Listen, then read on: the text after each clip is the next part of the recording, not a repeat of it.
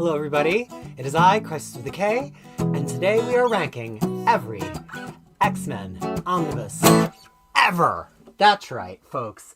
I decided nothing has been hard enough for too long, and before my motto was resolve, repair, recover, it was make it harder, so we're going to make things as difficult as possible today and rank over 100 X-Men omnibuses. No, not just the X-Men titles, the spin-offs, the solos. I think I got everything. We'll see. So let me just say hello to some people in the chat. You don't have to adjust your screens unless your screen is like fuzzy or something, because it is I, Krisis. You are having a crisis on a Sunday afternoon in most of the world, or on a Monday morning if you are in New Zealand or Australia. So I just want to say hello to so many people. Superjob was the first one to comment last night speculating on how many books this might be. It started out as 103 omnibuses and then 3 oversized hardcovers that I felt like had to be in the mix.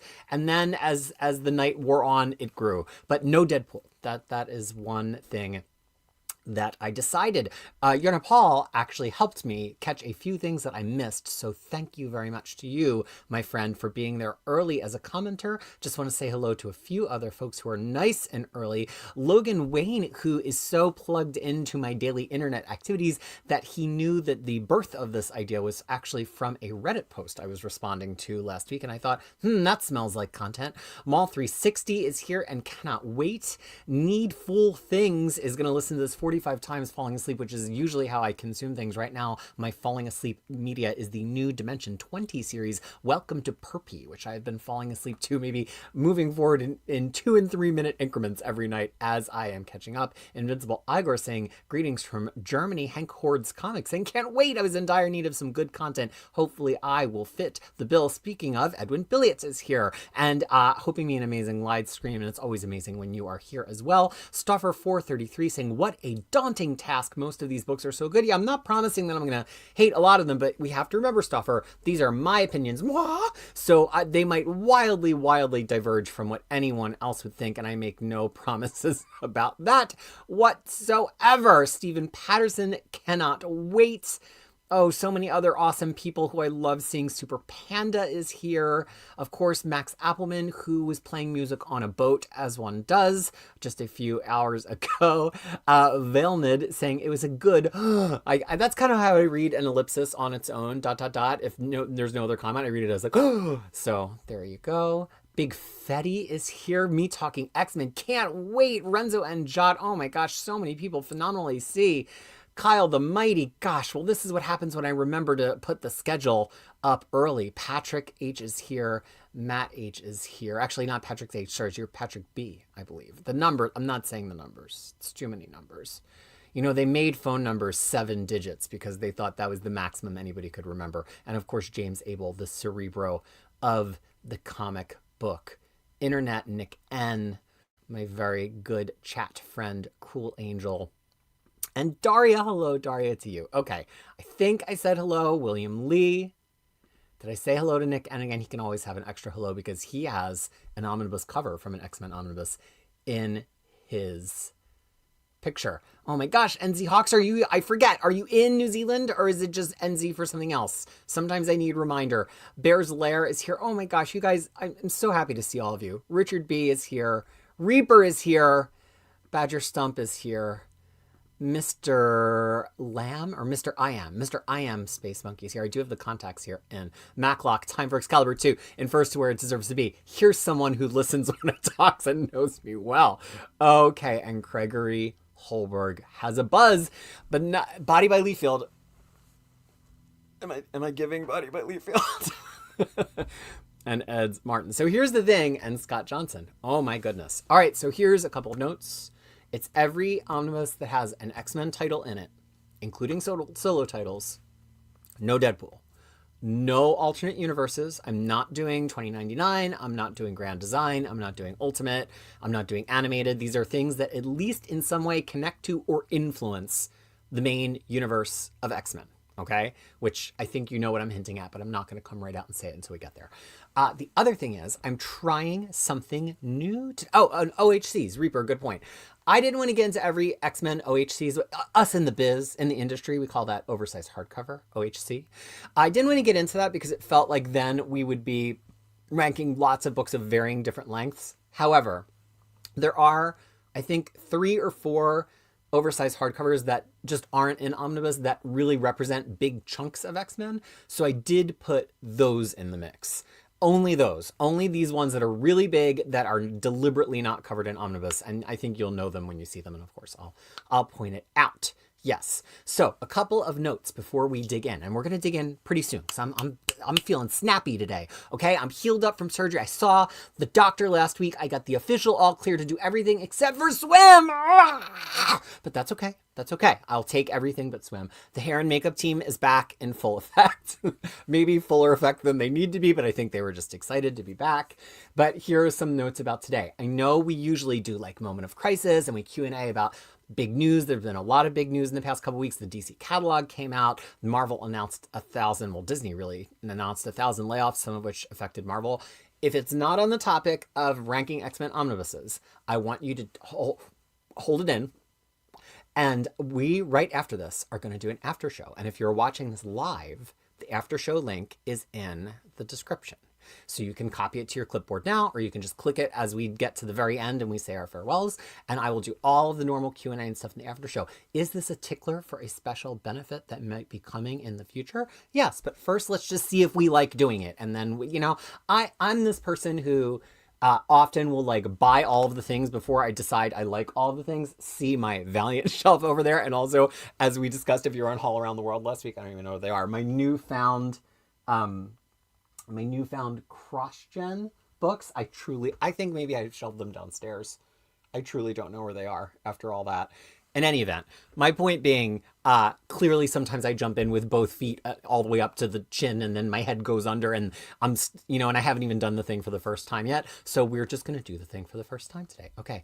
A couple more hellos to people who are late breaking. I think I got everybody. Oh, New Zealand Hawkser is actually in New Zealand. Shh, don't tell anybody. You're watching the stream while working. That's okay. Some work requires some talk in the background. Lance the Library is here. I love when you're here. It's hard to do one and not see you at some point, but I know we're dealing with time differences. My regular sparring partner on the new Near Mint Condition Discord, Ryan Williams, is here. And I saw one other person I hadn't said hello to yet, which was Goody3451. Could it be 5 hour of ranking? Possibly. So now here's the thing. I built a custom presentation to do this in.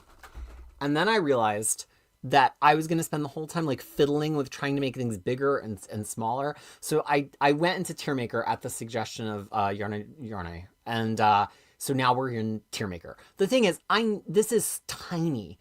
And the only way to make it bigger is to keep shrinking my head horizontally until it's just a little slice of nose, which is really why I tried to do a really good nose today.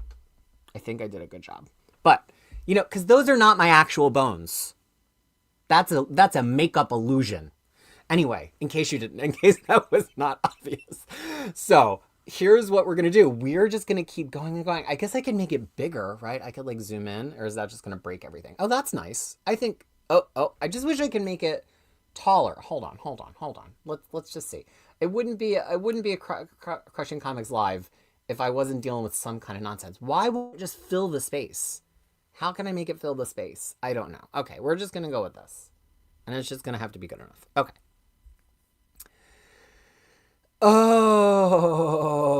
Okay, so here's what we're going to do. I am just going to scroll down to this huge bucket of omnibuses, and we're just going to randomly pick one, and then we're going to rank it. That's just what we're doing from here on out. So let's see. First random choice, Way of X. Okay, let's think about that. And there might have to be some movement as we go around. So Way of X is from the Krakoa era. It's basically the Krakoa by Simon Spurrier omnibus. It has Way of X, Son of X, and then it has some Nightcrawler stuff. I have to say, this is some of my favorite stuff from the Krakoa because everybody else was dealing with the X-Men of it all. No one else was dealing with like all of the societal stuff that Hickman very deliberately set up at the beginning of Krakoa. So I actually have a great love for this book. I do think at the end of the first Way of X, it was getting a little wobbly, but I think that's just because he was trying to do so much and so little. But then Son of X was good. And then Uncanny Nightcrawler in 2023 was like maybe my favorite series of 2023, Marvel or otherwise. It was in my top 5, which is crazy. It was just a Nightcrawler book. So gosh, this is crazy. I might take this back, but I'm going to put this in the A tier. I'm trying to save that top Uncanny tier for like things that I know I will read an unlimited amount of time in my lifetime. So we're going to start right under that. Things will shift, okay? So this is just A, B, C, D, F with an uncanny tier at the top. F is like, never again, you could not pay me. And I think we all know what's going to go in there. But let's go and pick another one, totally at random. Uncanny X-Force. Oh, boy. Okay. Wow, 2 kind of like Nightcrawler books in a row, because as Max Appelman pointed out on the stream yesterday with Cliff on Comics, in which I briefly appeared in one of my new wig and mask combinations. I wore this because I was not getting into makeup to be on stream for a random 20 minutes on a Sunday. I mean, I love Cliff. So I wore this, which is fun because it kind of like gives makeup a little bit, but that was fun. Okay, whew. ADHD is strong this morning. Okay, Uncanny X-Force. I mean, do we even have to? I've already read it at least 4 times all the way through. I do think the first 19 issues are stronger than the final 16 issues. But those first 19 issues, it's the best Angel story. It's the best Psylocke story. It's the best Apocalypse story. I've told this story before, but I think I had been reading it digitally. This was like really early in Marvel having digital singles. And by the time we got to issue 16 or 17, I was so crazed. I think maybe digital singles weren't day and date at that point. It's a long time ago. I was literally walking to a local comic book store that I found that was in the total opposite direction of my house after I got off my train to get single issues of Uncanny X-Force, the only singles that I was buying, to walk home and then read them. And when I got to the last one, I cried so hard I got tears on the comic book. And I cannot think of another series that I have pulled in physical singles since I came back to the collecting habit in 2010. It says Uncanny right on the cover. Super job, like, duh. All right, let me look at it. Gosh, the comments are just flying by. Oh, you know, I'm so happy you said that, Bear's Lair, because I still do follow your channel, 5th of Jack Gaming, and then that like went away, and I was like, oh no, he like loved the internet. How am I going to find him? So I have to remind myself when I rewatch this to put in the chapter marks. To do that. Kyle, the post show will be whenever the post show will be. Don't try to constrain me. Don't try to contain me. Okay. Makeup illusion, Ryan. Yes, that's what professional muas in the business call it. That's a Trixie Mattel joke if you don't know. Yeah, who knows? It could be 5 hours of ranking. Oh, tonight is WrestleMania. Well, I'm up against WrestleMania then. I understand if some of you wrestling fans have to leave. Logan, I am going to cover Omnis that we have announced through the end of this year, but nothing that I have like special knowledge of. Only what's on the Marvel Omnibus page. I mean, again, ADHD, strong. To get to this, because what I want to actually do is my Marvel Fantasy Omnibus draft, which we're all going to do. Just like this, I will put the link to this tier maker in the description when we're done, and then you could play the home version of the game. It was just too much to figure out all at once. But I wanted to do Marvel Fantasy Omnibus draft, which we will get to. But in order to do either of those things, I needed a complete database of every Marvel Omnibus ever released, including all the release dates and all of the covers and all of the ISBNs. So first I spent this weekend doing that. Then I needed all the cover images, but I only did cover images for the X-Men books, which was only about 120. So then I had to do that. So it's kind of like, it's kind of like I'm working layers upon layers to get to do the kind of things I want to just do on the fly. I want to just be able to pick up and do one of these streams without being able to like prep for, I think it took probably like 7 or 8 hours to prep this. But in order to do that, you got to put in the work. Maclog, Way of X down a tier just for naming the book, causing too many questions in the subreddit. Everybody thinks Way of X actually is like a Dawn of X book, because it's called Of X like that. Yeah, Stacy X, of course, is in Way of X. Okay, oh my gosh, y'all are talking, have so much to say. I'm going to try. Hey, Cliff on Comics is here. Hello. There's always time for database in my world. Always time for spreadsheet. Always time for database. Cliff had a raucous X-Men stream yesterday by coincidence. I already knew I was doing this. So I was like, should I have promoted the show when I dropped by Cliff's stream? Yes, but did I? No.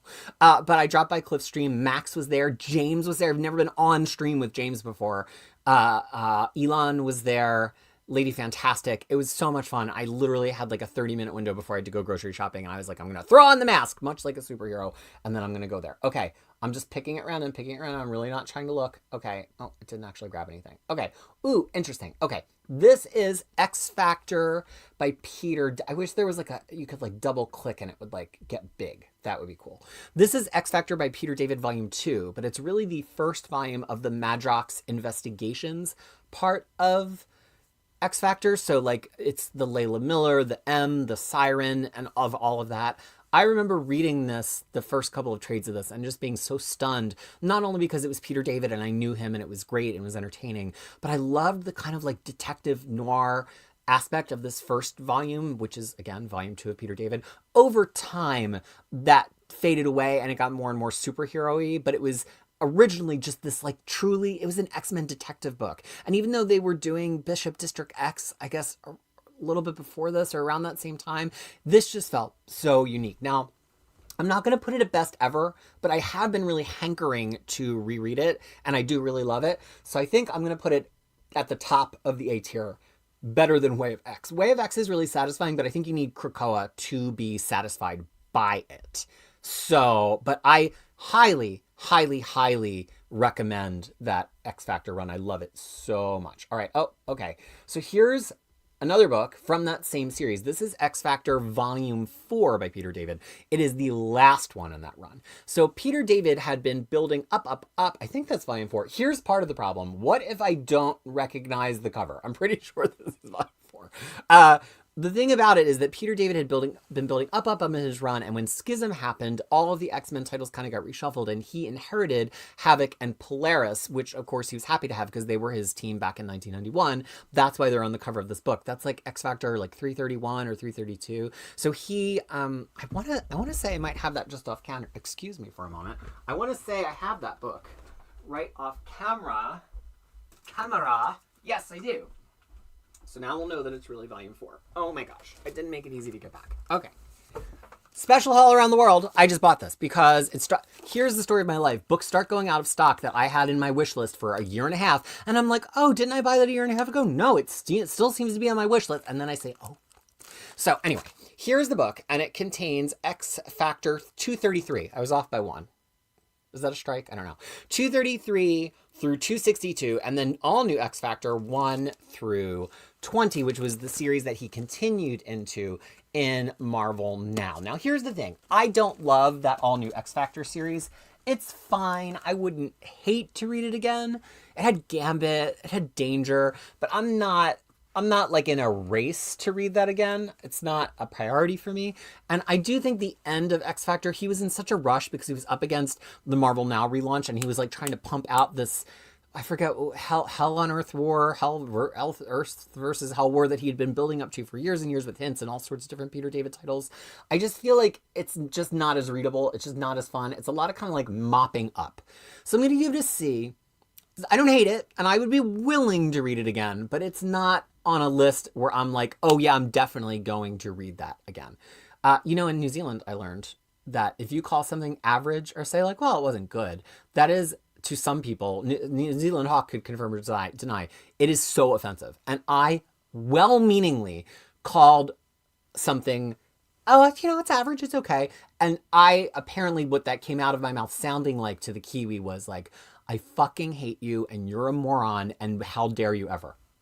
Lesson learned. So I would say that that's average. Krisis average, not New Zealand average. Okay, here we go. Oh, I can only drag up so far, but that was the one that I grabbed. Okay, X-Statix. This is by Peter Milligan and Michael Allred. It is what X-Force turned into. So X-Force kind of got shuttered as all the books were getting shuffled around at the beginning of Grant Morrison New X-Men time. They didn't actually cancel X-Force. They just said, what if we just killed all of X-Force and we just created all new characters?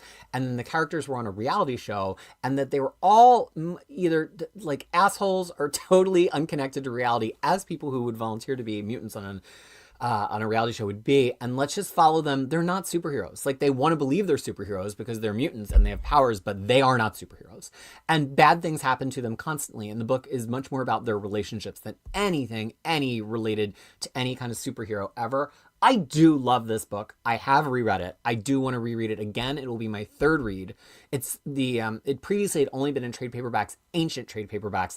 This is actually, I think, the oldest not reprinted X-Men omnibus at this point. I love it and I cherish it and I think it's great. It's not my favorite run ever. I love Michael Allred's art. Peter Milligan sometimes can get a little draggy for me. So I think I'm going to keep that right where I put it. I think that's a B. Okay, Daniel Graff is just here to say hello now, but will check on me again in 7 hours when this could still be running. Let's see. Lance read some of Pad's 90s X Factor stuff. Have not read his X Factor investigations. Oh, I love it, Lance. Highly, highly regarded, especially that first book. Gabriel Mendez just got here and seeing Uncanny X-Force on top is amazing. Reading it now, that might be my favorite X-Men Omni. Yeah, that might really stay in that top left spot this entire time. The Hell Lord stuff, that's what was in X Factor, is interminable.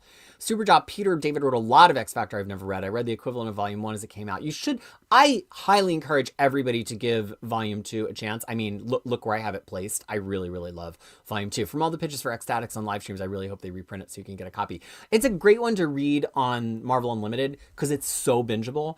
I would just read it as late as I could stay up, and it's a big omnibus. At the time, it was one of the biggest, and fall asleep with it like crushing me.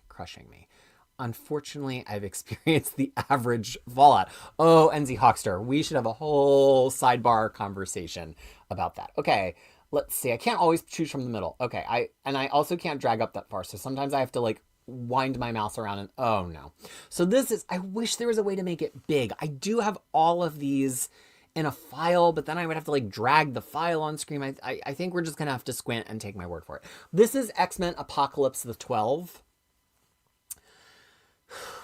There's a brief gap before this that had been in trades, and then comes this, and then comes Revolution, and then comes Eve of Destruction. Apocalypse the 12 had been a story that had been built up for so long that there were like these 12 special mutants, and it was kind of what everything had been about with Apocalypse up to this point. Like Fall of the Mutants was about this, Executioner Song was about this, and then it's finally happening. And my recollection, and it has been a solid almost 15 years since I read this in full. My recollection is that he like kidnaps a bunch of mutants and he puts them in bubbles and then he changes reality. Like nothing happens. There's no reason that it feels like they just wanted to do Age of Apocalypse again like 2 years later because it was popular, but miniature. And it just, it was one of those stories where it built up so hard and then the payoff got so flubbed that it was like, I couldn't believe as I was reading, I'm like, this is all you managed to do? But that was late 90s for X-Men. It's not quite an F. I mean, I would like to read it again when I get there in my sequential read with Kid Krisis. So, and that will probably be the last time I want to read it in my life. So that's going to go ahead and be a D for me. Yeah. So the Omni, yes, the X-Statix Omni was crushing Krisis. That's true. Although I was called Crushing Krisis before that. Nick N gives it an astounding 3.5 out of 5. Can we talk about this for a second? In my world and the way that I rank comic books, 2.5 is average, which as we've established in New Zealand means go to hell and die, apparently. But so if a comic is like fine, it's a 2.5. If the comic is almost fine, I would change a couple things. That's a 2. Some people are like, oh, it was like pretty good. I hated this thing and that was bad and I didn't like the art in this issue. 3.5. No, sir, that is not a 3.5. That is a 2. How can I trust your ratings if there's something that you say you hated multiple elements of and you gave it a 3.5? Then I have to recalibrate my brain in order to figure out how to trust you. No, let's just stick with what the numbers actually mean. Things have meanings. If we're rating from 0 to 5, 2.5 is the middle. And if you thought it was a little under middling quality, that's a 2. Now, maybe you really did like it a 3.5. Oh, Uncanny X-Force is 200 on eBay. Nope. Yeah, don't overpay for omnibuses. They're all on Marvel Unlimited. That money could be your Marvel Unlimited. So, Nick, I'm not disputing you give it a 3.5 out of 5, but if you really mean 2. Okay. Logan said to Omar one time that they should have called up Chris and Louise Simonson and asked what they thought the 12 should be and how they would get there. Yeah, Louise is the person. Louise Simonson is the person. Is the, uh-oh. Yarn Paul's sending me backstage messages. Hold on, I got to go backstage. If you do a live event on the site, you get this layout. Why? This is a live event. Did I not make it a live? I'm in presentation. Oh, live.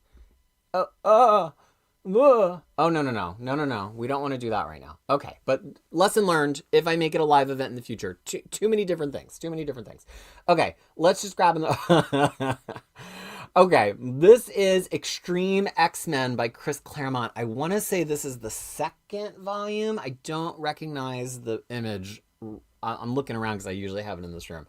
I might have to look down there and see if it's the first or the second one. Oh gosh. This is one of my weak spots because I always get the covers confused. Is this volume 1 or volume 2? Somebody tell me. Chubby Ray Comics, do you know? Is this volume 1 or volume 2? Okay, let's just assume that it's volume 2. I think it's volume 2. Yeah, this was kind of a train wreck. I mean, Salvador is still drawing. Claremont brings in Kitty.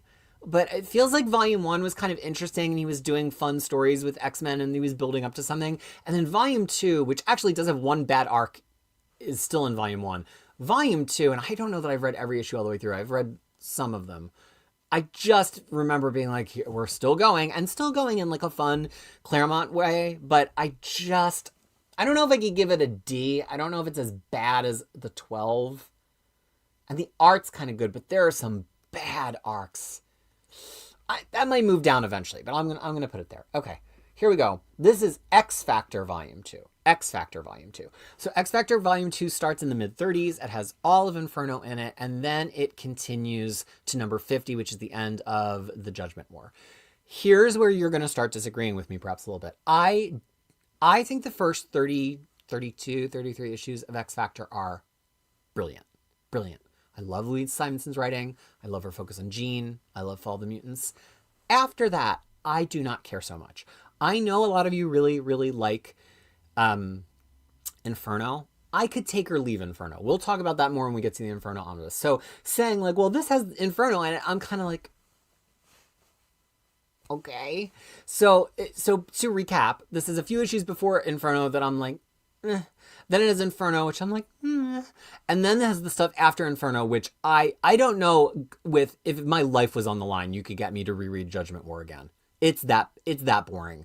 It's like, I understand taking your characters out of context and like sending them to another planet or whatever, but to take the original X-Men off of for like 8 issues or however long it was and send them to some other planet where they're against each other in a rebellion, it just felt like we are truly out of ideas here. Just let Claremont cook with Outback and the fallout from Outback and just shuffle them off stage. I almost want to give it a D. I don't know that I could give it a D only because I do think it's slightly better than X-Treme X-Men. No, it might be worse. It's definitely worse than that Peter David X Factor. We're going to put it in C for now, but that whole tier might move down at some point. Giddy just agreeing that Inferno is overrated. Nick giving it a true 2 out of 5 here. B-Strad, can't stay. Love my work. Keep it up. Thank you very much, sir. I really appreciate that. Look, we all got the time that we got, and sometimes we just watch these things when we're falling asleep at night. Ryan saying X Factor is like a 7 to 8 up to around Inferno, and then it was bad. Yeah, this is one place where we agree. Okay, gotta keep moving. Okay, this is one of the few books on here that I've not read over 80% of, which is Weapon X The Return. So even though they have Wolverine in the cover, Wolverine is really not in this. It is a Weapon X series that spins out of the end of Wolverine's 1988 series, but it is mostly starring Sabretooth, Sauron, just like a bunch of random people that kind of get recruited to the all-new Weapon X program. Here's what's interesting. I always thought it was going to kind of be this bloody / book because they called it Weapon X. It's actually kind of like very somber, which it should be, because they're like prisoners of Weapon X and they don't really want to be there. And like Sinister's there, and then like Sabretooth kind of in a way is the good guy because like he doesn't want to be at Weapon X. This is one that was on sale forever, and I'm like, I don't need it. I have it in singles, and now that I didn't buy it, I feel like such a dummy. They're never going to do it in trade paperback. I mean, maybe eventually. They're probably never going to reprint this omnibus, so now I'm going to have to pay like 300 New Zealand dollars to get this omnibus. I don't love this run. It's definitely worse than X-Statix, for sure. Okay, I'm already this has got to move down, because if X-Statix is a B, we need stuff to be good on the C level. This is, I still think it's better than X Factor 2.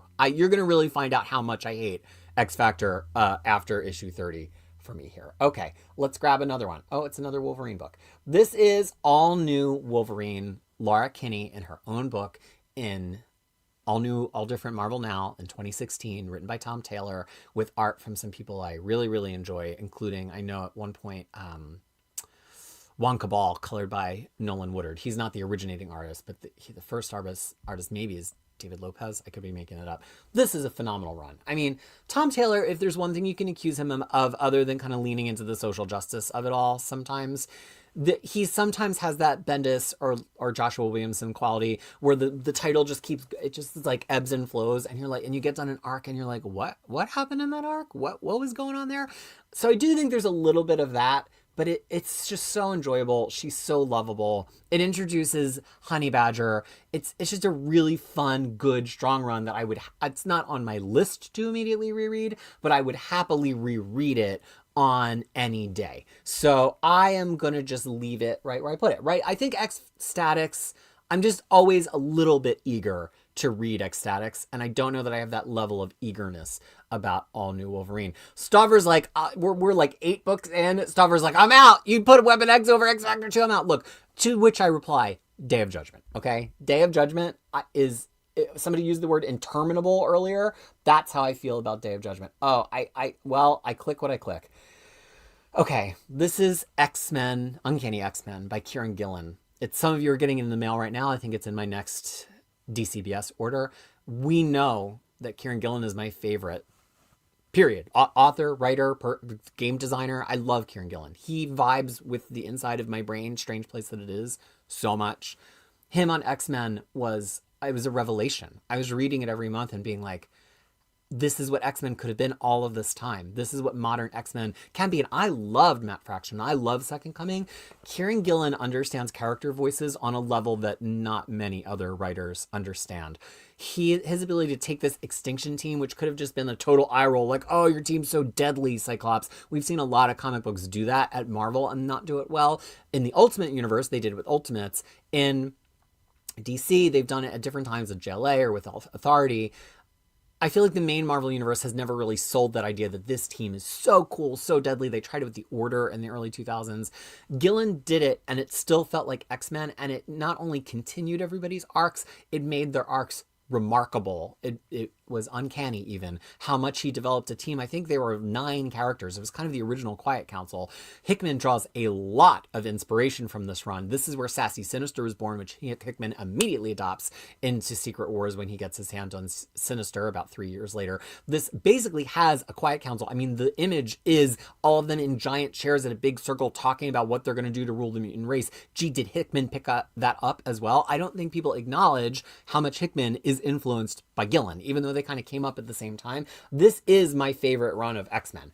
That said, there's a lot of nonsense happening to the side of this book, and this is the first book where the mapping's not ideal. If I had been in charge, it just would have had a couple of side supporting things in there that I think help to support this run. It's not bad. I'm not telling you not to buy it. It's not that kind of bad mapping.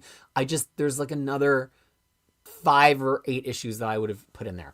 Ultimately, I think Uncanny X-Force is a little bit more of a like, wow, this reads great front to back. I don't really need to know anything else that is happening. So I think I have to leave Uncanny X-Force at the top, but this truly has my favorite run of X-Men issues in it. I love Gillen. Well, if you're going to say that it's ruined, yes, Ryan, that was Gillen. Fraction didn't really touch Mr. Sinister.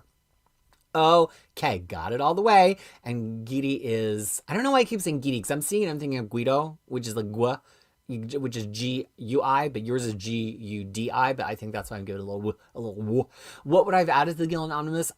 There were a couple of series off to the side of Gillen that were happening at the same time. Magneto, Not a Hero, and X Club by Simon Spurrier. I think X Club, it's a little bit silly, but it's got Dr. Nemesis, who's a big thing happening in Gillen's run. I think you kind of needed to have it here. It's not gonna make sense anywhere else. The Magneto, Not a Hero kind of is so far off to the side that I don't know that you benefit from it. I also would have liked to put the X-Men, the annual crossovers in here, because there was an X-Men annual Gillen didn't write. I think it was James Asmus in this period. So it's like, I hate when they skip things, but that belongs in Generation Hope. Now, the perfect version of this would have been, for me, 2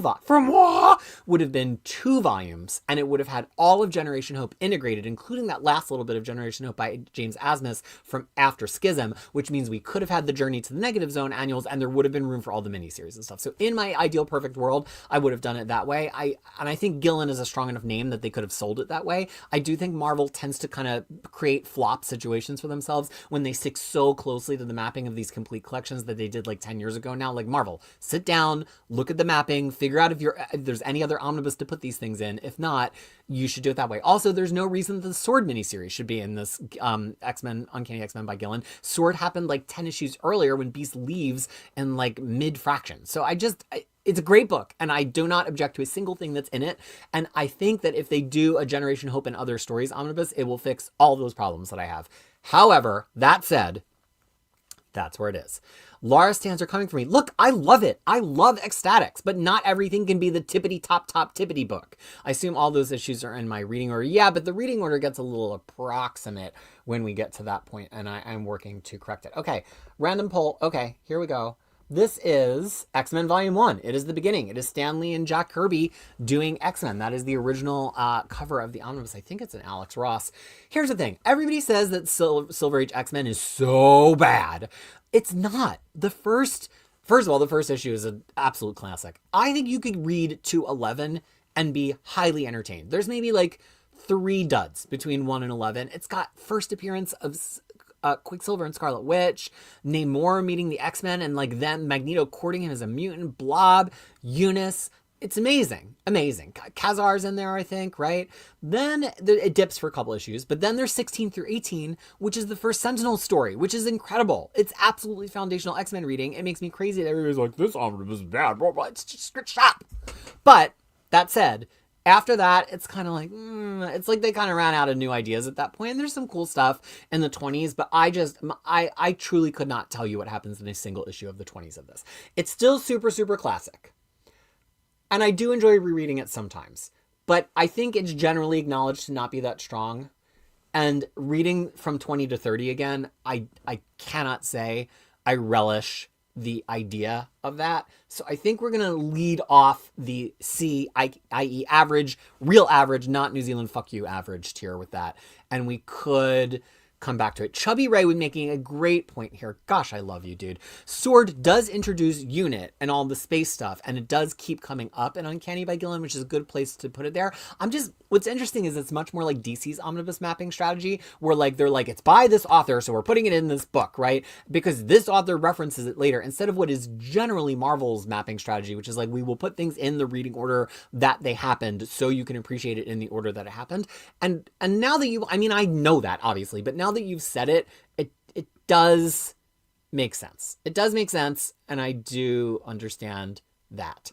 I would love to assist Marvel at all with mapping. Anybody can, I'm here. I'm on the internet. I'm very findable. I mean, I have a website with an inquiry forum. I'm on Blue Sky. I'm on YouTube.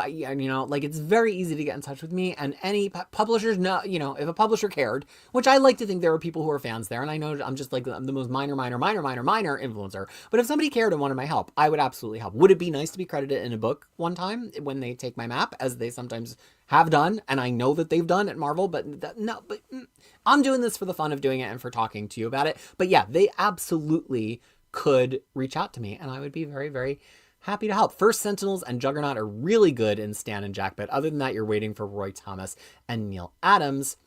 I liked that Uncanny X-Men Volume 1 so much more when you're talking about it than when I read it.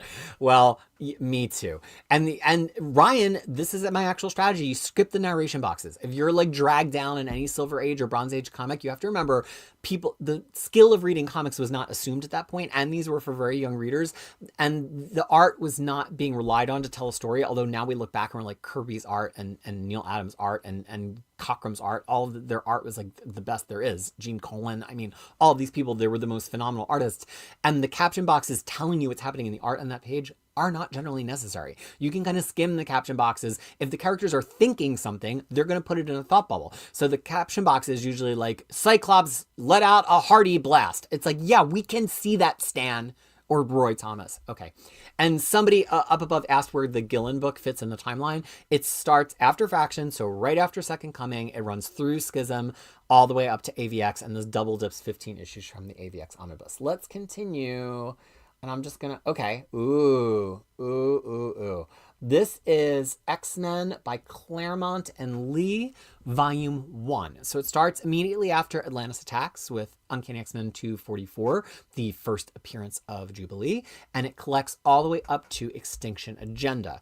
Are we going to see this recollected? Yes, possibly twice. We're going to see it recollected in the Uncanny X-Men Omnibus line as it continues forward, and if we ever get that Inferno Aftermath line-wide book, it will be in there as well. Now, I do not love this era of X-Men because there's no team. I'm not the biggest Wolverine fan. I like Wolverine, but after the team kind of gets splintered apart between 247 and 250, it's kind of just like 18 issues of an X-Men title with no X-Men. It's like Wolverine and the Psylocke stuff, which is great. It's great. The Acts of Vengeance is great. It's got like a little bit of Morlock stuff. There's that one great Dazzler issue. What is that? 260. I'm your biggest fan and I'm here to kill you. It's got Colossus drawn as an artist.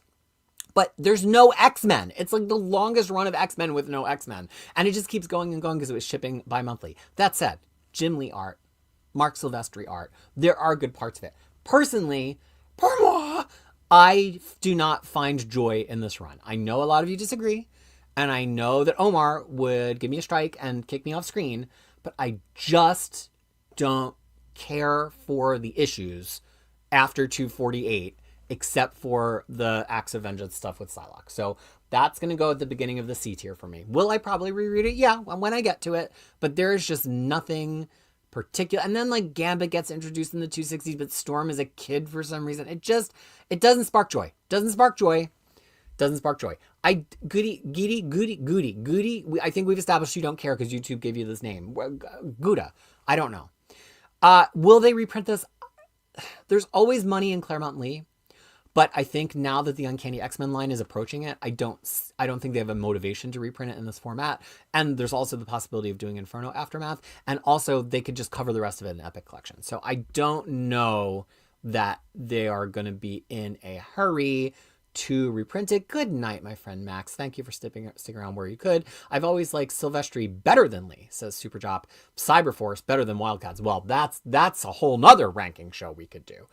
Cedric and Ellen saying the caption box explaining what happens in the art doesn't happen in comics alone. It was also a trade in European comics of the same period. Yeah, there's just not the faith that the art could communicate enough. There wasn't the faith that the readers understood enough. I mean, it was just a thing. Okay. Oh, I already saw what I'm picking. Once my eyes kind of land on something, that's the one. So this is possibly the ugliest cover of an omnibus I have ever seen, which is New Mutants Volume 2. There were so many other choices. So many other choices. And the DM cover was also a bad pick. I don't understand. There's so many better cover choices in this book than this. I mean, I get that it's Barry Windsor Smith, and sometimes they want to say it's the Barry Windsor Smith cover, but I just think there's so many other better covers in this book. But I hate it. But we're not judging based on cover. It's just not pleasing to the eye. The composition is not pleasing. The colors are not pleasing. It's not pleasing. But that's not what we're doing. So I think Claremont's love and devotion at that time was very much for New Mutants. And he was kind of like, oh, what could I do in this X-Men title that I have this great burden of everybody loving? I think where his heart was New Mutants. New Mutants cooks. I mean, it's so good. And here's sorry about that. Here's one. This has issues 35 through 54. So it's the end of Claremont's run. It also has All of Fallen Angels in it, which is quite fun. Not by Claremont. Joe Duffy, I want to say. What was I saying? Oh, but so the really, really great fireworks stuff is all in Volume 1, but this has them dealing with Secret Wars 2 and the ramifications of Secret Wars 2, and then dealing with the idea of Magneto as their headmaster. There's some up and down stuff. I don't love the stuff where they like are suddenly in space, right? That's like around issue 50. But I just think that from 34 to like 44, 45 is such a great sprint. There's a series of individual character issues in the 40s that I think are so good. This, I'm going to leave that actually right there because I'm not in the greatest hurry to reread it. I love Volume 1, which we'll get to. I do think I would reread X-Statix over that. I do think All New Wolverine is much more of a fun binge over that, but it's certainly not average. So I'm going to leave it there. Maybe the ugly cover is influencing me. I just keep looking at it. So a secret about me, J. Michael White. Are you actually the actor who plays Spawn? Max really wants to know. The secret about me is that I'm obsessed with Kieran Gillen, and no matter what ranking we're doing of what, Kieran Gillen will always be at the top. I'm very happy to confess my biases, and I am biased in favor of Kieran Gillen in all things. He just operates the way the inside of my brain operates. So when I set expectations for myself in his books, he then pays them off, and I am delighted. So maybe that one you ignore if he's not for you the way that he is for me. Yeah, plus it's got Greg Land. You already know that I'm going to put Greg Land at the top. I love Greg Land. Okay. I saw another one that I wanted to... Richard, I had never thought about that, but I think it may be kind of a Fantastic Four #1 homage. We're going to keep moving because I already ranked it. Why are we still talking about it? I love the DM cover, but I love Arthur Adams. Yeah, that's another bias that I have, is that I do not like Arthur Adams all that much. Okay. Oh, woof. Okay. I think I got the variant cover to this because I do not like this cover. I know Omar likes it. This is Wolverine Volume 3. Here's the thing. I wish I had it handy because, this one I might have to phone a friend and try to remember. Oh, no, not there. I might have to phone a friend and try to remember where this one starts. Does this start right at the beginning of Sylvester and Hammy? Sylvester and Hammy? I'm trying to do too many things at once. Yeah, okay. This collects from Wolverine 31 to 59. Plus some OGNs, original graphic novels, Wolverine Bloody Choices, Wolverine Reign of Terror, Ghost Rider Wolverine, Punisher Heart of Darkness, because that was what he had at that point instead of annuals. This, to me, despite the fugly cover, this is like peak solo Wolverine. I think this has 80% of the good solo Wolverine issues from the 90s, not 90%. I really do not care for this title later in Hammer's run from 60 onward. And I really didn't like Volume 2, but we'll get there. This is, if somebody said to me, recommend me one Wolverine book from before Jason Aaron wrote him. First, I would say Greg Rucka, but we don't have that in Omnibus yet. And then second, I would probably say this. It is really good, and it's I always say that Claremont didn't understand who Wolverine was or what his voice was until the Brood Saga. And even though he knew he was rough and tumble and attitudinal and tough, I feel like during the Brood Saga, really Claremont found it. Then Claremont launches the Wolverine solo series, but I don't think he fully understood who Wolverine could be on his own, which is why he did the patch stuff, which is great and it's really fun. But I don't know that Claremont knew what to do with Wolverine on his own for that length of time, as well as somebody else maybe could. I'm not saying Claremont's issues were bad.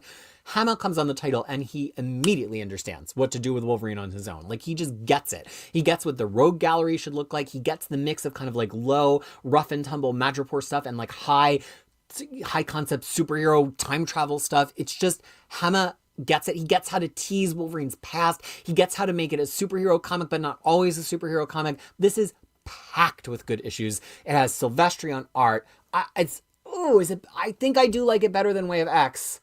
Do I like it better than X Factor? Oh boy.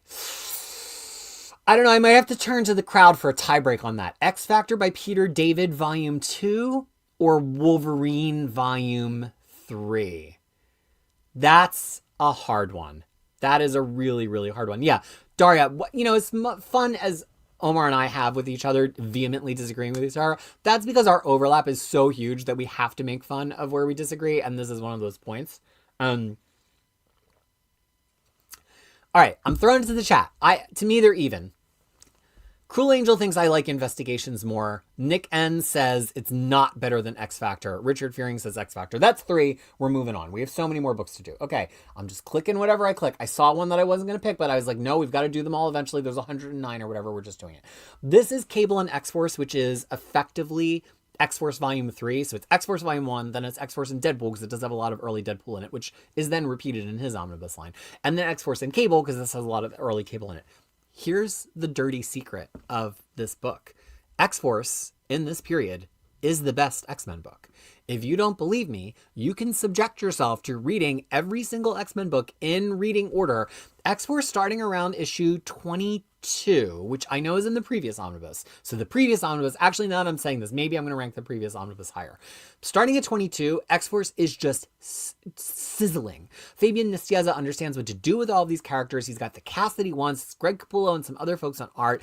It just sizzles. And the book just keeps on working all the way through Age of Apocalypse. Here's the one minor detraction.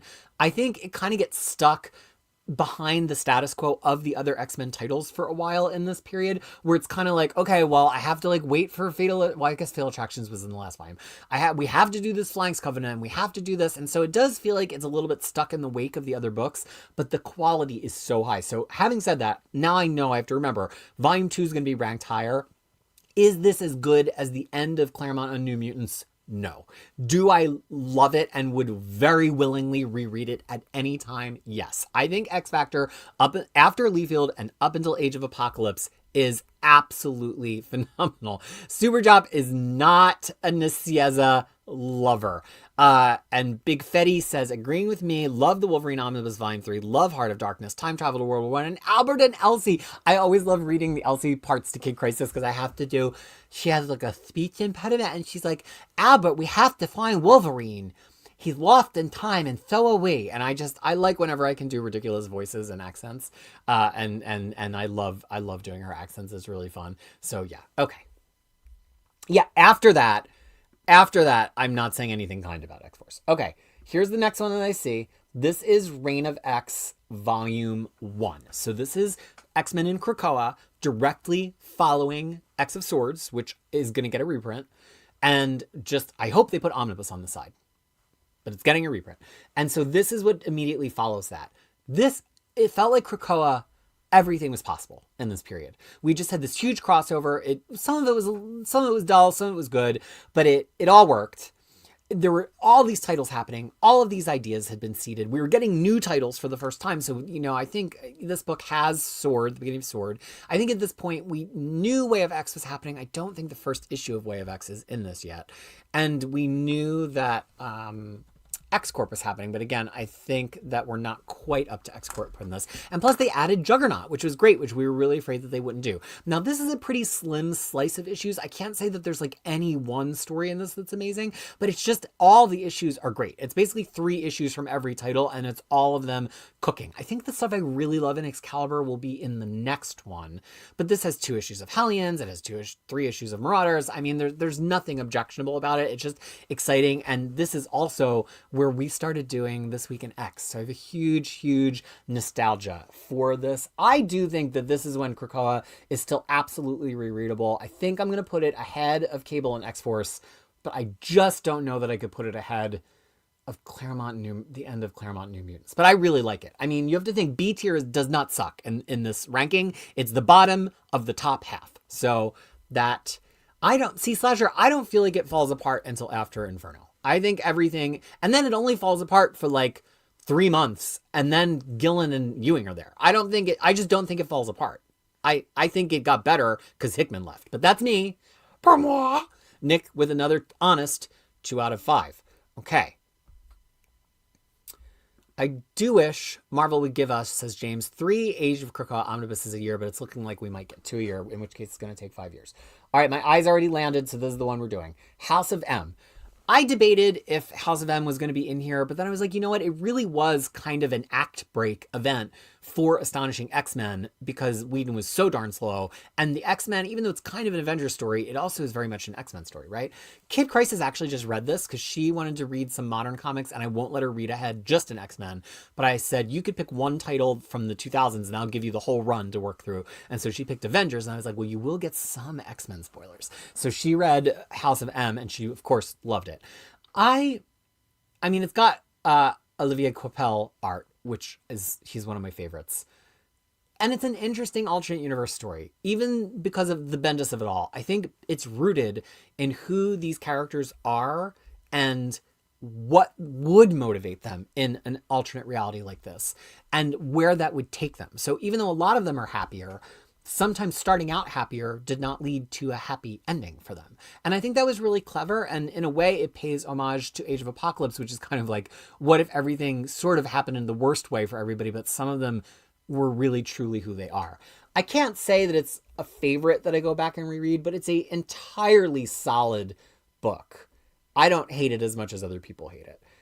It's not as good as early Lee on X-Men, and even if I don't love that, I don't know that I could put it above the first 11 issues of X-Men. That end of X Factor.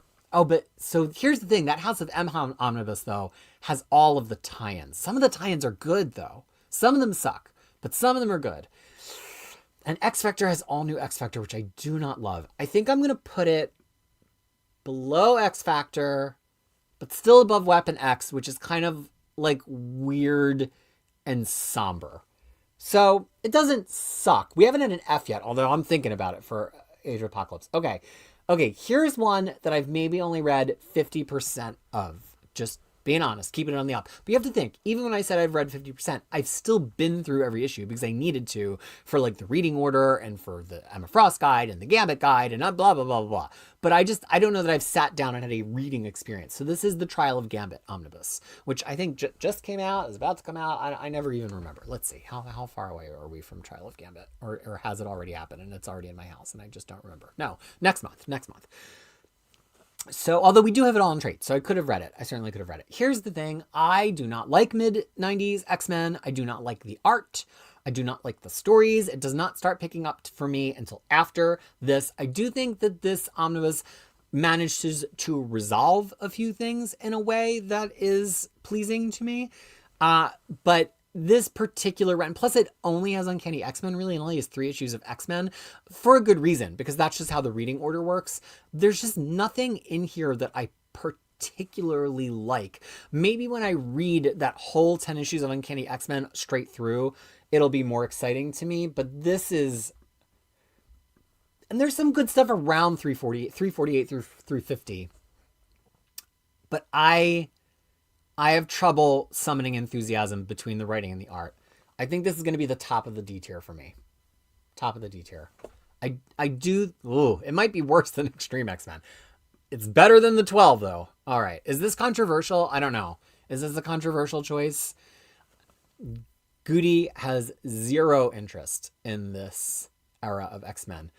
Psylocke gets Crimson Dawn. It's a win. Oh, interesting. Trial of Gambit isn't good, but I'm looking forward to owning it. I have a sickness. Me too. Trial of Gambit Omnibus is coming out in June. Not a fan, but we'll add to the collection. And Dummy Spider says, fair. Sorry, you are all having so much fun talking to each other. And we've got to look. It's an hour, and look how many. There's 100 that we need to do. So I'm just going to keep going. Reminder, we're doing an after show, in which case, and I will respond to every chat in the after show. You can ask me whatever you want to ask me. The link is in the description, and it's not going to be in the description after this video is over. So if you're watching this not live, sorry you missed it. It's going to be unlisted. It's just going to be special for people who want to keep chatting after this is over. It might be something I keep doing in the future as a Patreon benefit, but that is not decided for today. It's just for the people in the chat. So make sure you just scroll down to the description and just copy that link, or like keep the window open after the video ends and then click on that link, and I'll be in that after chat 2 minutes later, and then we'll chat. Okay. I already kind of landed on one, and once I've landed on one, I've landed. This is the X-23 Volume 1 Omnibus. Bold statement time from Krisis. I think X-23 does not have a single bad issue up until 2018. And even then, they're not bad. I'm not including NYX in this because I don't acknowledge NYX, and it's not in this omnibus. This is infinitely rereadable, and look, there had to be some work to be done to get X-23 away from that child prostitute angle where it started. So there are some uncomfortable moments, and she is kind of a murder doll at points, but you can tell that Kyle and Yost have a vision that they're executing, and then once they get that vision all the way there, Marjorie Liu picks it up and runs with it and has such great art on that series, that 2010 X-23 series. I love this book. I absolutely adore this. It's some of my favorite comics. I like it more than Way of X. Ooh, Hammond, Silvestri, Wolverine. Here's the thing. I don't think there's a bad issue. There are a couple of issues in Hammond, Silvestri, Wolverine that I'm like, okay, that was fine. I truly do not think there is a bad issue in this X-23 book. I might like it better than X-Factor. Here's the thing. X-Factor Investigations is all one book by all one author, and it has that initial Madrox miniseries, which is really good. I get the feeling that's going to sit right at the top of our A tier this entire time, but I don't think anything's going to go past it, but I love X-23. Okay. Gregory saying any chance that Blue and Gold will go past AOA. We could talk about that more in the after show. There would be no point is the short answer, because it's fixing mapping problems before AOA. After AOA, there's no mapping problems. The omnibuses have been perfectly mapped. So they could rebrand them as Blue and Gold, but there's nothing else to do, really. So I guess maybe we don't have to talk about it after. Okay. Once my eye lands, it lands. Okay. And then sometimes I see when I'm like, oh, not right now. If not now, when? There's so many books. This is Cable and Deadpool. This is another one that I've maybe only read like 50% of. But I have a Gable guide and a Deadpool guide and a Domino guide who appears in and out throughout this. So I truly... And Wolverine appears in it too. So I have opened every issue of this. Here's the thing. I didn't put Deadpool on here, but it is a Cable solo book. And Cable is an X-Men character, so I do have him on here. It's got some very fun art. It's got some very fun writing, and it's just, this kind of remakes them for the modern era. Cable had been through so many different transformations in his own book that this kind of like solidifies the version of Cable we're going to go with. And this kind of is Deadpool after being written by Joe Kelly, after being written by Gail Simone, and it's kind of like, again, sets the tone. I think it's really fun and readable. I don't think any of it is like right home, this is the best comic ever, but I certainly am never upset to reread it. I think it's really fun, and I think there's a lot of really fun continuity for both of them in here. I think this is going to be the top of the C tier. It's average, but it's average in the best possible way. Nick N says, wasn't great. Well, I'm not saying it's great. Okay, my eye already landed. So this is one of the last omnibuses that will be out later this year. It is Old Man Logan Volume 1 by Bendis and Mark Miller and Lemire. And who else is in this? Drawing it, Steve McNiven, Andrea Sorrentino. I do not care for the original Old Man Logan. Grim alternate futures are not my thing. I do not care for the Bendis Secret Wars series. I don't particularly like Andrea Sorrentino's art at all. I think it's really flat and lifeless. It was good when he was doing horror. Like, it was fun. I loved I, Vampire at the beginning of New 52. This does nothing for me. And then I truly, truly despised the Jeff Lemire run. The one good thing I could say for it is he does have fun kind of methodically introducing Old Man Logan to everybody in the current Marvel universe, which, since it was all new, all different Marvel at that point, there was like Amadeus Cho as Hulk, Kate Bishop as Hawkeye. There was a certain amount of fun to that, but that does not make a run that has lasting quality. That's a very flash in the pan, here's something to get readers here this month. I do think I like this less than Apocalypse the 12. I know that Old Man Logan is a classic. This is going to be one of those ones that you guys are not going to agree with. Especially now that I've done my Old Man Logan guide, which is Patreon only at this point, I truly hope I never look at the inside of an issue of any of these comics. I'm going to give it an F. I'm sorry. I just don't like these comic books. I don't like them. I do not like them. Okay. T, let's go. Kitty's like, we want blood. Yeah, I don't care for it. I do not like cynical futures where everybody's dying and Hulks are like rape monsters. And I don't like Mark Miller. So there you go. F. We have our first F of the show. Put an F in the chat for that because it sucks. Okay, my eye already landed. I can't cheat. Once my eye lands, my eye lands. I wish we could have like a spinning wheel. I wonder if Tiermaker has that service where I could just spin a wheel and it picks one. We'll look into what the live thing does. Could I have perfected it for this, my biggest show that may be my most watched show ever? Possibly, but here we are. Okay, this is Road to Onslaught Volume... Is it Volume 1 or Volume 2? Somebody help me. The one with the cover of 325. That's got to be Volume 1. It's got to be Volume 1. Yeah, it's Volume 1. There was still a glimmer of hope that the X-Men books might not totally suck at this point, but at the same time, I dropped a multi-year comic book habit here. And then years later, when Kid Krisis and I were reading it, we stopped reading, I think, for like 8 months because we were so bored. I hate the style of art in this period. I'm not a Joe Mad fan. Everybody starts looking like these huge, like bulky, windy, like cartoon, not even in a good way. I can't even say it's manga. They just get distended. There's no good writing. There's no good stories. I mean, this is terrible. I think this is about as bad as X-Men gets. At least Trial of Gambit is like going somewhere.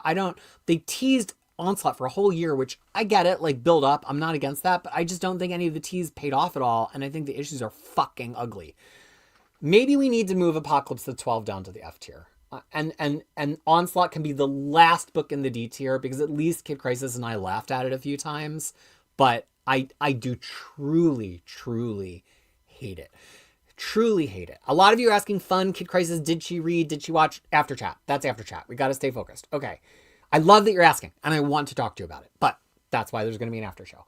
All right, this is going to be challenging to rank. This is the Messiah Trilogy Omnibus that comes out in a couple of months.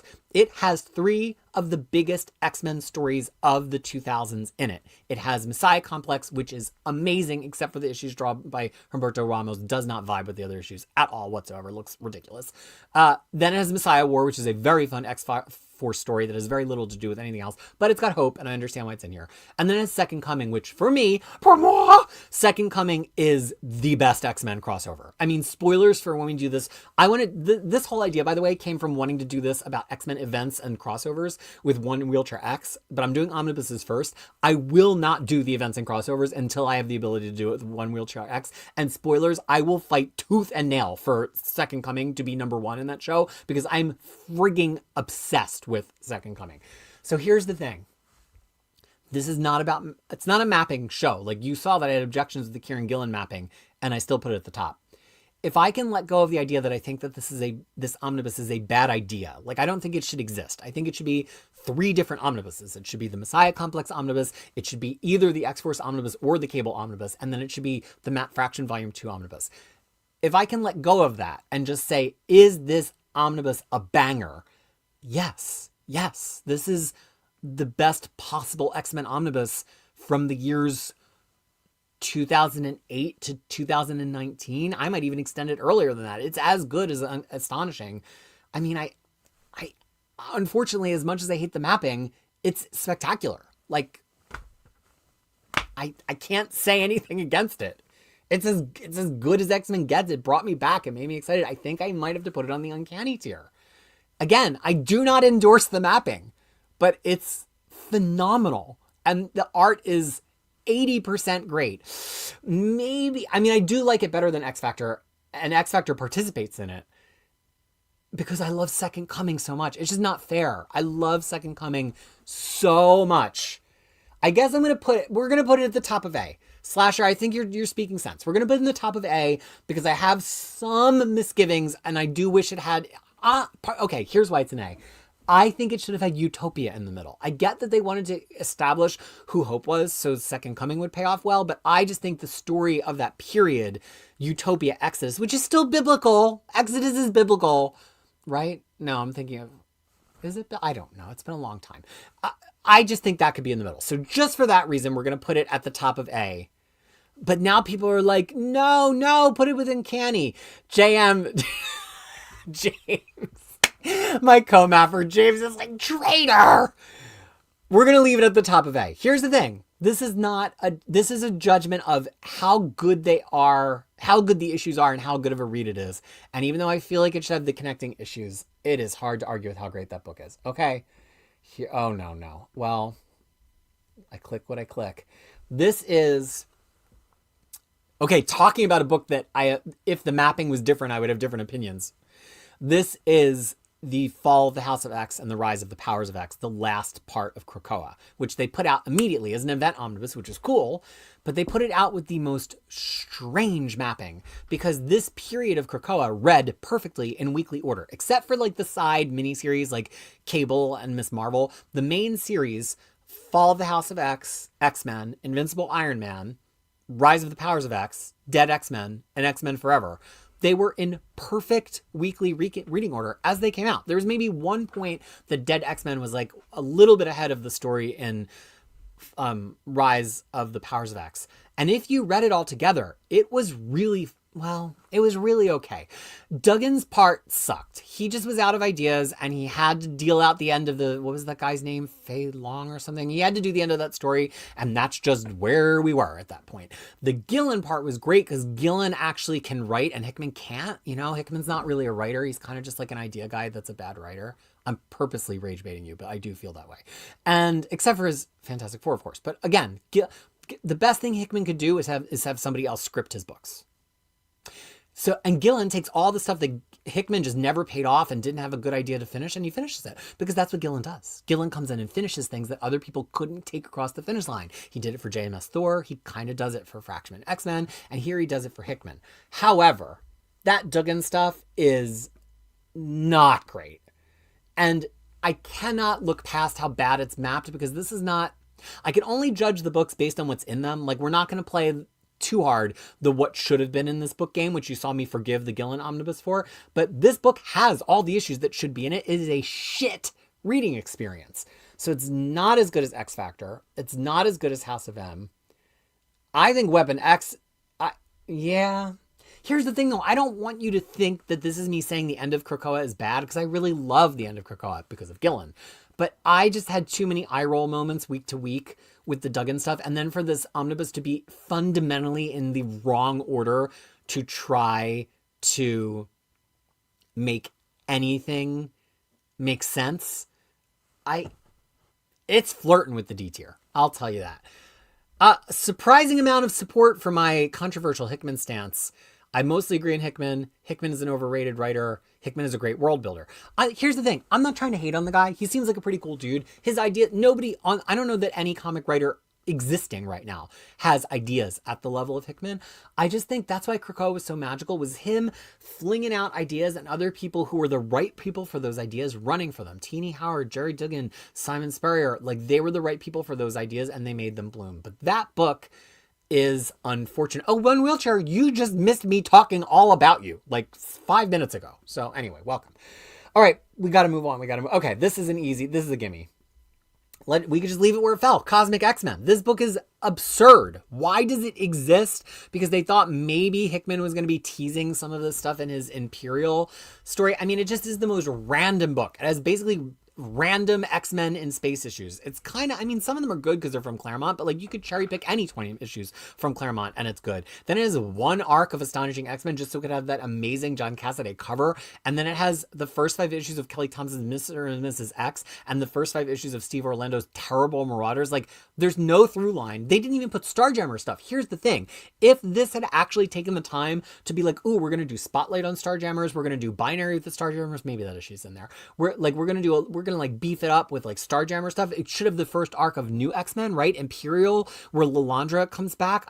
That's not in there. It just says the wrong stuff. There was a way to do a Cosmic X-Men book to make it. It should have Rise and Fall of the Shi'ar Empire. But here's the thing. It wasn't Cosmic X-Men. It was just them trying to market something that would sell because of Imperial that had nothing to do with Imperial. And so it just has the totally wrong stuff in it. So yeah, it's the worst Marvel omnibus. It's the worst omnibus. I can't, even though some of the material is good, at least with Messiah Complex, like you're going to miss all of the connective tissue, but those 3 stories are great.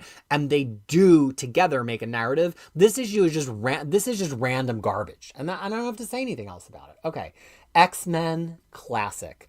So if you don't know, the way that I often refer to this, it is the DVD special features of Uncanny X-Men, because it is all of the backup stories that Chris Claremont and others, including Ann Nocenti, wrote in the backups of the first, I want to say 44 issues of X-Men Classic, which was a reprint book, reprinting the first 44 issues of Giant Size X-Men, and then Claremont's run on X-Men. And it doesn't really read well on its own without reading, or at least knowing really well, the Uncanny X-Men issues, which we did on this channel. If you go back far back to 2021 and you go back to my series Reading Uncanny X-Men with Faria and Tyler, we covered all of every single issue that's in this.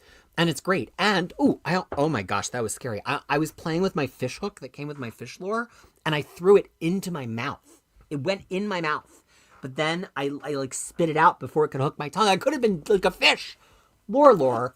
This is the episode that Krisis almost was hooked on their own petard, their own fish hook. I love Classic X-Men. And so it also has the issues that are kind of like the panels that Claremont went back and adjusted or rewrote a little bit, which no other collection has picked up. I love this. I can't put it higher than Way of X, because Way of X is like a whole statement of a theme, but I love it. Is it fair to put it higher than X-Statix? I love it so much, but it's weird because it's not a complete story. It's an anthology book. I'm going to leave it higher than X-Statix. I am. I love it. I love it. I love it. I love it. Okay, such a great companion to the early run of Claremont. I'm so glad I was able to pick up Classic X-Men when I did. Yeah, phenomenally. See, I have no idea if they'll ever reprint it. I mean, it lingered for a while, and it's not an obvious book. You do need Uncanny X-Men 1 and 2. Like, it works for me as somebody who has Uncanny X-Men 1 and 2 completely committed to memory.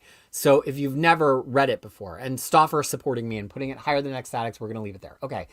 All right, my mouse already landed. God help us all. So This is the return of Wolverine. Not the death of Wolverine, but his return. Here's the thing. Wolverine, this is a lie. Wolverine isn't in this book. So this has Wolverines 1 through 20 after he died, which is, there's some good parts in it, but there's also some bad parts. This is the weekly book with like Duggan and Laura in it right before All New, All Different Marvel. Then there are 4 different miniseries that theoretically are hunting for Wolverine, and they're promising to like reveal big things about X-Men or whatever. I'm just now noticing this cheek contour is not as good as this cheek contour, so I wish I was giving you this side. That's just better. But I'm giving you this side instead. It's just a little chunky in there. I should have brushed it out a little bit more, but here we are. That's how interested I am in this book. Nothing happens. Nothing happens.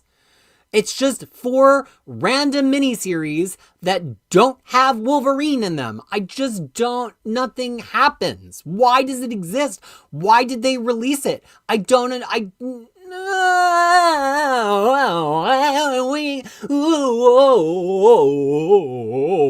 sucks. F. Okay, moving on. Here is X Factor Investigations Volume 2. Here's the thing. It was still a pretty great book at this point. Peter David has moved them slightly out of noir and slightly into superhero. He's doing a lot more Layla Miller stuff, which I know for some people it just doesn't work, but it's still really good. It still has fantastic art. He's doing surprising things. He's bringing in characters like Longshot that we did not expect to see. There's like a really cool like time traveling arc. I think, doesn't he create Ruby Summers in this, who's like a really cool future creation? I just think it's really enjoyable. It's really fun. It just keeps rolling. I do think it's better than that Cable and X-Force book. I think it's better than Reign of X1 because it's a complete story. Oh, sorry. That was not what was supposed to move there. Can I put it higher than New Mutants? I think so. And I think I could put it higher than All New Wolverine. I don't know if I could put it higher than X-Statix. I don't know. It's pretty fun. I think... I don't know. Right there. It's like right there. I don't know. We might move them later, but we got to just keep moving. Okay. This is Inferno Prologue, and when we get into this stuff, let's just remind ourselves what is in this. So this is a line-wide book. It is also covered, the Uncanny X-Men issues are also covered in the Uncanny X-Men line, but this collects X Factor right after Fall of the Mutants 27 through 32, which I love. Uncanny X-Men 228 through 238, which I love. It's got the Brood coming to Earth, which is an amazing story with Mark Silvestri art, and it's got the original X-Men go to Genosha, the introduction of Genosha. It has New Mutants 62 through 70. I don't love that. I want to say that's Bird Brain. I'm not sure off the top of my head. So 2 out of 3 ain't bad. The books really don't go together at this point, which is kind of what gives us hope for getting Inferno Aftermath, where the books won't go together at all either. But this does have 2 sets of very good material. And the New Mutant stuff is readable. It's just not my fave. I might be comfortable with it right there. I think it's got some Stone Cold classic material in it, so I don't know in good faith. Although I do have that Lee Claremont 1 on Tier C. Do I like this better or worse than Lee Claremont 1? Lee Claremont 1 at least is all Lee Claremont almost, but there's no X-Men in it. This has some of my favorite X-Men issues ever, and the end of what I consider to be good X Factor. Here's the thing. I think Cable and Deadpool is going to drop a little bit to here, because I don't think it's better than Claremont Lee 1 or X-Men. Inferno, I gotta leave it on the B tier, because those X-Men issues are so good. So good. Yeah, the Uncanny X-Men part is great. Okay, let's continue. Y'all are really hanging in there, and I'm really trying to keep you entertained because there's so much books. Okay, here's where I have controversial opinions. This is All New X-Men by Brian Michael Bendis and Stuart Immonen, colored, I believe, by Marta Gracia. No. Wade von Grabanger? No, he's the inker. I think Gracia is the color because I fucking hate the colors in this run. Everybody's hair has shine. Like, not just my little streak. It's like there's a wavy shine in everybody's hair. So it's immediately not eligible for the top half because I hate the colors. We know I'm a slut for colors. Like, the colors have to be good, okay? And so that's not, and it brings this X-Men team from the past, which is like a fun 2-arc gag, maybe a 3-arc gag. It goes on for 40 issues, and it's just like, everybody loves Jean, and all of these other characters have been boring to begin with. if I could, I mean, I would say that I would erase this from continuity, but it kind of doesn't matter because all that we got from it net is that the X-Men have memories of the modern day from when they were teenagers in the original Silver Age. And also it kind of retroactively gives cover for Iceman to have known he was gay all along. So this is an F. And I like it worse than an X-Men Apocalypse because at least that was trying to tell a story that anybody could have cared about. I hate it. It made me rage every month. And even though I do like Stuart Immonen's art a lot, I hated the colors so much that I could not even enjoy the art. I just hate it. I hate it. There's not a single issue I would like to reread from that book. I don't think Bendis ever understood the characters. I don't think he had a good idea for them to begin with. And then just like the romance stuff that he like brought in just to like do something. I just think it was a complete absence of plot. Somebody had pitched the idea of like, what if the X-Men came back to the modern day in some Marvel retreat, like Jeff Loeb or something, and had been like kicking around. And I remember reading Bendis like, what if I took that and took the X-Men?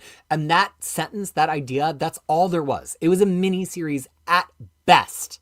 F-, says Eds Martin. And I agree.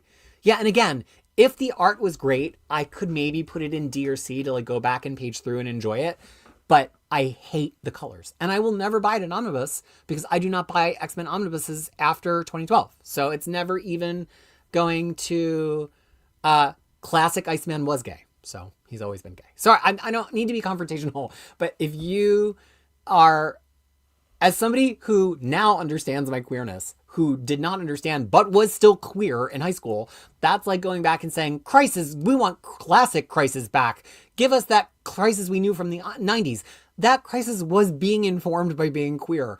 That version of Iceman, multiple writers were writing him as queer in multiple comic books, but you couldn't do that. You could only do it with Northstar and Alpha Flight. He's always been written that way. It's like the Maura McTaggart reveal. It makes sense really well. I'm not saying you have to love it. I'm not trying to like beat up on you or like, I love having you here. I'm not trying to say that. And if your reader in Iceman was, he's just this total flop Tina, unlucky in love, straight guy, bless. That is fine. I cannot dictate who the character is in your mind. But like, he's been textually queer coded for a long time. If you didn't pick up on that, I completely understand. That is fair. Okay. But no hate to you. And no, that's fine. The correct answer though is I preferred the X-Man who was just a bumbling straight guy. It's not that he wasn't queer. You just liked that version. I personally didn't like the version of me that was a bumbling straight guy, and here we are. Okay, let's continue. Well, once my eye lands. This is the Louise Simonson Volume 3 of New Mutants, which I happen to have right here.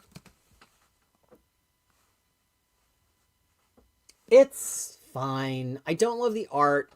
Like, half of it is Bird Brain, which is really not good. But then half of it is Inferno, which is, like, solid, and it resolves all the Illyana plot. It's readable, but it's not... I mean, it's better than that nonsense. But I cannot put it higher than that X... Can I? No, because I don't love the art. A lot of Brett Blevins' art. And I do think Simonson was better in X Factor. I just... It's fine. I like it. I don't hate it. I'm not saying it's terrible. But I don't... I just can't. Now that I've read it twice, once on my own and once with Kid Krisis, I truly do not know if I'm ever going to see that again in my life, nor do I want to. Okay, let's continue. We gotta just keep rolling. Here is X-Men by Jerry Duggan, which is him taking over X-Men in 2021 after Hickman leaves, starting with Planet X and then all through the rest of Krakoa, the back half of Krakoa. Here's the thing. The art in this is just spectacular. Pepe Larraz launches it. It's got Joshua Cassara on parts of it. And as one read divorced from the rest of Krakoa, it's interesting because it's really fun, but you're also missing a lot of connective tissue of like, why are these things happening? Although it does have the 2 later Hellfire Galas in it, which helps contextualize it. And then here's the thing. This book should include Fall of the House of X because it was literally alternating month to month with this book. But we're not going to judge things based on what's not in them. So we're not going to judge based on that. So I think that it reads a little disjointed at the end without Fall of the House of X, but the worst of Duggan's writing was in Fall of the House of X. This book stayed okay, and it kind of turned into like a Kitty Pryde and Ms. Marvel book, which was kind of fun. I don't know that any of this is bad, and honestly, the first 5 or 10 issues are really great. Then I think it got really dumb around the tie-ins to Dark Web. Then it resolved the whole Hickman Children of the Vault thing. That was a lot of fun, and then it's like fine through the end. I think it's better than this X Factor Volume 4 because I just do not care for all new X Factor. I think it's better than Deadpool and Cable. I think it's better than all of Silver Age, but I cannot in good faith say it's better than Claremont Lee Volume 1. So I think that is its final resting place. Kyle the Mighty says, when I first got online in 1985, one of the first things I saw was, is Iceman gay arguments. So people don't have to like it, but claiming Bendis made it up as people do is objectively wrong. Eds Martin 7, I didn't like Marauders. Should I read this X-Men? It's a very different book. It's not as like the Kitty Pryde show as Marauders, but Duggan is as Duggan does. Like Duggan always writes like that. And so I think if Marauders just never really appealed to you, yeah, I don't know that it's like a vast improvement. One Wheelchair X saying, I haven't reread Duggan's X-Men since it came out, but I think it was good and maybe propelled by the art. Yeah, I think it had absolutely phenomenal art throughout. Also, I do want to highlight this. Yerna Paul saying Iceman and Rogue going back to his parents in the 90s is, yeah, that is the most queer-coded issue of all. Now reading it now as a non-binary human, I'm like, oh boy, dude, does this issue make a totally different amount of sense to me at the time. Okay. This is Wolverine Volume 2. We didn't think we ever were going to get this. Omar made a bet with David Gabriel, who was like, Wolverine classic books won't sell. And Omar said, it'll sell.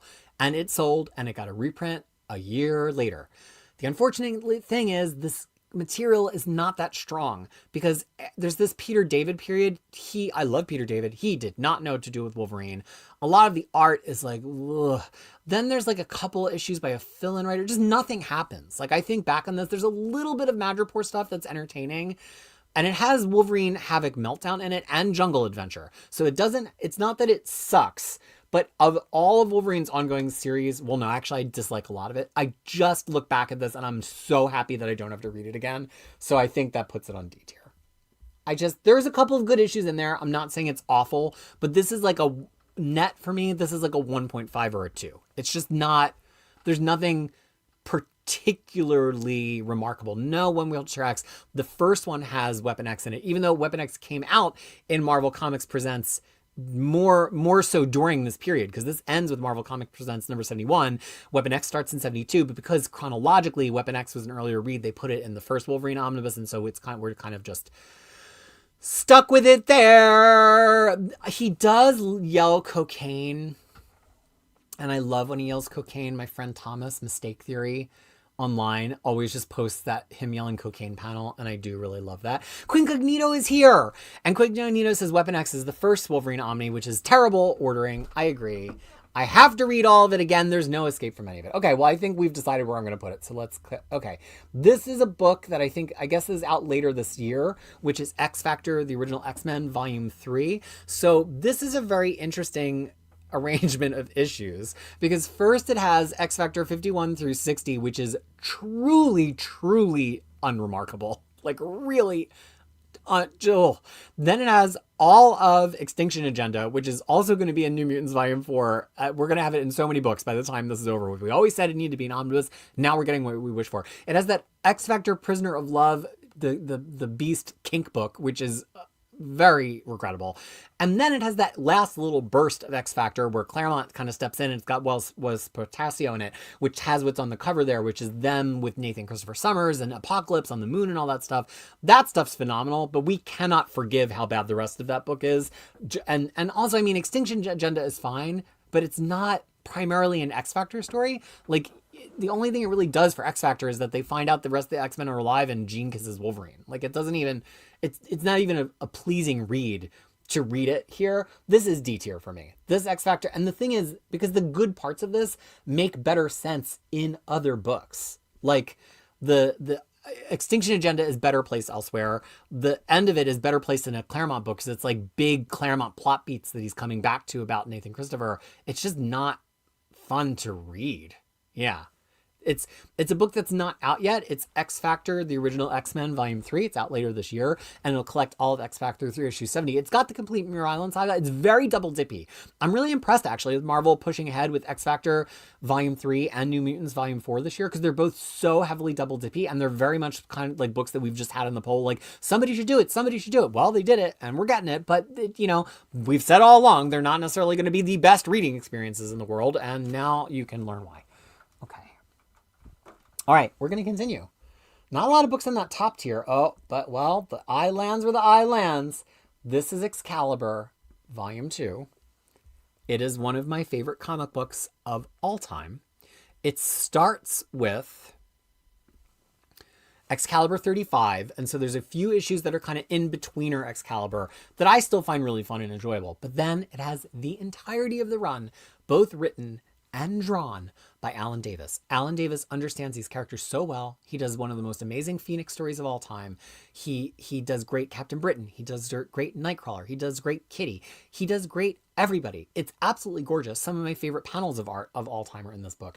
The only thing that I could say not in its favor is it's not really one complete story. He kind of resolves a lot of huge plot threads in issue 50, and then he still plays with a couple of them heading forward for the next 16 issues, which are great and which I love. But it's just not one complete story. It's a lot of small things, which is great. I mean, Psylocke comes, and there's a Psylocke story with Jamie Braddock, which is really cool and was really fun to kind of see Jamie Braddock sewn back into continuity after Marvel UK. It's got them going to Wakanda. I think that's still in the Alan Davis run, but it's just not all one story. And the reason I'm telling you that is because this is technically probably my favorite X-Men comic book run. However, when it comes to ranking omnibuses, I feel the need to put it behind Uncanny X-Force because Uncanny X-Force has that huge, complete Age of Apocalypse story in the beginning, and then the themes of that keep happening. Excalibur is just not as thematically tight, but absolutely one of my favorite. Stoffer 433, the best Phoenix story. You will not hear me disagree with that. Quincognito saying bad issues of Excalibur are so bad they can even drag down a book that includes Alan Davis and Calendar. I don't hate them that much, but they aren't great. Alan Davis, top 5 artists of all time. Number 1. No question. Like, Alan Davis, number 1. Gene Colan, number 2, maybe, but nobody will ever top Alan Davis. Edwin Billiard saying that it's amazing. Yarnay Pauls knows that if I could have one page of original comic book art, which is not really a thing I cherish or covet, it would be a page from the Galactus issue. I think it is the most beautiful issue. Also, absolutely amazing colors. Phoenix and Galactus having a philosophical argument on a cosmic scale, and an issue that has no dialogue in a lot of the pages, and they're just splash pages, and it still tells a story about this argument they're having.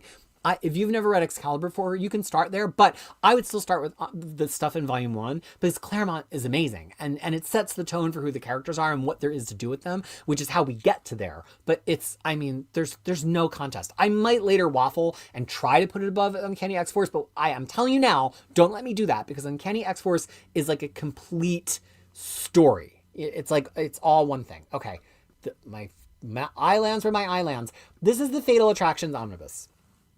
And I could cheat and say that we're going to pretend that this stands in for Blue and Gold Volume 2, but it just doesn't stand in for Blue and Gold Volume 2. Now I'm wondering, oh well, I think there's something oh no, I see it. Okay. So it's not the same thing as Blue and Gold Volume 2. It has some issues of Uncanny X-Men I really, really like. I think this is Lobdell writing Uncanny X-Men at this point. I really, really like the issues around 300. It's like Xavier goes on this TV program and like has a debate about mutants and like their right to exist, but nobody knows he's a mutant yet. I love that issue. And I think the X Factor issues by Joe Quesada in here are really good. This is a really good read. The fact that we want Blue and Gold Volume 2 doesn't make this less good. And again, I'm not here to not like things because the mapping isn't right. Like, should this have issues of Uncanny X or of X-Men 1991 in it? Yes, but that's not the topic of the show. This is just great 90s X-Men. You can see it starting to come apart at the seams a little bit. Some of the stuff is implying plot threads that are going to be so big that just never quite get delivered on here or in the future. But I do think this is kind of like the peak of X-Men being really good and well coordinated, and then after this, as we start tipping towards Phalanx Covenant, it's kind of, you're on like a wooden roller coaster and it's starting to get a little shaky when you're going up the hill, and then by Age of Apocalypse, it's like they just never really get that back after Age of Apocalypse. I do think it's better than Inferno Prologue. I guess it's better than Cable X-Force, and it's got more strong continuous material than Reign of X1. It's not as good as New Mutants 2. I can't in good faith put it above New Mutants 2. So that is where we are. Yes, and One Wheelchair X saying it is Lobdell on Uncanny and It's on X-Men. See, here's the thing, Slasher. I totally respect that opinion. After Jim Lee leaves, it's kind of I think there's this like wobble where they really don't know what's happening on Uncanny X-Men. They have like Byrne scripting it a little bit. The 280s are a little bit awkward, but it has good stories. Like it's got the Bishop stuff. It's got the stuff with Colossus's brother. On reading, the scripts are awkward, but the plots are good. And I think that then they kind of figure it out right before Executioner's Song. And then there's this brief period of it all clicking, which is why I think Blue and Gold 2 is going to be really solid. Quinn Cognito always talks about the Lobdell's good year. His stuff in the early 300s of Uncanny X-Men is fantastic. Quinn Cognito and I really do share a brain when it comes to this era of X-Men. I lost track of what we were talking about. What's the plot of the show? Phenomenal saying, I agree. I thought Fatal Attractions was a good book. I will definitely be buying Blue and Gold Volume 2 when we get it. Okay, I think that's a good place for it then. All right, the Islands were the Islands. I know you've all been waiting to hear what I would say about my girl Dazzler. I cannot believe that this is an omnibus. Why is it an omnibus? Why is it an omnibus before so many other omnibuses that we need omnibuses of? Here's the thing that you've heard me say again and again. I think that any of these books from the mid-Bronze Age that are kind of just a tour of the Marvel Universe are fun books. Any book where like there's a lot of guest stars and we see a lot of stuff, I don't mind so much when the art changes or the writer changes, because that's what that era was. It wasn't about like necessarily 100-issue long creator runs. Some people were doing that, but that wasn't what every book was at that time. And I just love it. Not because it's Dazzler, not because she's my favorite, but because it focuses on one character, a woman, which was not happening that much at that time. And it like, she's real. She's not a superhero. Like it's about her like getting a recording contract. Like it's about her wanting to be in a movie. It's just such an unusual run. And I just think it's really readable. Not every issue of it is great, but I just like that it's, you'll find that it holds a lot of weight for me when there's just a 40-issue run of a character, of a team, of a story, and it like tells something complete. I really appreciate that. I don't know if I could put it above Fatal Attractions because, as we just said, that was Lobdell's good year. Reign of X, again, I love Reign of X Volume 1, but it's just 3 issues of each title. It's just not enough to sink your teeth into. Yeah, I'm comfortable with that. Dazzler to me is kind of like the middle mark where like everything above it is stuff I would absolutely reread and stuff below it is stuff that I'm like, do I have to reread it or I totally won't reread it. So I think Dazzler right in the middle. I think that's totally where I believe it should be. Dazzler was nuts, but I also like the first year or two. This is Juggernaut's favorite omnibus, saying Richard B. And Super Drop, the first 10 issues of So are Dazzler are the craziest issues I've ever read. Wong Nate saying Dazzler is the closest thing for how a mutant experiences the real world. Yes, I'm going to steal that. I will try to remember to credit you, but that is a perfect description. The Phenomenal AC saying, hear my 7-year-old niece explain Dazzler's powers to her dad proved to me that I'm the best uncle. Are we at the halfway mark yet? Sweet Jesus. There's so many books down here. Okay. Decimation. F. Well, let's think about that. So here's the thing. It has a couple of issues of X-Men 1991 in the Peter Milligan era, but they will get recollected. There's no way this is the only place they go. Most of what this is it's just a book of like all the miniseries of like what happened when all the mutants went away. Some of them are okay. I mean, I remember reading them. They weren't bad, but I never in my life want to reread them. I have a discount on IST right now because I made an order and I keep looking at this to be like, I could put it in my cart and this will be the only way those issues are oversized. But does it matter? And I think it's here. It's not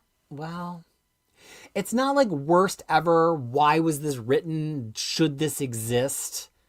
But I do still think it's better than the 12. So we're going to leave it at the bottom of the D tier for now. Chubby Ray Comics saying, I learned from Phenomenal AC. Hit that like, everybody. I would appreciate if you hit the like, especially because I do think this is a video that hopefully people will come back to and get mad at me and argue with me. And I'll put the tier maker list in a link in the description and they can go and play their own home game. And then maybe in a couple years, we'll do it again when there's more omnibuses and I'll have totally different opinions because I'm totally inconsistent. So that's why we're not chatting about other things right now. And we're saving it for the after show because I really want to keep the laser focus as I ever get. Okay. Guess what? This is what I clicked on. So this is what we've got. This is X-Men Road to Onslaught Volume 2, this is exactly where we are in our read right now. I'm on the last issue of this in my read with Kid Krisis. It has been dragging. We just read X-Men 50. Andy Kubert's art is unrecognizably bad. The story, it's like X-Men fight Post, and it's like, I'm fighting you, and I'm fighting you. And they're like, but we're fighting you. And he's like, I'm killing you. And they're like, we're killing you. Oh no, we're dead, but now you're dead. It's just, I always talk about rubber banding, where I was a kid, and I'd be playing with G.I. Joes, and I'd be like, Cobra won, but the Joes came back from the dead. But then Cobra had a spaceship under the ground. And it's just like that thing you do as a kid to like keep making the game go on because you don't want to stop playing. That's what this felt like. It just was not good. I don't know what to say. This is bad. It does have, I want to say, let me look. It has the Brood. Does it have the X-Men versus Brood? I do really like that 2-issue X-Men versus Brood, because that's Ostrander. Is that in here? Am I hallucinating? I think it's in here. And it also has X-Men Clandestine 1 and 2, which the first issue of which is amazing. Then it kind of tips into like it's all a dream territory, and like, meh.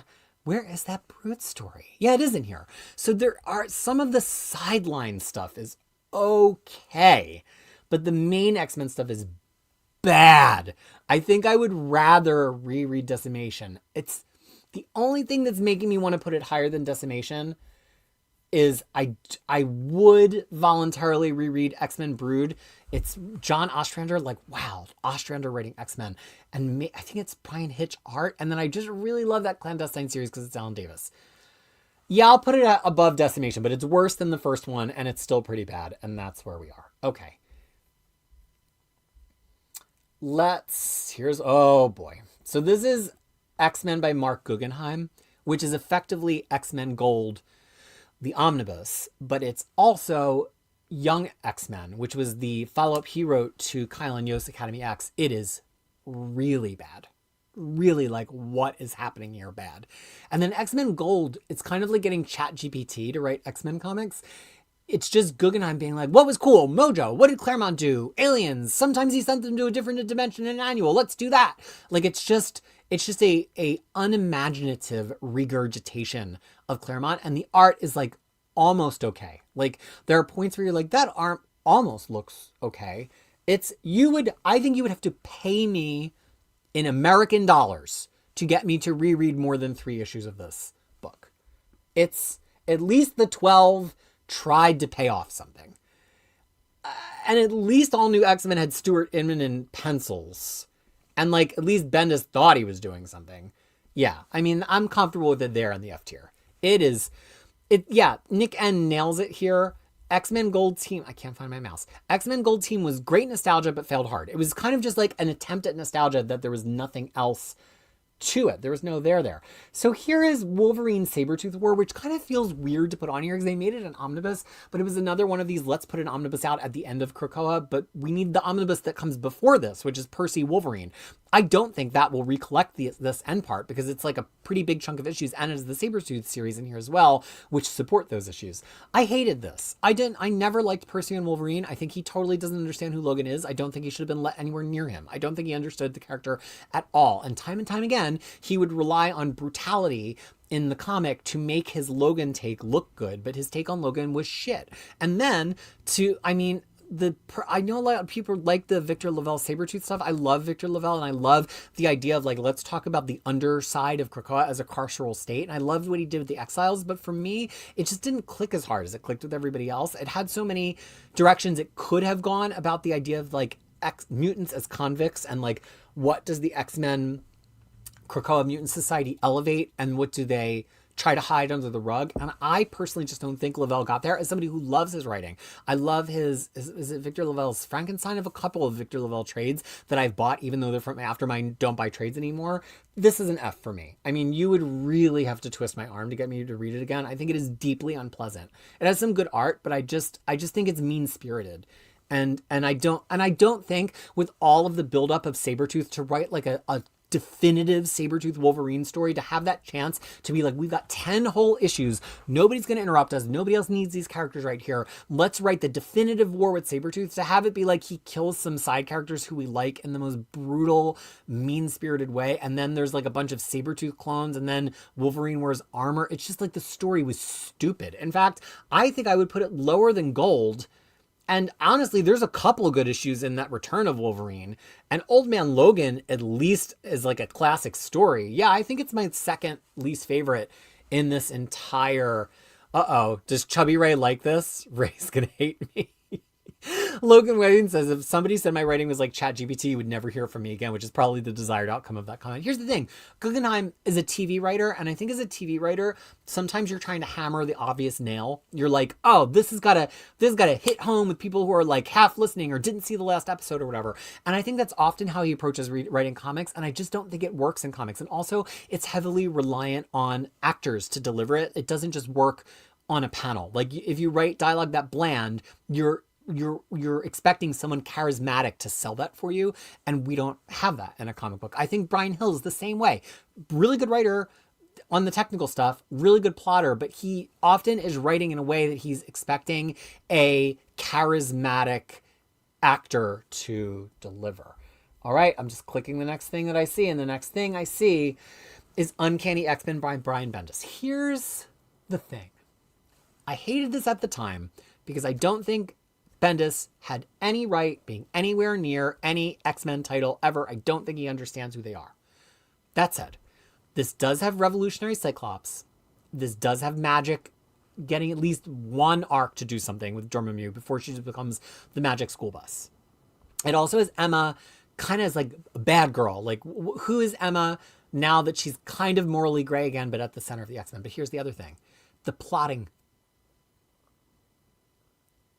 sucked. It fucking sucked.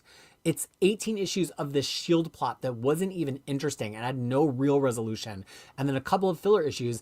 And then the original Sins tie-in, which was like, Xavier has a kid, maybe, but maybe not. But maybe he has reality powers, but let's just wipe it all out of continuity. Anyway, so really all this has going for it is that it does have good art. Well, no, Chris Anka was not a good artist at this point. You cannot... I like him now. And I love him on like White Trees with Zdarsky. He was not at the peak of his powers at this point.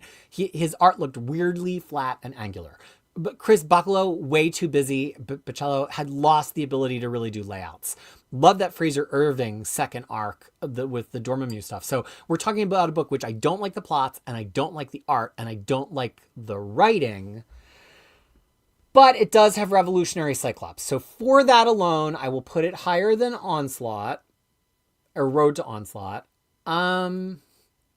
No, it's not as good as Trials Gambit. That's as high as I can put it. Sorry, I know a lot of you like Bendis. I'm not saying you're wrong. We all love what we love. I know a lot of you came in during Bendis. Pour moi! For me, there's nothing redeeming in that book other than Revolutionary Cyclops. Like the first 8 issues where they're like, hey, we're going to be proactive. We're going to adopt new mutants around the globe. We got to deal with this Dormammu thing. Like, we got to be proactive. Like, that was cool. And then you realize that Bendis had no plan. And he was having I think he was much more tuned to writing Guardians. And it's just scraping by not being on the F tier, barely. Are we hearing something good about Bendis? No. Chubby Ray. Oh, don't take this as too negative on Bendis, but has he ever plotted something medium to long length well? No, the guy's great in sprints. He's like a dwarf across the landscape. He's good in short bursts. Dormammu is just fun to say. Dormammu, Dormammu, Dormammu, Dormammu, Dormammu, Dormammu, Dormammu. I'm not saying he's not a nice guy. He seems like a really high quality guy. Know that when I talk nasty about creators, it is never personal unless I tell you it's personal. Okay. But Revolutionary Cyclops is an incredible idea. Yeah, and the thing is, it's hard to separate how much I love Revolutionary Cyclops, which, let's be real, was developed by Gillen and continues here. Gillen made that happen. But I look at the cover of that run, which, by the way, is a horrible cover choice on that omnibus. It should have been the cover, any other cover than that floating random people in a crowd cover, which sucks. I look at it and I'm like, oh, Revolutionary Cyclops, that was good. And then I'm like, wait a second. Should I zoom in on this more? Would that mean? Oh, hey, why weren't we? Oh, because the rows are going to get too short. Well, we'll deal with that problem when we deal with it. All right, here's the next book that I happen to see. It is X-Men Extinction Agenda. The weird thing about this omnibus is that we don't know what it is, because it it has non-sequential issues in it. It has the main X-Tinction agenda, but then it's got like annuals that come a little bit later than that, and it has Marvel Comics Present stories that come earlier. So I think it's technically probably part of the event line, and they'll do an Inferno Aftermath, and then they'll do like an X-Tinction agenda prelude, and then will be X-Tinction agenda, and then it'll be like X-Men and like, you know, Muir Island Saga, and then I'll have the stuff after that. And that's the space that it holds. That said, this is really, X-Tinction agenda itself, not the best. The art falls off when they start getting fill-ins, but it's a very fun and critical story. I don't know that any of the other stuff in here is particularly good. The Days of Future Past or Present, the Days of Future Present, what am I trying to say? Annuals, they start with a good idea, is a sentence, and then Kings of Pain. I mean, it just doesn't have a whole lot to speak for it, unfortunately. And, which is fine. We needed it. And it's a fun read. And if you like that late 80s X-Men, that's great. But it's just, it's a catch-all book. It's a bucket. And it's a bucket in a different way than Cosmic X-Men because we needed it. Like it does collect things that do relate to each other and do need to be in the same place. And there are some good elements in it. And it does involve X-Tinction agenda. But whenever I think about X-Tinction agenda, which is one of those comics runs I used to bring with me in my little, you've heard me say, I had that Rite Aid shopping basket, which is in my backyard in New Zealand right now. I've had it since I was like 9. Clearly not fit for holding comics right now because it's gross outside in New Zealand today. But X-Tinction agenda was one of those comics I brought with me everywhere and read and reread. And the thing is, I get so hyped at the beginning, and then there's that one issue in the middle with really bad art, and I feel like that always like drags my opinion down. I can't say that it's worse than Weapon X, and I can't say that it's worse than House of M and all of the House of M tie-ins. I might be willing to leave it under X Factor though, because I just think X Factor has more consistent issues. You can only be so good as a catch-all omnibus. I'm happy with that. It's right. It's like towards the middle. It's average. It's average. King of Pain is truly abhorrent, says One Wheelchair X. Alice in the Barn saying Kings of Pain sucks and it's been in 4 Omnibus. Quincognito saying Kings of Pain has great covers. Electric City says this Omni is kind of a loose issue dumping ground. It is a loose issue dumping ground. And Nick N is, of course, biased because of his amazing profile pic, which is, I believe, the variant cover. Yorne Paul is saying, I hate X-Tinction agenda. Okay, well, I feel vindicated in putting it in the middle. All right, here. Oh, boy. It's time to get controversial, baby. Except for I don't know what this is. Oh, this is the rebirth of Jean Grey. So this is the third Phoenix Omnibus, which... Speaking of grab bags of loose issues, it has a couple of issues of New X-Men. She dies. Then it has, spoilers, it has X-Men Phoenix End Song and X-Men Phoenix War Song, which have Greg Land art and written by Greg Pak. They should be in an astonishing X-Men companion omnibus. I'll go to my grave feeling that. Then it, for some reason, has all of Avengers versus X-Men, which I guess has to do with the Phoenix Force, but is a very weird read in the middle of this, I think. Then it has all of the Teenage Jean Grey book, which does make sense, and then it has the X-Men Resurrection, the Return of Jean Grey, and then it doesn't have X-Men Red. Now, again, I'm not grading things down for not being mapped how I would have mapped them. However, I don't think there's anything satisfying to read here. Like it's really a grab bag of random Phoenix stuff. Now, each of those things on their own are good reads. That last arc of New X-Men is really fun. I do really like War Song and End Song. I like that Pack found ways to do interesting stuff while hinting at the return of Jean Grey, knowing he couldn't actually do that. Avengers vs. X-Men, which I do not care for, is a fun read on its own. That Jean Grey series, I believe, is by Asmus, is a great read. It has a lot of individual good reads. Together, it does not make sense. So I think from that perspective, we're going to put it on the C tier. Maybe right above. I mean, this is kind of the grab bag area, right? Like, I do think there is more better stuff in the Phoenix book than there is an X-Tinction agenda. I still give X Factor the slight edge because it's like Peter David doing what he does, right? Jean Grey was by Hopeless. Sorry, I do sometimes confuse James Asmus and Dennis Hopeless because I like them both a lot in the early 2010s, and they both wrote some X-Men stuff. Thank you for that reminder. One Wheelchair X has no desire to own these Phoenix Omnis. Here's the thing. If they had put X-Men Red, the original Tom Taylor X-Men Red in this one, it would have been a buy for me because having End Song and War Song and Red in one book would have felt like, okay, these are things that might not be collected coherently elsewhere. And even though Red is like past my collecting cutoff, because I'm not going to collect physical X-Men past 2015. I'm not going to collect omnibuses past 2012. I would have at least been like, okay, this really makes sense. It's kind of about like truly who Jean Grey is and who she's always meant to be. But without that red, and it's only like 11 more issues, they could have done that. Without that at the end, it's not what it could have been for me. And again, I can't rank things lower just because they aren't mapped the way that I want them to be mapped. But I do think it ends in an unsatisfying way by just ending with Return of Jean Grey, ... Like even Matt Rosenberg himself wrote more after that in the X-Men Red Annual, right? He wrote the X-Men Red Annual, which is like the minute after Return of Jean Grey ends is the X-Men Red Annual. Again, I can't grade it lower for not having issues I want it to have, but it's critically missing. Okay, Dark Web. Here's the thing. The promise of going back to doing Inferno and to connecting it to Spider-Man is so fun. But nothing happened. They didn't do anything with it. It's basically just, we talked to Madeline Pryor a couple of times and Hallow Eve is there. Like that's it. Like nothing goes anywhere. It does have some fun tie-ins. The Venom tie-in was fun, where he breaks into the treehouse. The Ms. Marvel tie-in by Sabir Pirzada is incredible. Two of my favorite Ms. Marvel issues, full stop. So it doesn't suck. It does not suck. But the main Dark Web just didn't get where oh boy, now we have to make the screen smaller or else the roads are going to be broken in two. It just didn't get where I wanted it to get. So I think it's got to be at the bottom of the C tier. It's not tragic to read. There's nothing wrong with it. It just never quite gets there. Yeah, Nick nails it. That he wanted to like Dark Web so much, but didn't. Like, I was on its side. I was totally on side. We have half the books left. Okay. War of Kings. This is Road to War of Kings or Prelude to War of Kings. So War of Kings, I won't have Realm of Kings on here because Realm of Kings I don't think really has anything to do with X-Men, even though the characters are like still kicking around. There's nothing inherently X-Men about this. This actually has a lot of X-Men in it. This has Deadly Genesis in it. This has maybe that's it. Yeah, it's the next one has more. I was going to talk myself into the fact that this has the Rise and Fall of Shi'ar in it, but this just has Deadly Genesis. That said, all of this build-up stuff to War of Kings is great. I love War of Kings. I love it. I highly recommend it if you've never read it.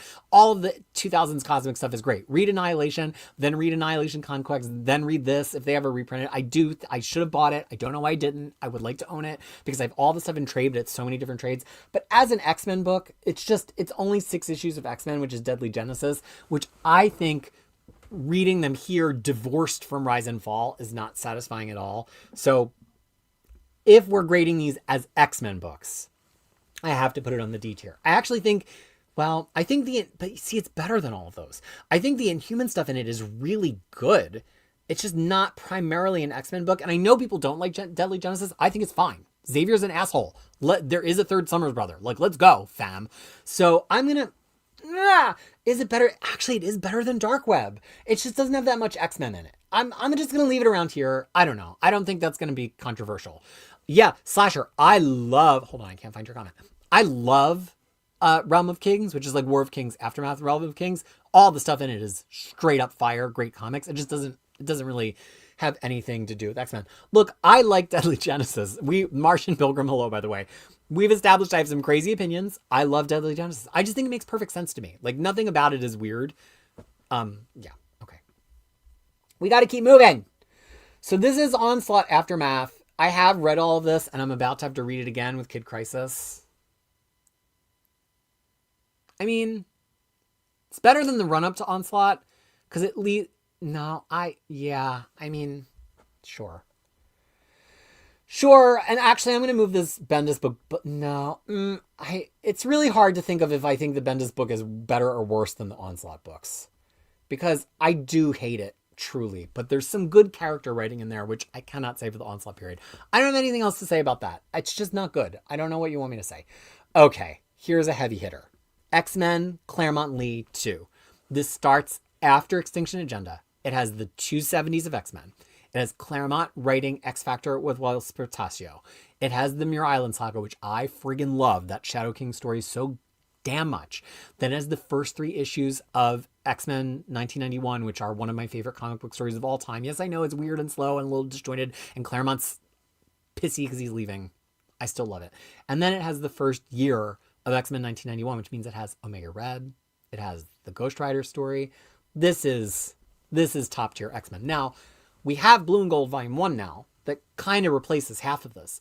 But I would argue this is probably better than Blue and Gold 1 just as a read, because it has that great space stuff from 270s, which should have been in the Cosmic X-Men. Here, is it? Maybe it is. I don't even care to look it up because Cosmic X-Men is so stupid. We're not going to get into that. But this is peakity, pickety, peak X-Men. It's the whole thing is Jim Lee. And it's, yeah, I mean, there, granted, is some scripting wobbles around the Omega Red stuff, which I think Byrne is scripting from somebody else's plot, but like, come on. This is it. Yeah, okay. I love Sunday Evening Krisis as well, Nikki Shits, and I'm glad that you are loving it. Sazmurph would pick Lee and Claremont Volume 2 for the Portaccio X Factor issues alone. For my money, Portaccio's renditions of Archangel and Iceman. Oh, his Archangel is wild. Wild. And Nick doing the research for me, it's not in Cosmic X-Men, which makes no sense. If there's anything that should be in Cosmic X-Men, it's probably the story from the 70s. All right, here's so this is Jason Aaron Wolverine number 2, which is just called Wolverine Goes to Hell, which I hated at the time. In retrospect, I kind of see where he was coming from. Like, it reads better now knowing the kind of pivot that he was doing with Wolverine. And I think doesn't this have Astonishing Wolverine and Spider-Man in it? I love that. Astonishing Spider-Man and Wolverine, Andy Kubert art, really funny. The first hint that I think we had that Aaron was funny, which it turned out he wrote a lot of funny comics after that. Yeah, and it has Schism in it, which is terrible. So here's the thing. I love Astonishing Spider-Man and Wolverine. In retrospect, the Wolverine Goes to Hell stuff and him fighting out of hell and then having gone to literal hell, living his personal hell, which is, I never want to say out loud because it's so shocking when it happens. It was disgusting and shocking, but it was disgusting and shocking not in the same mean-spirited way as the Sabretooth War. It was shocking in a way that in retrospect, I do feel that it earned. And the art was really strong, but then after that, it kind of meanders. I might be I do think on the whole, it's a little stronger than the Birdbrain stuff in Inferno Prologue. And it's a little more remarkable than Cable and X-Force. And it's a very complete story, which makes it better than Reign of X and Dazzler. I'm comfortable with it there. Over time, I really hated this back in the day. But over time, I actually grew to like it. Scott Denningham is saying, no, Nick, you're wrong. Those issues in the 270s are in Cosmic. But you know what? I'll never know because I will never own the Cosmic X-Men Omnibus. All right, we got it. We have so many left. We got to just fly. We got to just fly through these. Judgment Day. Well, I'm sorry, y'all. If I have one opinion, it's that I am always on my Kieran Gillen bullshit.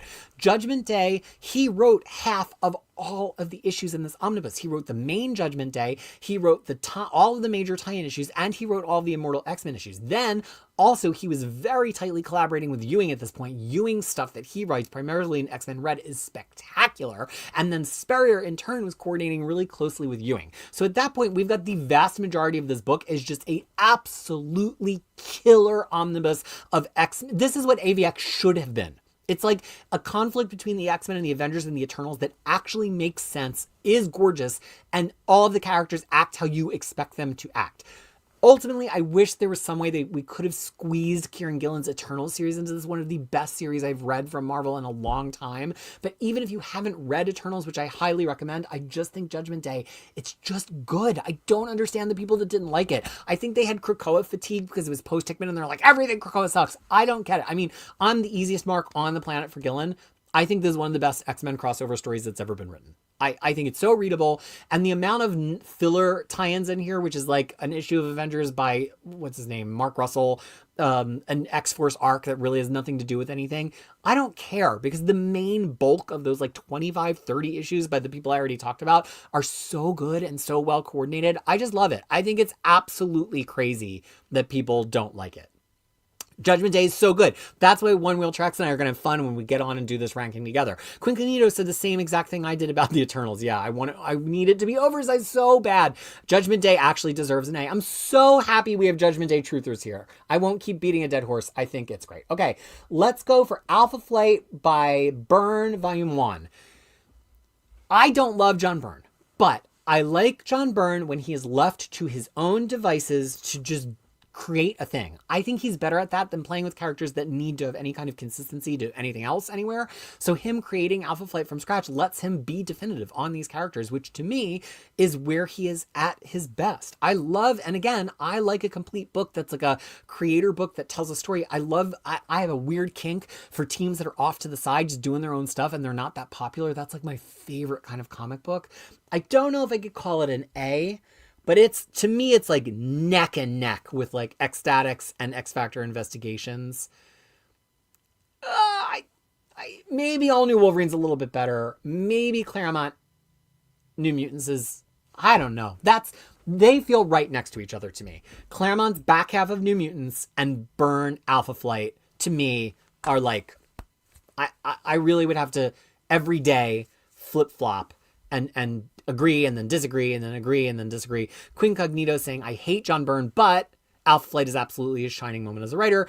Golden Arn saying Gillen and Mora Once and Future so good. I'm so tempted to get the slipcases, but to get those slipcases, I would want to buy in a similar form factor a really nice illustrated version of Once and Future King, which isn't that originally in French? I would love to get a French version. If there's a really cool bande dessinée version of Once and Future King that I could put on my shelf next to the Gillen series Once and Future, that would be perfect for me, because I just feel like I don't know the Arthurian. Oh, I'm doing stuff that I should do in the after show. There's going to be an after show whenever I'm done this, which could be several lifetimes from now. We're at least going to talk for 15 minutes in the after show. I'll talk more about it there. Okay, look, I click what I click. This is Uncanny X-Men Omnibus 1, 2, 3, 4, 5, I want to say.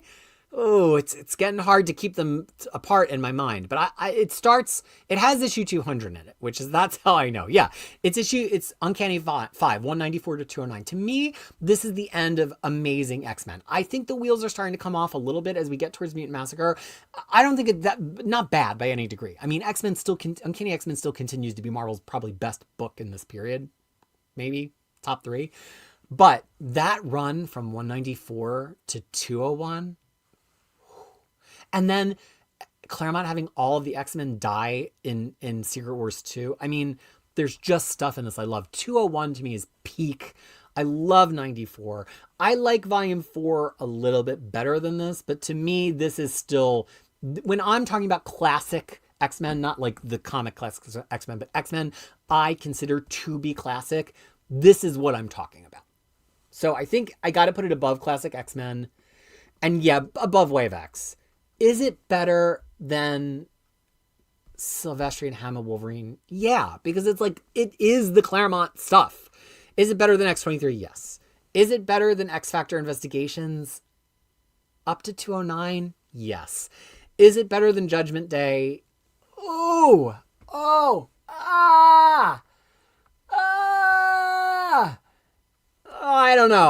I don't know. Is it better than Judgment Day? It's got Annual 9 and 10. That is New Mutant Special Edition. It is the Nightcrawler miniseries and the Longshot miniseries. I do think I'm going to put it higher than Judgment Day.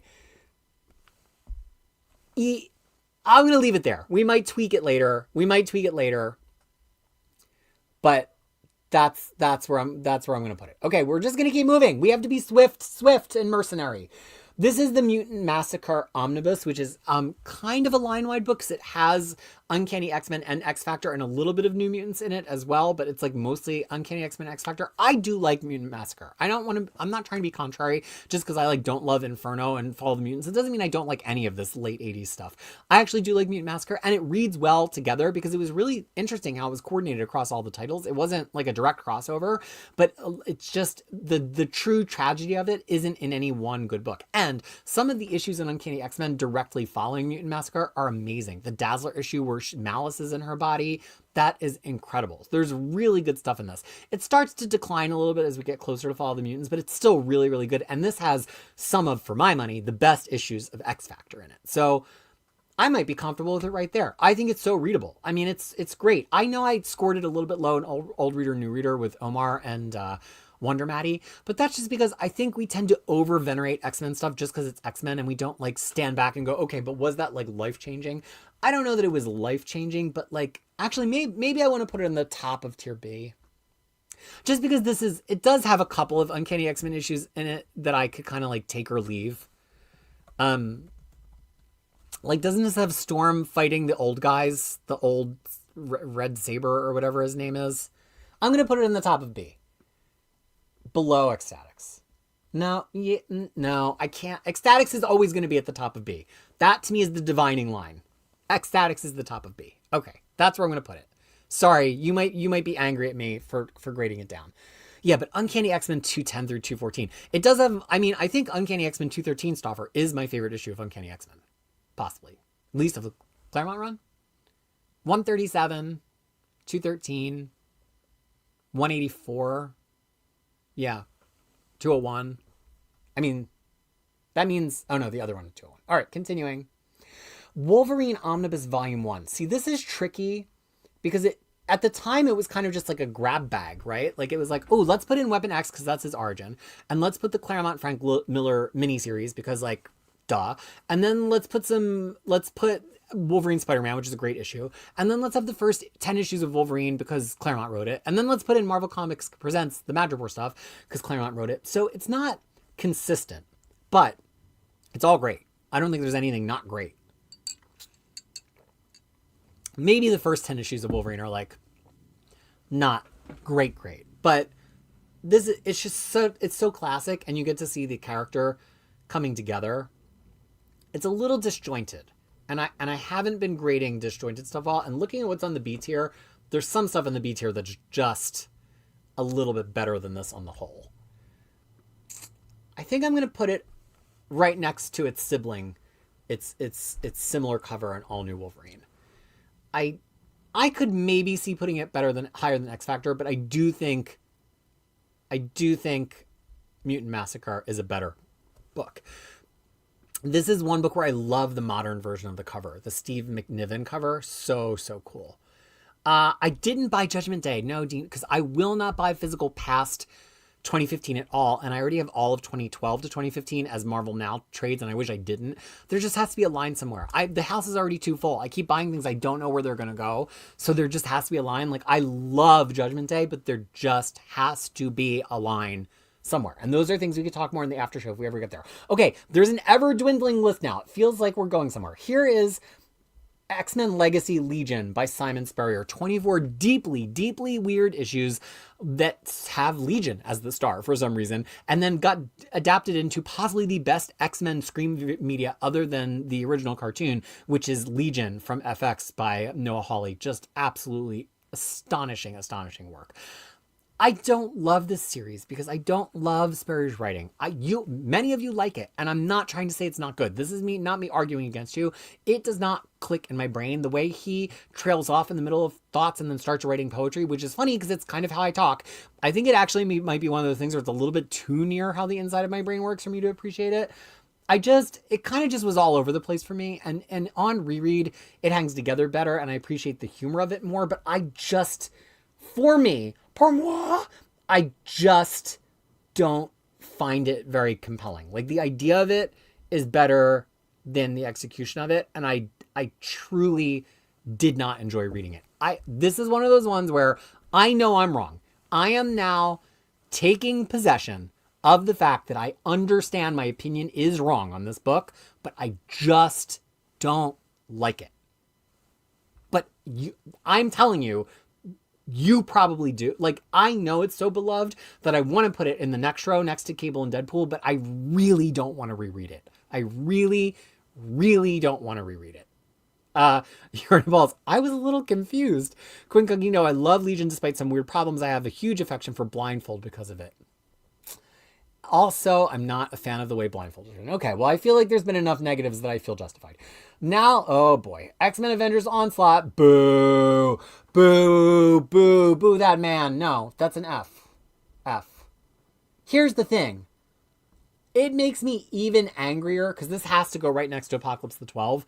It makes me even angrier when there's a good idea and it gets fumbled. And the idea that, like, the psychic malice of Xavier and Magneto combined almost destroys the Marvel Universe.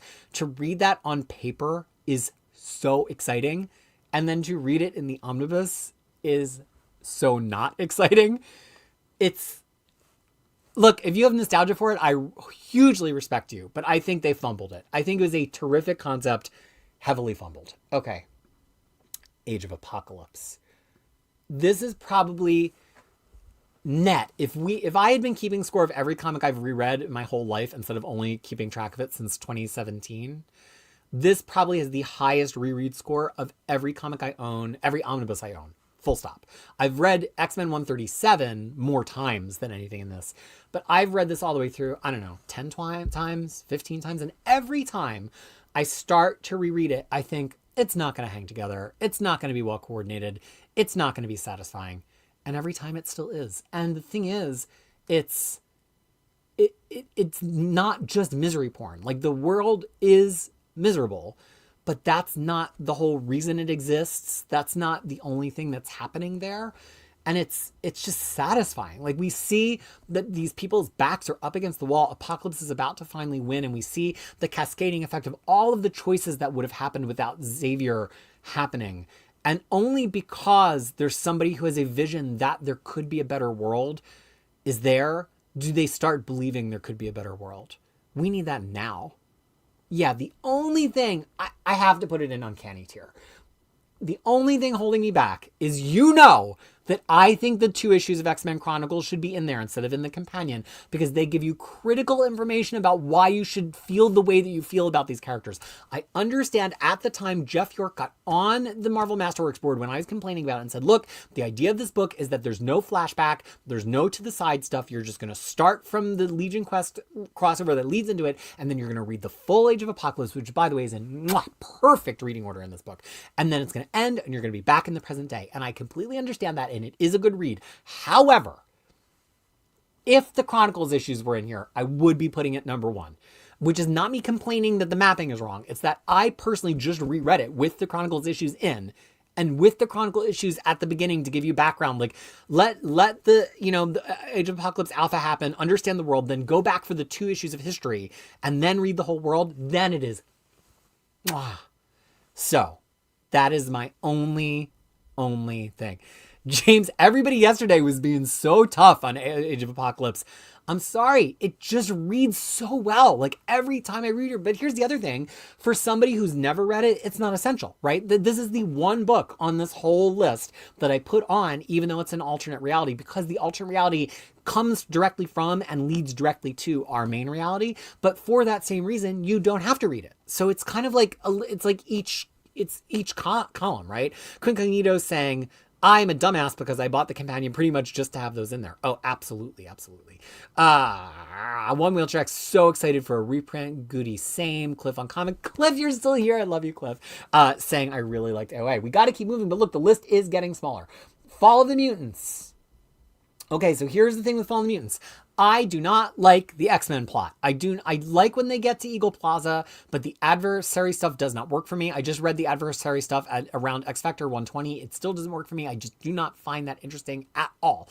However, this also has the Apocalypse stuff with X Factor, which is like all-time best X-Men. And then the New Mutants Fall of the Mutants stuff exists. So this is mostly being carried by X Factor, and we're going to get to grade that separately in X Factor. I've now probably reread this 3 times in the past 15 years. It's hard to know where to place it. I don't want to read the New Mutants issues again. I don't really want to read the X-Men issues again. I would read the X Factor issues every day. So I think that puts it on the C tier, because this was like 2 out of 3. And this is only 1 out of 3. That feels about right to me. I don't know. I actually think I like X Factor and Deadpool and Cable better. The thing is, I'm not saying they're not classic X-Men issues. I'm just saying, having read them 3 times, I don't know that I need to read them again. So you have to think that this is me having read some of these a lot. That's the perspective I have. Fall of the Mutants is the worst of Massacre and Inferno, in my opinion. Can I put it lower than Deadpool and Cable, though? That seems rude. I mean, those Uncanny X-Men issues are cool and important to read the first time. I just don't want to read them a 4th time. I don't know. Y'all can weigh in. I'll keep an eye on the chat. Y'all can weigh in, and if we decide to move it lower, we can move it lower. All right, here's the next one I got. Wolverine and the X-Men by Jason Aaron. F. I hate it. Sorry about it. I think Boccello's art is muddled. I hate Nick Bradshaw's art. Aaron is funny, but he's writing everybody out of character just for the giggles. I mean, Quentin Quire, I guess that's who he is now. He gets Hellion wrong. He gets Rockslide wrong. He gets ID totally wrong. He remakes her from a very interesting character Kieran Gillen had made. It's the clown book. I mean, there's literal clowns in it. The Kid Hellfire Club? Fucking no.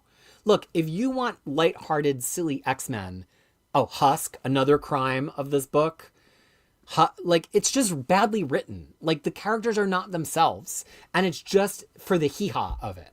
If you like that, I'm not saying it's that I dislike your opinion.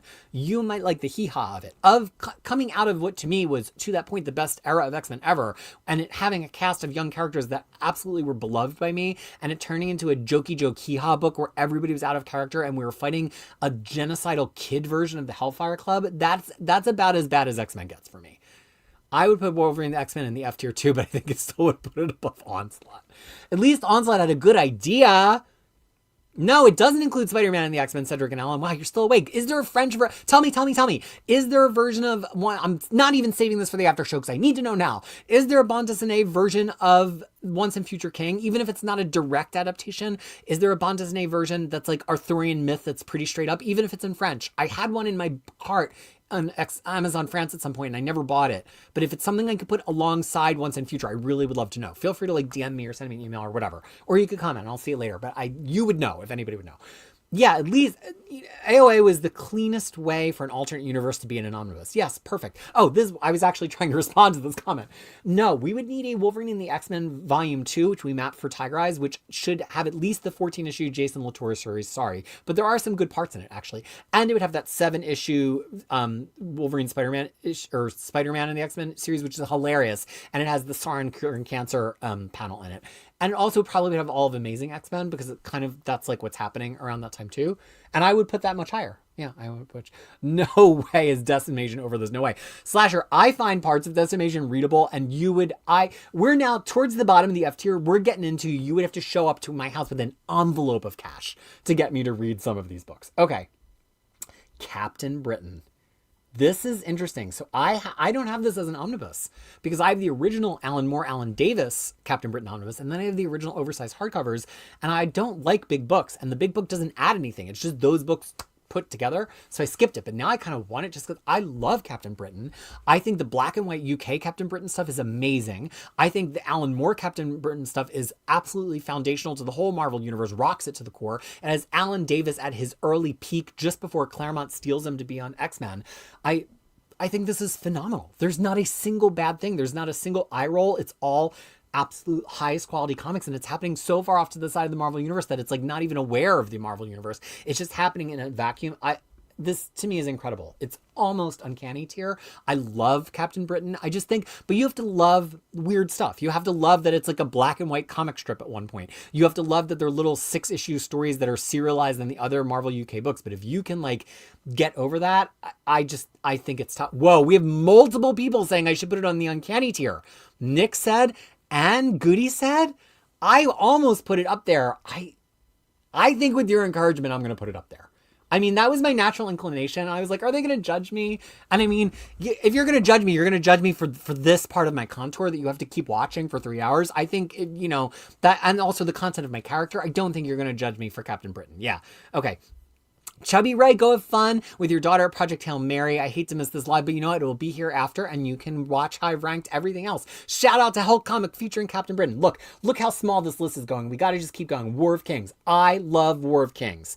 War of Kings, this has Rise and Fall of the Shi'ar Empire. It has Brubaker's like X-Men Kingbreaker of like Havoc and Rachel and Polaris in space dealing with the aftermath of that. And then War of Kings itself, it's just like Judgment Day, actually, in that it's such an elegant version of bringing together Inhumans and cosmic stuff and X-Men and Shi'ar Empire and making it all one plot. I maybe the only reason I wouldn't put it over Judgment, ooh, that's tight. Judgment Day is a little bit more of a one cohesive story than War of Kings, but War of Kings, I think even the tie-ins are good. I don't know. Let me look at the contents. I don't know if there is one not good issue Because I love Rise and Fall of the Shi'ar Empire, Emperor Vulcan, Secret Invasion, War of Kings, Kingbreaker is great. All the work, yeah, that's better than Judgment Day. War of Kings is outstanding.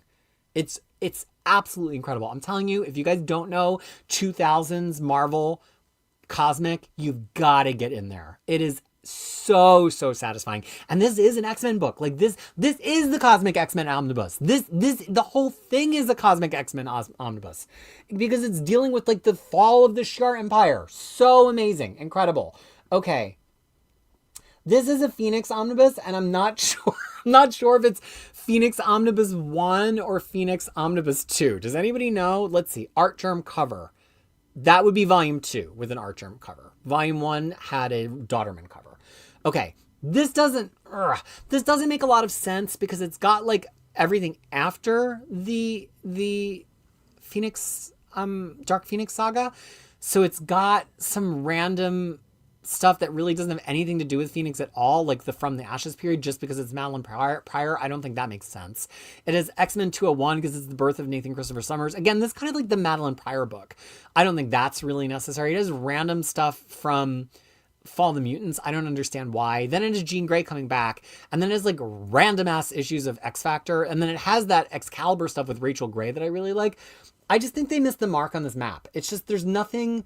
It doesn't hold together. Like, it doesn't tell any one story. It kind of is a Madeline Pryor book, and it kind of is a Rachel Summers book. And most of the random ass choices in here are because they have to do with one or the other. But it doesn't even have all of Inferno. I just think it's a faulty premise. Like, you can't have a Rachel Summers and Madeline Pryor book because it involves too many other plots. And plus, Marvel totally disrespected what Alan Davis did with the Phoenix in his Excalibur run. So, like, I'm glad they elevated it by putting it in a Phoenix Omnibus. But, like, there's a lot of individually good material in here, but it just doesn't read. Like, it just is a random slapdash mess of issues. It's still better than a lot of this stuff. I guess I'll put it above Bendis Uncanny. I don't know. It just doesn't make any sense. Like, how am I supposed to rank it? It doesn't have anything unique. Everything in it is collected elsewhere. And there's no arc. There's no arc. I don't know. I don't know what I'm supposed to say or do. Can you guys give me some guidance? I really don't know. Phoenix 2 is Rachel. Camelot we'll save that for the after. Nobody's giving me any guidance. I mean, the thing is, I don't want to put it on F tier because there are some of my favorite individual issues are in this book, including the Alan Davis issues, but it just doesn't make any sense. We're going to just leave it there on D tier. We can't do 10 minutes per book. Okay. This is Wolverine by Jason Aaron, Volume 1. I think I'm going to leave it just where it fell. This is his Weapon X series. I found it crushingly dull. It like brings the Deadlocks or the Deathlocks into the modern day and they're hunting Wolverine. I remember reading at the time and I was like, this is the guy they gave Wolverine to?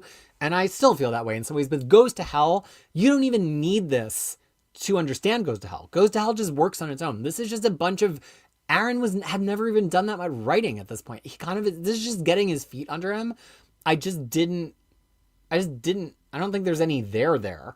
It's better than the Onslaught stuff, which I guess means it's better than the Phoenix Omnibus, but I will not put it above Trial of Gambit. I really don't like it. Doc and Dark Wolverine, my bi or pansexual murder son, is getting his own omnibus, which will be discounted forever, and then Marvel will regret that they print it. Why did they print it? Just because he's in Wolverine? Nobody cares, Marvel! Even me. I'm even shocked that they printed this. I like it. I mean, I can't put it on the A tier, but it's just very readable, fun X-Men comic books for me. He's a bad guy. He's doing bad things. He sleeps with Johnny Storm repeatedly, but we're still supposed to pretend that Johnny Storm isn't bisexual. It's just really, really fun. And it's fun because he's a villain, but not in his own mind. Like, he's not doing evil things because like, ha ha ha, I'm evil. He's doing evil things because he wants to. And he's not doing them and not like in a I want to rule the world way. He's almost like he's like a hedonist. Like he's doing them because they feel good to him. And sometimes he's got a machination and sometimes he's like trying to get one over, but it's all just because it feels good.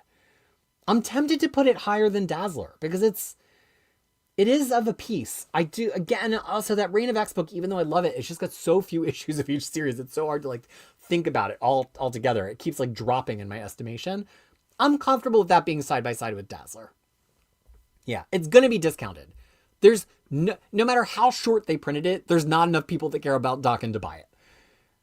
Any pansexual Wolverine will take Cliff, right? Okay, okay, there's only 2 more rows. All right, this is Uncanny X-Men Omnibus Volume 1. It starts with giant size X-Men. It collects through X-Men, I want to say 131, because at the time, Marvel was absolutely adhering, yes, I was right, to the boundaries of the Marvel Masterworks. If they had to do it all over again, they would have collected to 137 or 138, because that's a great breaking point, or they would have stopped at 128 before the beginning of the Dark Phoenix Saga. So it cuts off right in the middle of the Dark Phoenix Saga. Here's the thing I always say. This is chock full of classic stories.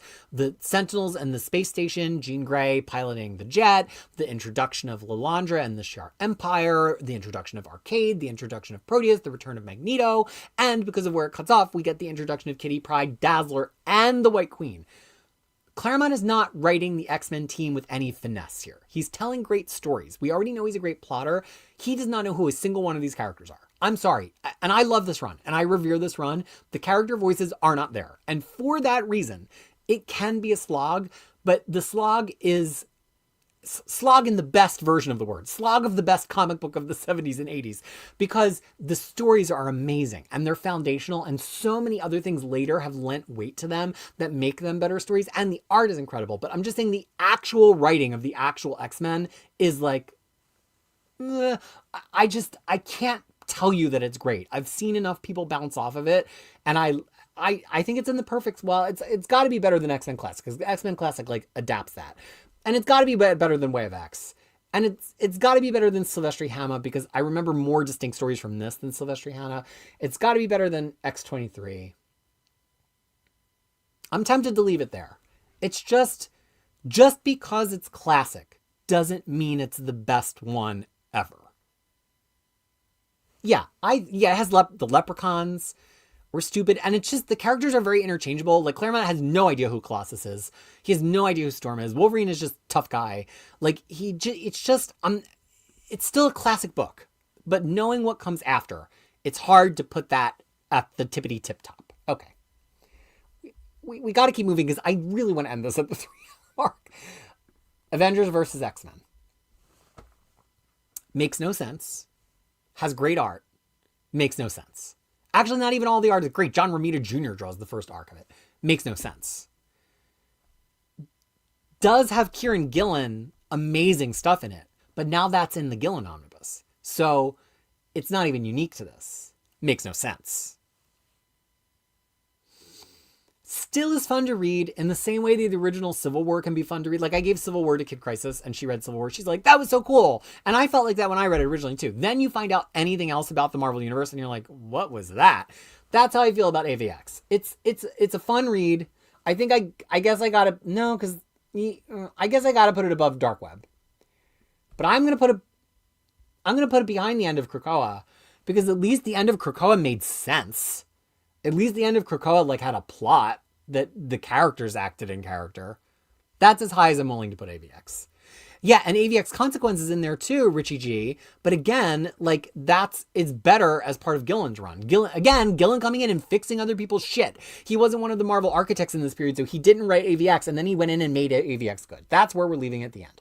Okay, this is X-Men Mutant Massacre Prelude, which hilariously collects the same thing as this book, but then also adds the first 8 issues of X Factor, which were going to be abandoned, which are not the best thing in the world, but are additive to this because we get to see where Cyclops goes. So I think in a version where I'm head-to-heading, a version where we don't know where Cyclops leaves to after 201, or whenever he leaves, and we do know where he leaves to, I think the one where we do know where he leaves to is the better version of the book. That's pretty easy, right? Totally easy. Okay, this is the not yet here, but we know exactly what's going to be in it. X-Men Blue and Gold Volume 3, effectively Blood Ties, which basically is the wedding of Cyclops and Phoenix OHC, which I actually happen to have, I think it's right here, which was never an omnibus.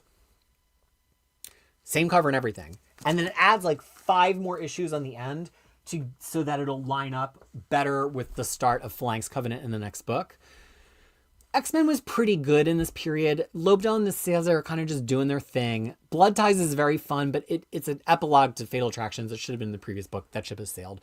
The Wedding is really good. I do think Kubert is at the height of his powers here, which I think counts for a lot. I do like a lot of the stories in the early 30s because we're leaning into like the whole Gambit and Sabretooth of it all. This has all the way through 35. There's a couple really good issues in there. I think this is just like really solid 90s X-Men. And really solid 90s X-Men is one of my favorite things in the world. I might be comfortable leaving it there. I'm going to leave it there preliminarily. Because I could that's the thing. I could endlessly reread these issues. I could just reread them. It's so fun. The art is so good. It's big idea X-Men. Honestly, if I'm being honest, I like this better than the beginning of Claremont. I would read this more than the beginning of Claremont. So maybe I do want to put it up there. Let's just be bold. We got no time to not be bold. I'm putting it there. No, because the beginning of Claremont has more memorable issues. Poor X-23. Okay, let's continue. New Mutants Volume 4. Okay, New Mutants Volume 4 is another one of these double dippy books like X Factor Volume 3 because we have all of this already. We have New Mutants 98 through 100 and Kings of Pain. They're in a ton of other places, including X-Force Volume 1. We have X-Tinction Agenda elsewhere, but this picks up from Cable's introduction and also kind of Acts of Vengeance, right? Because isn't it going to start with 84? Let me check. So it starts with it starts at 86. So it really starts with Cable's cameo.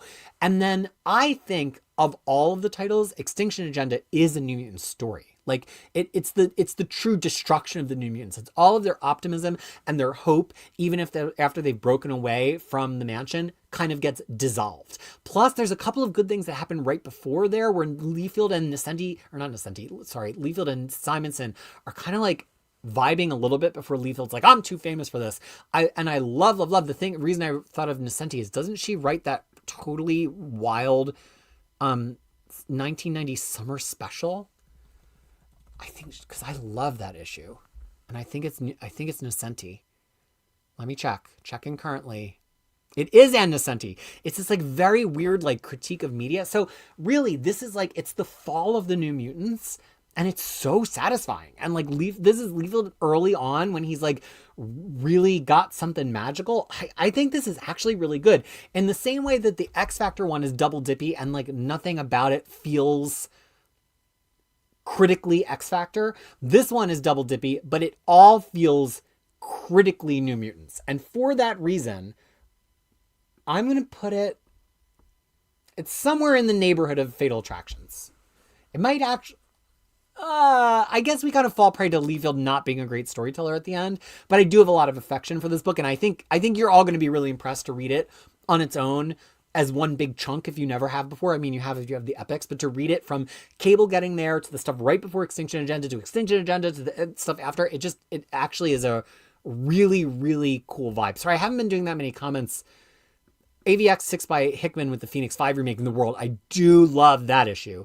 Cedric and Ellen are going to bed tomorrow. We're celebrating the 60th wedding anniversary of my parents. Oh, that is so sweet. Congratulations to them, and thank you for hanging around as long as you have. Project Viking. I don't think I said hello to you yet, so I'm just doing that. Big Fetty, it's cool to see X-Men and Avengers action figures fight, but yeah, the story's not the best. Perfect. Wedding was Alice in the Bar's jumping off point until Claremont comes back. Logan Wayne encouraged me to be bold. One Wheelchair X saying X-Men 33 is the story about Gambit's past with Sabretooth. Yes, love that issue. Nick would also read that over the Claremont, but we're just going to put them side by side for now. Eric Mattig Lowe saying, oh, great Rogue. Is that an action figure or is it a illustration? I can't tell. This video has seriously made me rethink my X-Men Omni list. Weird and Nesenti. Whoever would have thought? Blood Ties is the end of my favorite X-Men run. Love the early 90s. All right, we're getting close, and there's a lot of good ones here. I think maybe I've been like semi-purposely avoiding them. X-Men The Hidden Years is John Byrne taking a shot at writing what happened after X-Men 66 when the book goes on hiatus, but before Beast turns furry. There's a couple good ideas in here. It's a solid, okay comic book. Some of it's good. It interacts. He makes sure that just like Untold Tales of Spider-Man, it kind of like interacts with where the Marvel Universe is at that point. I don't know that it's got super high reread potential. It's fine. It's cool. it's fine. It's yeah, it's okay. It's okay. I don't really have a strong opinion on it other than that. All right, this is Uncanny X-Men Omnibus Volume 4. And Uncanny X-Men Omnibus Volume 4, we've already talked about Volume 5.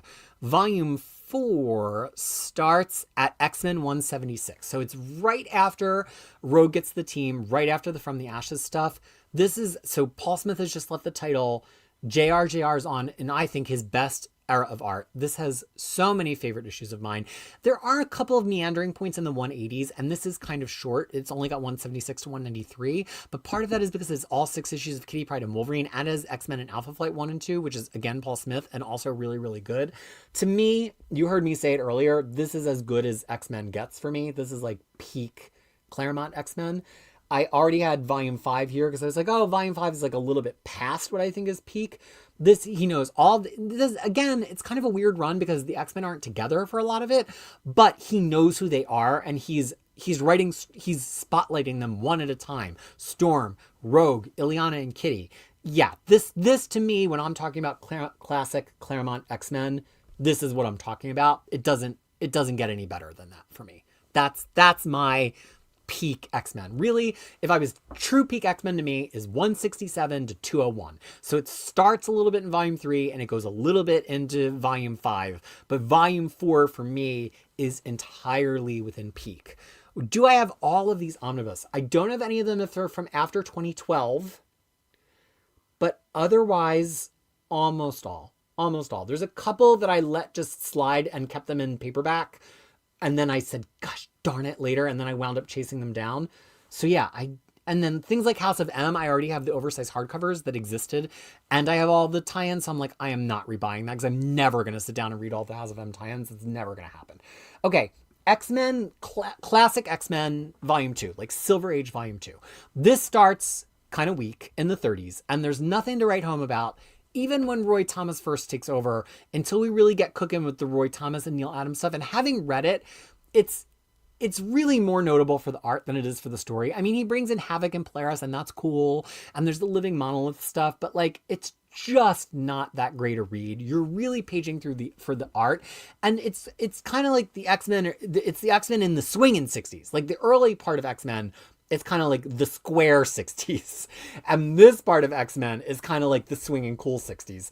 It's just, there's really not that much remarkable in it, so I can't rank it higher than the first volume. Yeah, it's kind of like in that Bird Brain New Mutants area for me, where it's like, I'm happy it exists, and I might read a couple issues of it every so often, but yeah, I'm comfortable with it there. And we're going to have to shrink the screen again because which kind of tells me, actually, we got to move some of these things down to D tier. Dark Web's going down to D tier. Just because there's a couple of issues in it does not mean it's good. We're not going to let C get that big. Even though you will notice, if I were to turn the screen, there is a bell curve kind of emerging because things often do. Okay, we got to just fly. We got to fly. We got to fly. Alpha Flight by Matt Lowe and Lee. I'm just putting it there so I can focus on it. I love a sideline team. I really like Bill Mantlo. This is early Jim Lee, so he's still forming, but it's cool to watch him form. This does have a couple of stories I really like in it, including I think Dream Queen is in this one. But it's nothing like remarkable, memorable, right home about. But I thoroughly like all of it, even though I acknowledge some of it is average. So I think for me, that puts it right... Oh, C's getting longer again. To me, that puts it right next to that Claremont Lee Silvestri X-Men stuff. Because, like, I enjoy it. I can acknowledge not all of it is great. I think that seems fair, right? That's fair. All right, X-Factor Volume 1. This has all of X-Factor right up until Fall of the Mutants. Amazing. Amazing. The first 5 issues are fine, written by Bob Layton. He gets the team together. I give him credit for that. Louise Simonson takes over. It takes her first few issues to start cooking. By the time she's in the teens, she's cooking. There's Morlock stuff. There's stuff with like Boom Boom and all these younger mutants that X-Factor is starting to adopt. People forget that that's in here. They think it's all like Jean and Cyclops drama. Then Archangel loses wings. Then we have the Fall of the Mutant stuff and just Apocalypse final arrival in Fall of the Mutants. Even though it was being planned as some totally other thing in the beginning with the Bob Layton issues, it is so satisfying when it hits. And I truly venerate those like issues 24, 25, 26. To me, there are very few X-Men issues I love as much as that. I just love this run. I know not everybody likes X Factor, but for me, this was maybe the only time that anybody ever proved that you could write these 5 characters together and that they could be good. And Jean had a character. This was the first time Jean, because we go from Silver Age Jean, who doesn't have a character, to Claremont writing Jean, who's just like a vessel for the Phoenix. This was the first time Jean was ever real. Yeah, you cannot convince me this is not A tier. At least, if not Uncanny tier. You maybe could convince me to move it down to A tier. But I love that comic. I mean, what else can I say? Okay, Deadpool and X-Force, which is effectively Deadpool Volume 2. Or not Deadpool Volume 2. X-Force Volume 2. And as X-Force Volume 2, this is basically X-Force as soon as Liefeld leaves. I think he's gone for a couple issues in the prior book. This is 12 issues of X-Force as the best X book in the line. None of the other books. I mean, I guess Excalibur was pretty good in this. No. Because this runs right up to... This has in the middle of it Fatal Attractions, and X Factor Fatal Attractions is 71. So if this starts halfway before that, then Alan Davis Excalibur is already over. Yeah, this was the best X book in this period. And then to add to it, the incredibly fun Deadpool the Circle Chase with Joe Matt art that I actually like, and the crossover with New Warriors. I love this. Nicieza treating these characters seriously, and it has the first 8 issues of Cable, which are actually I find them to be really, really fun because again, he had a place that he was going. He was trying to achieve something. This might be controversial to put it on the A tier, but I think it's the best book in that period around Fatal Attractions. And I can't put it below any of the other books. Honestly, this makes me think I have the Wedding book too high because I like this so much better than that. I think you guys were right. I think I put Wedding too high. Wedding's not that good. It's a lot of individual issues that are good, but it's not that good because I need X-Force to be higher than that because X-Force is my favorite book in this period. Okay. OG X Factor is A tier. It could move down. I want to see what's all winds up on the Uncanny tier, and then we might move a couple things down. All right, we're in the end game now. This is the Death of Wolverine, which is a weirdly named omnibus.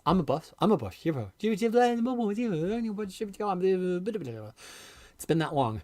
It's weirdly named because it's actually all of Marvel Now Wolverine, which was written by Paul Cornell, who did not have a feel for the character. It did have some Alan Davis art. I guess he is kind of dying the whole time, but it feels like finally they'd been building him up dying and building him up dying. And then they're like, oh, we got to actually kill him. Charles Soule, figure that out. None of it is satisfying. It makes no sense. There's one good issue in this is a solid D-. Almost an F. But Paul Cornell is a very, very reliable writer. He doesn't write anything bad. It's just uninteresting. Wolverine's pretending to be a gang enforcer. There's just... Okay, Eds Martin, I misread you earlier. I thought you were saying that X-Force was good up until a point and then wasn't good again until John Francis Moore. No, unfortunately, I do really like that run of X-Force. Yeah, that Death of Wolverine, only because I respect the creators in that so much does it escape the F tier because now I'm looking at that row again and I'm like, it's got to be better than it might be better than Onslaught. I don't know. Onslaught at least has fun. I don't know. I think maybe I'll make it better than Decimation. I really don't ever want to reread anything in that book ever again.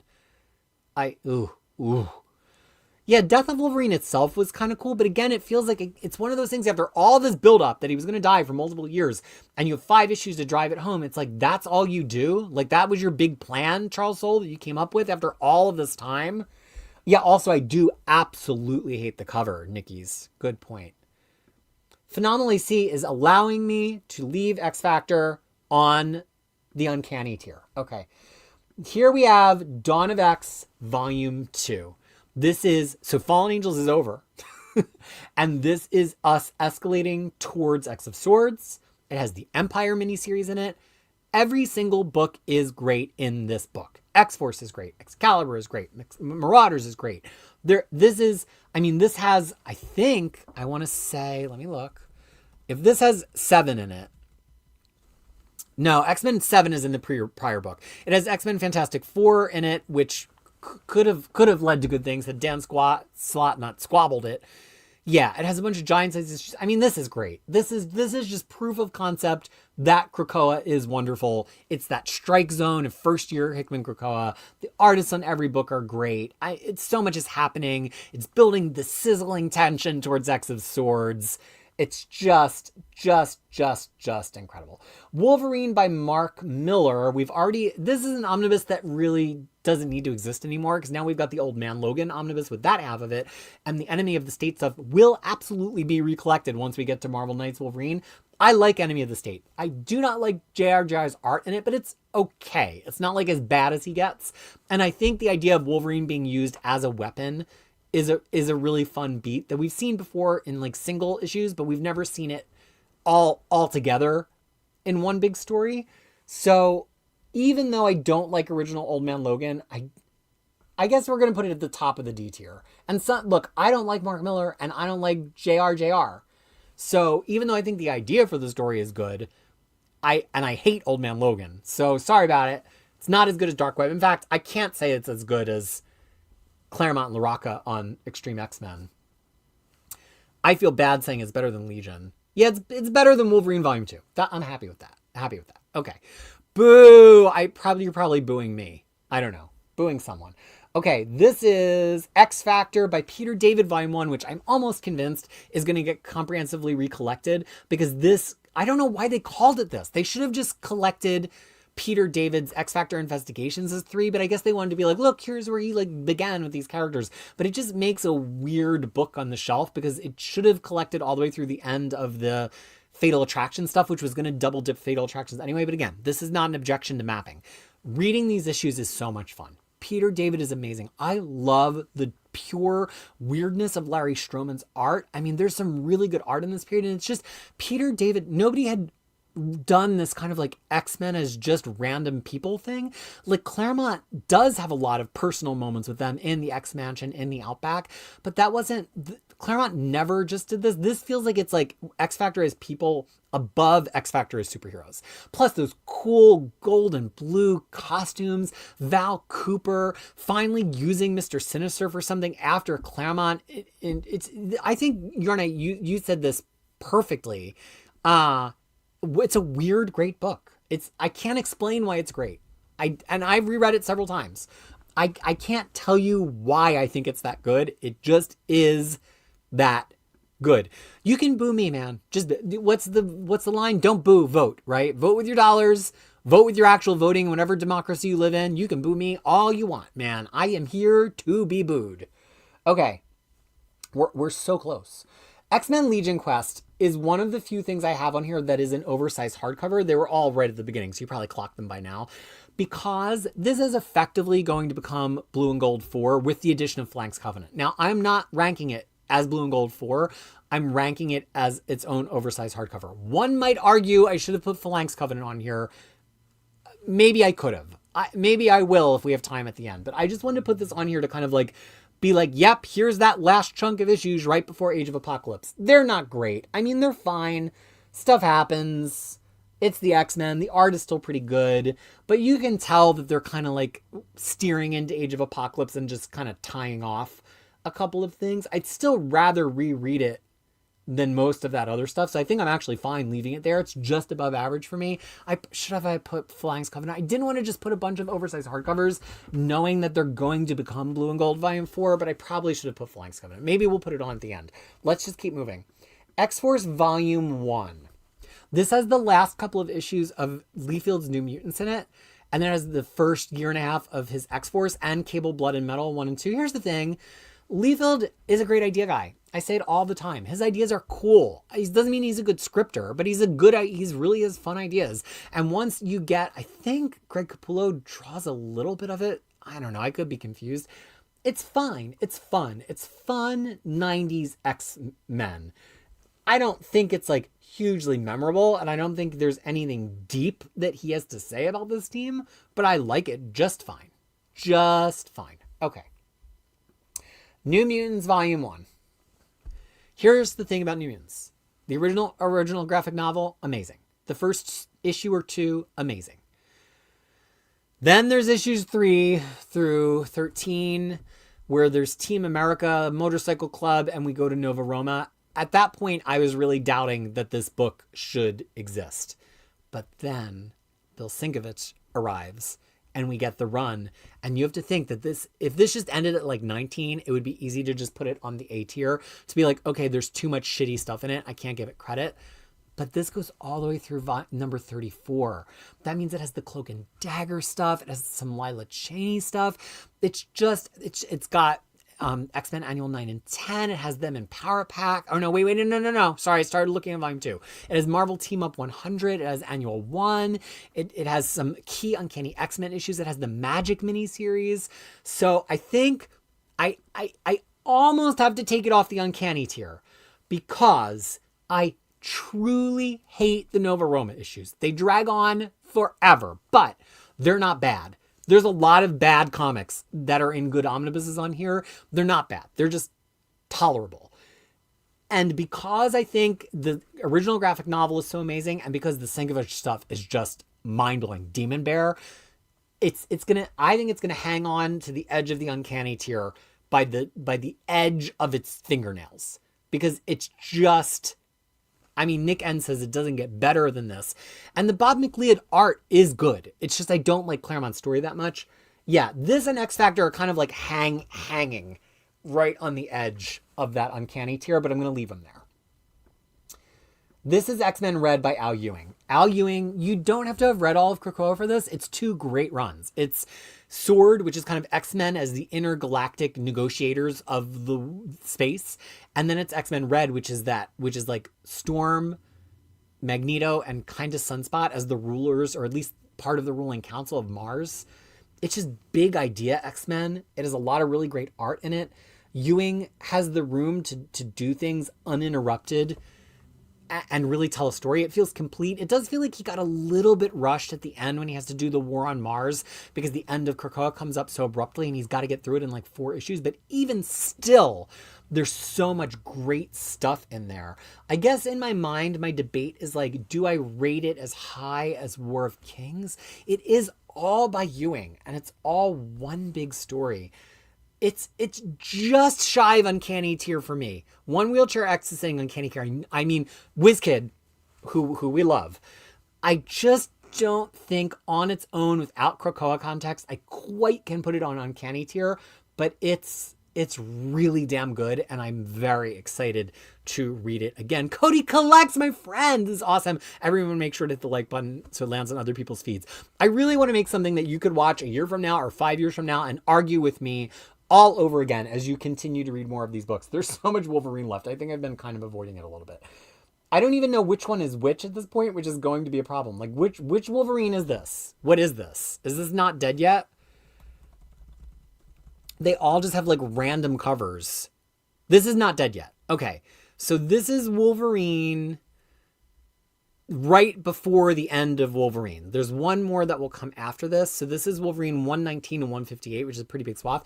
This might be the book on this whole list that I've read the fewest issues of, because I haven't read that far into Wolverine, and there's really not a lot of guest appearances in this period, so I haven't had to go through it for guides very much. From what I recall, it's not that impressive. There's some good art that pops up, but it's just kind of there. I mean, there's a couple of good things that happen, but I'm looking at these, and a lot of these like have classic stuff. I might put it at the top of D tier. I don't know. If any of you can make a really strong argument for something in that book being not dead yet. If somebody can make a really strong argument for something in that book being really high quality, I am happy to put it higher. But in my recollection, there's nothing really impressive. It would be volume 7, by the way. It would be volume 7. You could just think of it as volume 7. I'm so happy to put it together for you. It lies in the noggin. It's been in my noggin. It lied. I'm so bad at the lay and lie rules. It lay in my noggin for like 2 weeks, I think. And I was like, there's got to be a way. There's got to be a way to make this work. And like, it finally kind of added together and got there. Okay, let's just knock out this last one in the last row so we get up to run row. This is the final run of Excalibur, which I still can't believe we have an omnibus. Didn't we just get it? I think or maybe it's later this year. I'm trying to think if it's like physically got here yet. I think it's later this year. And it's Ben Robb. We have it in Epic Collection, and it's crazy to me. Marvel like pumped it right out after the Epic Collection. Here's the thing. He's a very vague writer. I don't think anything about his writing is like, wow, Ben Robb.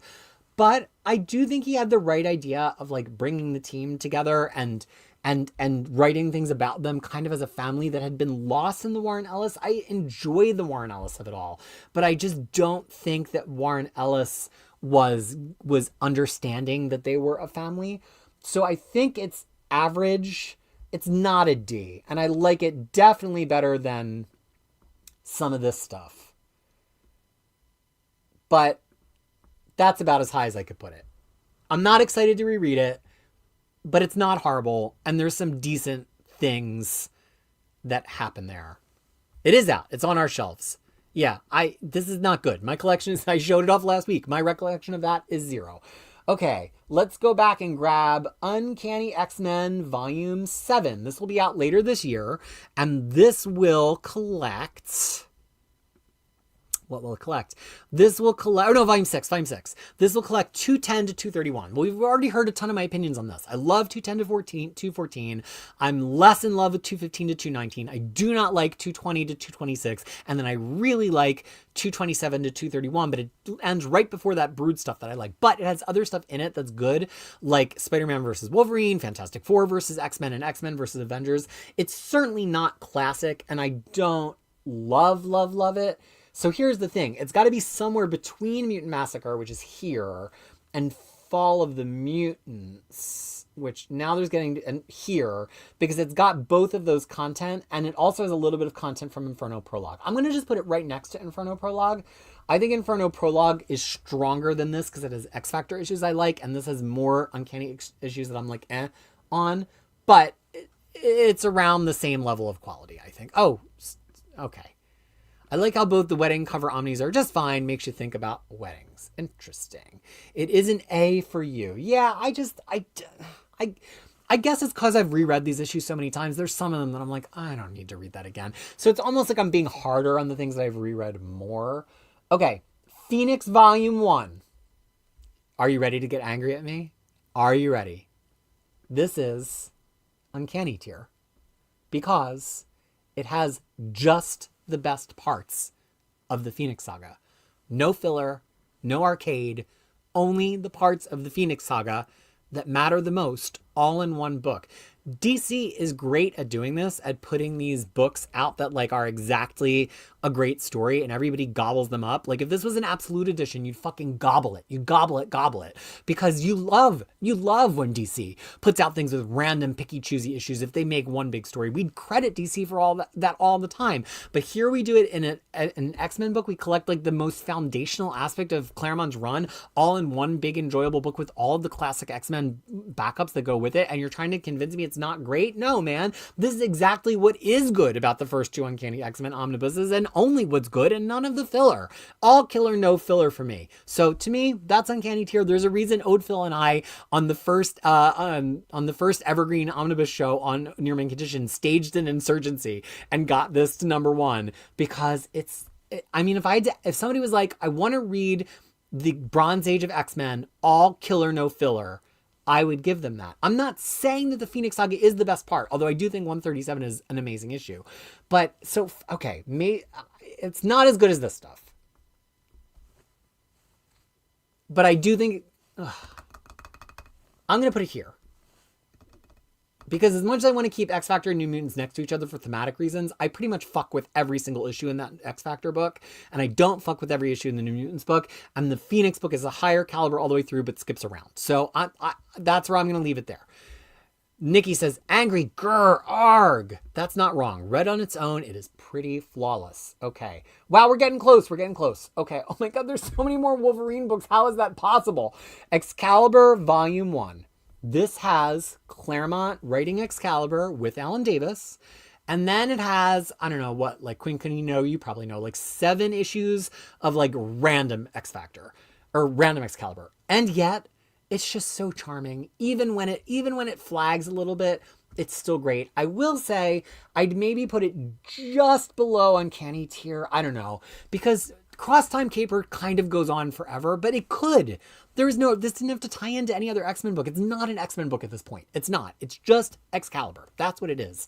It's just so enjoyable. It's so lovable. I do remember rereading it with Kid Krisis that there were a couple of issues here and there that are kind of like, okay, that one was dull. But just, it's so good, and it's really one of my favorite runs of all time. The original or graphic novel, the first 10 issues are just so good. So good that here's the thing, Yarne.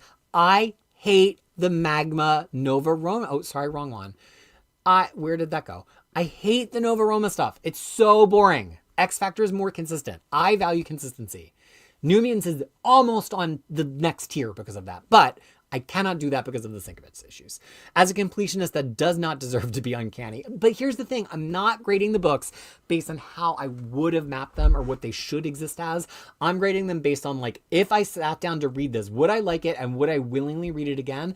I would read that Phoenix Omnibus multiple times. In fact, now I feel like it should be above Captain Britain.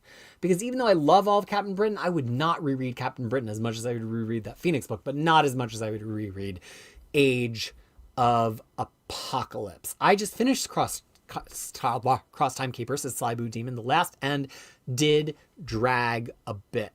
Excalibur 1 is uncanny. Don't read the Nova Roma political BS, just the characters' interactions, and it's great. That's fair. The relationship between Kitty and Rachel is great and really unfolds here. Yeah, there's a bunch of random stuff in Excalibur 1. There's 3 issues of Tom DeFalco Thor. That's true, that they just happen to show up in, but then random Lobdell Higgins. Yeah, I think it's just like a hair. In fact, maybe I'm going to put it under Messiah Trilogy. Oh, that's hard. I love it so much, but I can acknowledge there's some filler in there. All right, we got to deal with these Wolverine books, and I don't even know what they are, so you're going to have to help me. I think this is Wolverine Volume 4. I think this is Volume 4 because it's got an Andy Kubert cover, and it's not the cover of 100. I've read everything in this recently. I don't like it. Hannah does a couple of interesting things. He ties up some old plots, but it really drags. And some of the art is just not good, and some of the stories are just there to be there. I'm sorry. I love Larry Hama, and I only want good things for him. But having recently been through this, I cannot get excited about it. It's actually issues 60 through 75. It's not even that much stuff. So it ends with the Adamantium coming out. Actually, you know what? Most of the stuff I don't like is after 75. So this is higher than I initially thought. I'm thinking of what's in the next one. This is better than some of this stuff. This is maybe more like here. I don't love it. And then it's got Inner Fury, Killing, Global Jeopardy, Wolverine Punisher, Damage and Evidence, the Sabretooth miniseries. It's just a little all over the place. But it's like firmly average, and I would read it if I had to. But I can't say that I'm super excited. Okay, now I feel like there's less mess at the end, Wolverine. Dawn of X Volume 1. I think we got to just put Dawn of X Volume 1 and 2 next to each other. Dawn of X Volume 1 has really cool issues by Hickman setting up the world, but it also has all fallen angels. So maybe I actually think Volume 2 is a little stronger, if I have to be honest. But I'm comfortable with that. Volume 1, Volume 2. Honestly, I'm starting to think that X Factor by Peter David is... No, I can't say that. Krakoa is pretty amazing. Yeah, I'm comfortable with that. Okay. Blue and Gold. The question is, how high do we put Blue and Gold? So, Blue and Gold and Claremont Lee 2 are part the same book. Half of Claremont Lee 2 is in Blue and Gold. But Blue and Gold has 2 other thirds. That's only a third of Blue and Gold. It also has the uncanny issues. Now, there's some of those issues are not good, and we've talked about it already. They used to be Bishop's Crossing. But I do love 281. And I do love, is it 290, Storm crying on the cover where Forge decides not to get engaged and she says, I was going to say yes. I love that.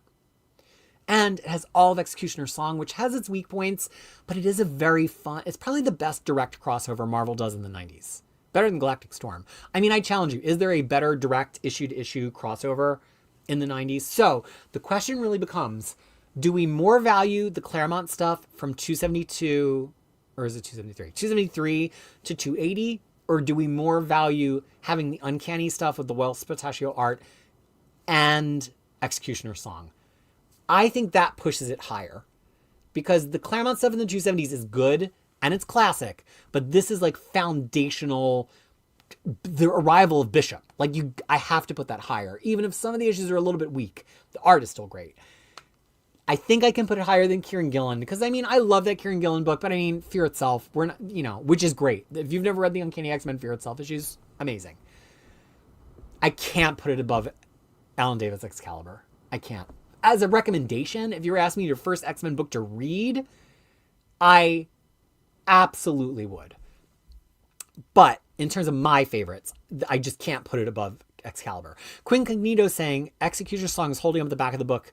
Uncanny post Claremont. Yeah, I mean, the scripting in those Uncanny issues is all over the place. But conceptually, the Hellfire Club Massacre in 281, and then like the future story of Bishop being interwoven with the past story and all the Fitzroy stuff, conceptually it's cool. On a script level, it ain't great.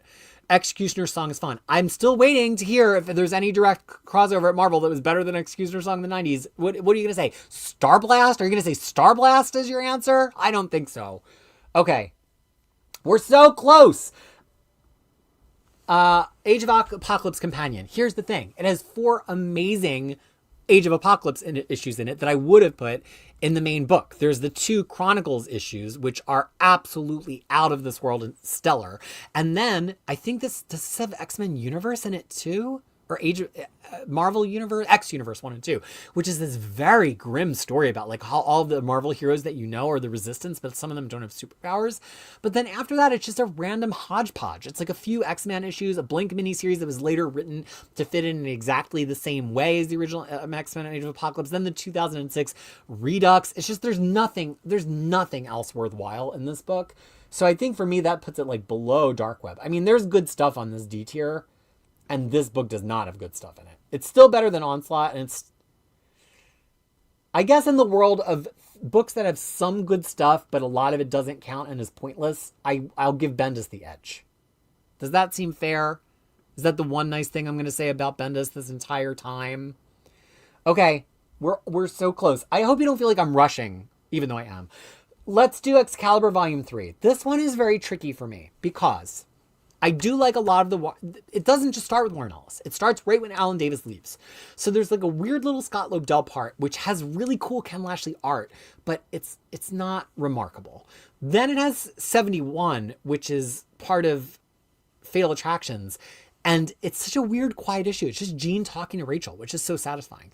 Then we go into 75 where Rachel gets lost in a time stream, which feels like we're like really building up to something. And then it kind of, you realize there's no plan.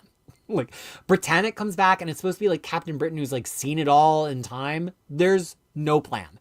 But then Warren Ellis takes over and Warren Ellis writes some very good issues, including Kurt dealing with Day Tripper's mom and The Winding Way, and then the Soul Sword trilogy, which is really good. But then Ellis keeps writing. And this is not me having like a modern reappraisal of Ellis because he's like a bad person now or whatever. I don't care. In the scope of talking about this book, I don't care. Having just reread, I think we just read the last issue in this book, Kid Krisis and I.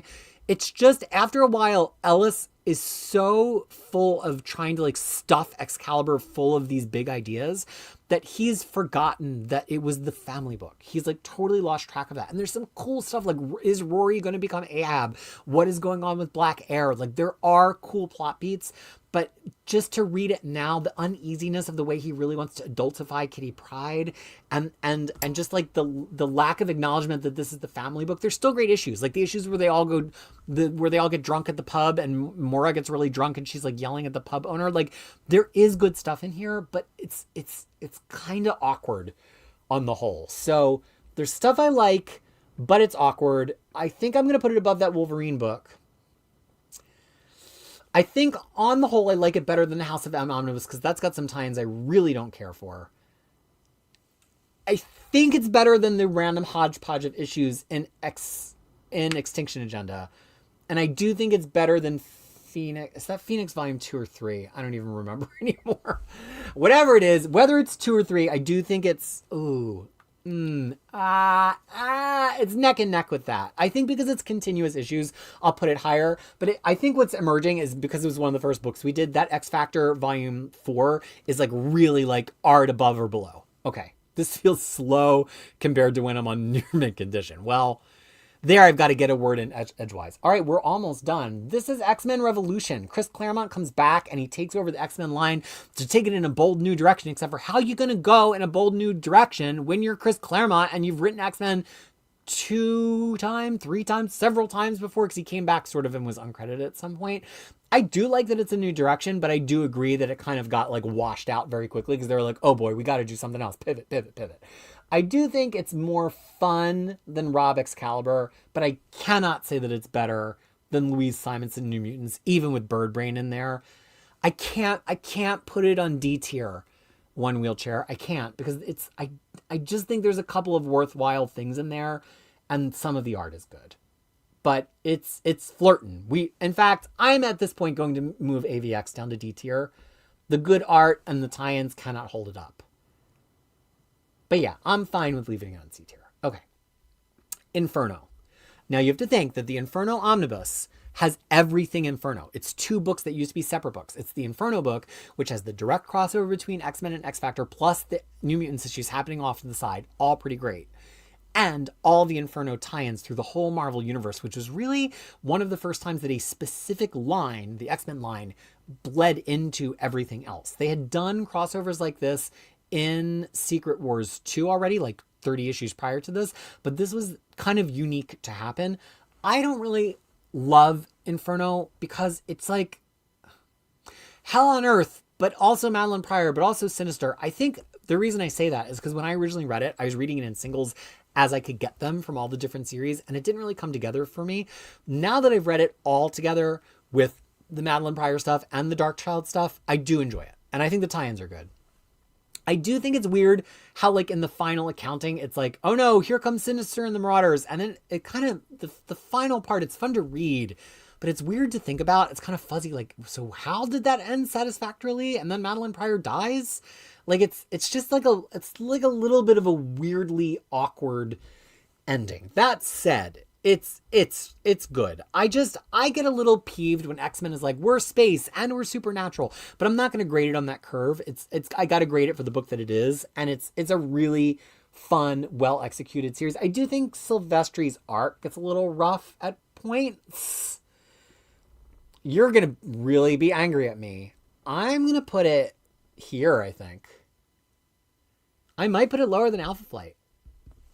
It's good. It's good. It's on the B tier.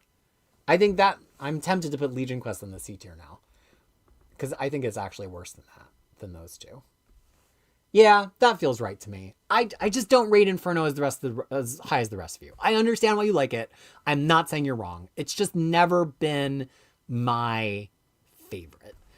One Wheelchair X would put it in A, even if Inferno itself is uncanny. I don't like many of the tie-ins. Yeah, that's the thing. Like, I have to think about it as the whole book reading experience, and I'm not really excited about all of the tie-ins.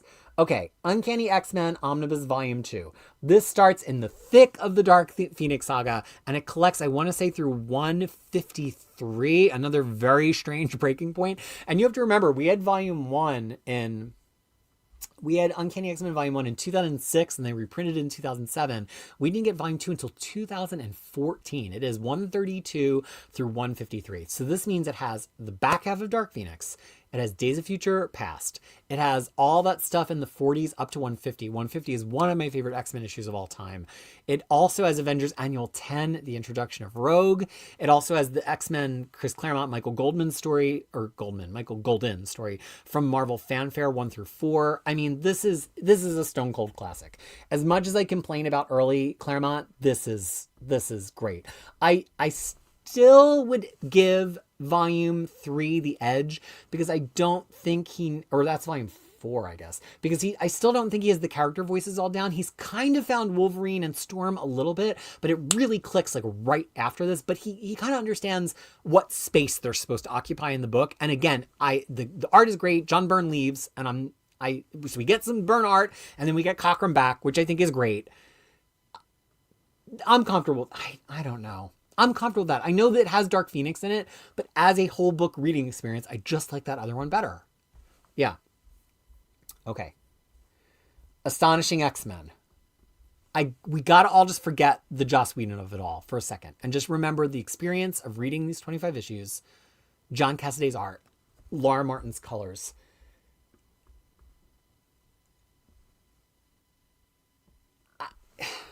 I know there's a cynicism to it. And I know it's got a jokey haha quality to it that for some people did not age well. That's a very turn of the millennium TV writing come to comic books thing that was happening. But I think it's impeccable. I do think it gets a little confusing in the middle, and Whedon actually gets things wrong from New X-Men in that book. But that's all things external to the book. If you sit on your couch with Astonishing X-Men, I know some people are over it, and I understand that. In the same way I'm over some of this stuff. There's just no way that you can put it down. It's so pleasing. It's X-Men like a blockbuster cartoon movie. I don't know how you could rank it any lower than that. And I have to put it higher than Alan Davis Excalibur because it's all one big story. It ends exactly with the promise that began it. I can't put it... I almost could put it above Uncanny X-Force. Here's the thing. Uncanny X-Force does feel like two parts to me, and Astonishing feels like all one part. But I do think Uncanny X-Force has more emotional resonance throughout, and the art is just as incredible, even though it's a couple of different artists. I really could go back and forth about Astonishing, but it is one of my top two, no question in my mind. Which brings us to New X-Men by Grant Morrison, Frank Quitely, Igor Cordy, Phil Jimenez. When I started, you've heard me tell the story, so I won't belabor it. When I got back into comics in 2010, the first thing I did, I just moved into my first house. And I was like, I want to have a really cool Amazon thing arrive at my house on the first day that I like is like a reward for like saving and doing this. And my first Amazon package was New X-Men Complete Collection Volume 1, or maybe it was Ultimate Collection at that point. And I read it and I was like, people like this? And then I'm like, maybe it ticks up. So I got the second one. I was like, people are really into this. And then I got the third one. And I was like, this is what everybody's been talking about. But you have to think that was a very 2010 vibe. New X-Men had been reprinted so many times already from 2003 to 2010 that it was so readily available that everybody who was coming in were picking it up and reading it and experiencing it. So it kind of influenced a whole decade of X-Men readers. And in retrospect, now that I'm older, now that Grant Morrison is my non-binary sibling and actually helped me figure out how to come out as non-binary, I see so much more influence and nuance in their writing. Not the I don't think it's a particularly non-binary run. I just think I understand Morrison's perspective better now in a way that I didn't before. And there's so many great things. I do think this is the best writing of Jean other than Kieran Gillen. I think Kieran Gillen, Jean. But other than that, Morrison, I think, writes Jean the best. And it's just big ideas. And I'm never going to grade down big ideas. Yes, is the art inconsistent? Yes, are the swings wild? But it's big idea X-Men. Now, I know I'm supposed to put it on the uncanny tier. For me personally, I just don't love it that much. So even though this is going to hurt some of you, I'm really sorry. But for me, I have to put it... I got to put it right next to Claremont. Because for me, this is similar to Uncanny Volume 1 in that great big ideas, stories where I could tell you each story because it was so big. Some of the execution and some of it, I don't know. I mean, as I've reread it, I understand it better. And it's not as hard. Maybe I got to put it higher. Maybe here? Because now we're up against some of my favorite Uncanny of all time. I mean, it is transformative. What if I put it there? I just don't personally like it that as much, but I've come around on it. Derek, this is the kind of hot take that we love in this town. Chuck Austen wrote the X-Men better. I wish I could rank Chuck Austen. See, it's just not for me, Goody. I think because people had hyped it as so big and transformational, and coming back to X-Men, having last read it in the 90s, I read it and I was like, this is it? Like, this is what people are excited about? For me, it just felt so far from X-Men because it was so sci-fi. I think I'm gonna leave it there at the top of A tier because I've come to really respect it over time and I have gone back to it, but I just don't think it ever could be uncanny tier for me. I don't. Okay, we only have a few more. So this is Wolverine Volume 4. This is the Wolverine volume I don't like that was a slog. Was it more of a slog than Volume 2? No. But it is more of a slog than Enemy of the State. So I'm pretty comfortable with that ranking. I don't think we have to labor on it too much because I kind of already. Oh no, wait, no, this is volume 5. Wait, we already ranked number 4. This is volume 5. They're all the same. They have such anonymous covers, and I don't know if I like any issues in this run. In fact, I'm gonna put it lower than 2. It just keeps going and going. I mean, Hammond does a couple of interesting things, and he has a way of making it click, but I'd much rather be reading Hamma's G.I. Joe from this period than his Wolverine. I just don't rate it. And then we have Wolverine Volume 6, which to me is just like a bunch of random nonsense. Yeah, I that's another one that I've probably read less than 50% of, much like Not Dead Yet or whatever. So, yeah, that's what I'm doing. Okay. Just being bold. We're being bold so we can wrap up. We can't even fit it all on one screen anymore. Things are out of control. Oh, now I made that screen smaller. We don't need that screen smaller. We need this screen smaller. And it doesn't even help because they're just as big as they are. We can't even see it on one screen. Why can't I just make this bigger? I guess maybe it's time to make me smaller. As vain as I am and as much as I know that we like watching me talk. What if I did this? Oh, because then I still cover one. Is there anything? Could we do this? It still doesn't quite fit. All right. Well, then we might as well just keep showing me because it's just, okay. We're almost at the end. X-Men by Hickman. They're interesting pitches for a world of Krakoa. The book does not read well as a book. It doesn't. There's no plots. It all starts things and they don't go anywhere. I would gladly reread it again, and then I would read the things where it goes. Like I would read the Nightcrawler Gauntlet issue, and then I would read Way of X. I would read the, Xavier and Apocalypse and Magneto go to the Davos Summit, and then read X-Corps. Like it's all prologues to things that have no main part in this book, and this book should have Inferno in it. And it doesn't, which I know I'm not here to complain about mapping, but without Inferno, there's no end. The book just stops. It just stops. At the Hellfire Gala, it just stops. There's not, so I can't put it any higher. I mean, I guess LegionQuest, poor LegionQuest keeps sinking. I guess it's remarkable. I guess there's remarkable stories. It's got remarkable ideas. So I guess it's better than, I don't know. I just don't enjoy it. I think I got to leave it there. To me, it's really similar to that Claremont Lee run where it's like great ideas, but where's the payoff? Where's the X-Men? Where's the team? I don't have to beat it into the ground. You've heard me talk about Hickman on like 1,000 different channels before. Okay. Well, this is Uncanny X-Men Volume 3. So math drifting around my head. Volume 3. So it's Brood Saga to From the Ashes. I mean, we got to put all this up here. Brood Saga is where Claremont figures out who everybody is. Starting in 154, he gets Colossus, he gets Storm, he gets Wolverine, he understands the right way to use Kitty Pryde, not just as a kid's sidekick. Everything clicks. He already kind of had figured out Nightcrawler. I think Nightcrawler's one of the first ones he figured out. This is all fantastic. It's all killer, no filler. I think it just ramps up. I mean, the reason I have these 3 in this order is it's just like a roller coaster clicking up. It's like Dark Phoenix, the ideas are there. Then we get into the 40s. Some of the plots are really coming together. Now we're into volume 3. Now we're into the 50s. He knows how to write these characters. He knows who they are. And then it's just fantastic. I mean, to me, that's all Uncanny tier. I think, I can't believe you're still awake. You're in the UK. Well, I don't even want to think about what time it is for you right now. That's how late I was up last night putting this all together, by the way. Okay. And God Loves Man Kills, as Phenomenally C points out. Okay, there's only 4 more. X-Treme X-Men Volume 1. Here's the thing. I don't love X-Treme X-Men on the whole, but I think as opposed to Revolution, Chris Claremont came back with something to say here. And he was like, these are the toys that I want. Grant Morrison's doing something weird. Joe Casey's doing something weird. I'm going to do like meat and potatoes X-Men, but I'm going to make it as weird as I know how to make it as Chris Claremont. It's not immensely satisfying, and there's some plots in it that don't really make any sense in retrospect, but it's really fun. And I think LaRocca's art is so cool in this period. Like we have this modern kind of like eye roll at him, but this was him 25 years ago. He was cool. I'm comfortable there. I think it's more fun reread than Hickman, but I also don't think it's like amazing comics.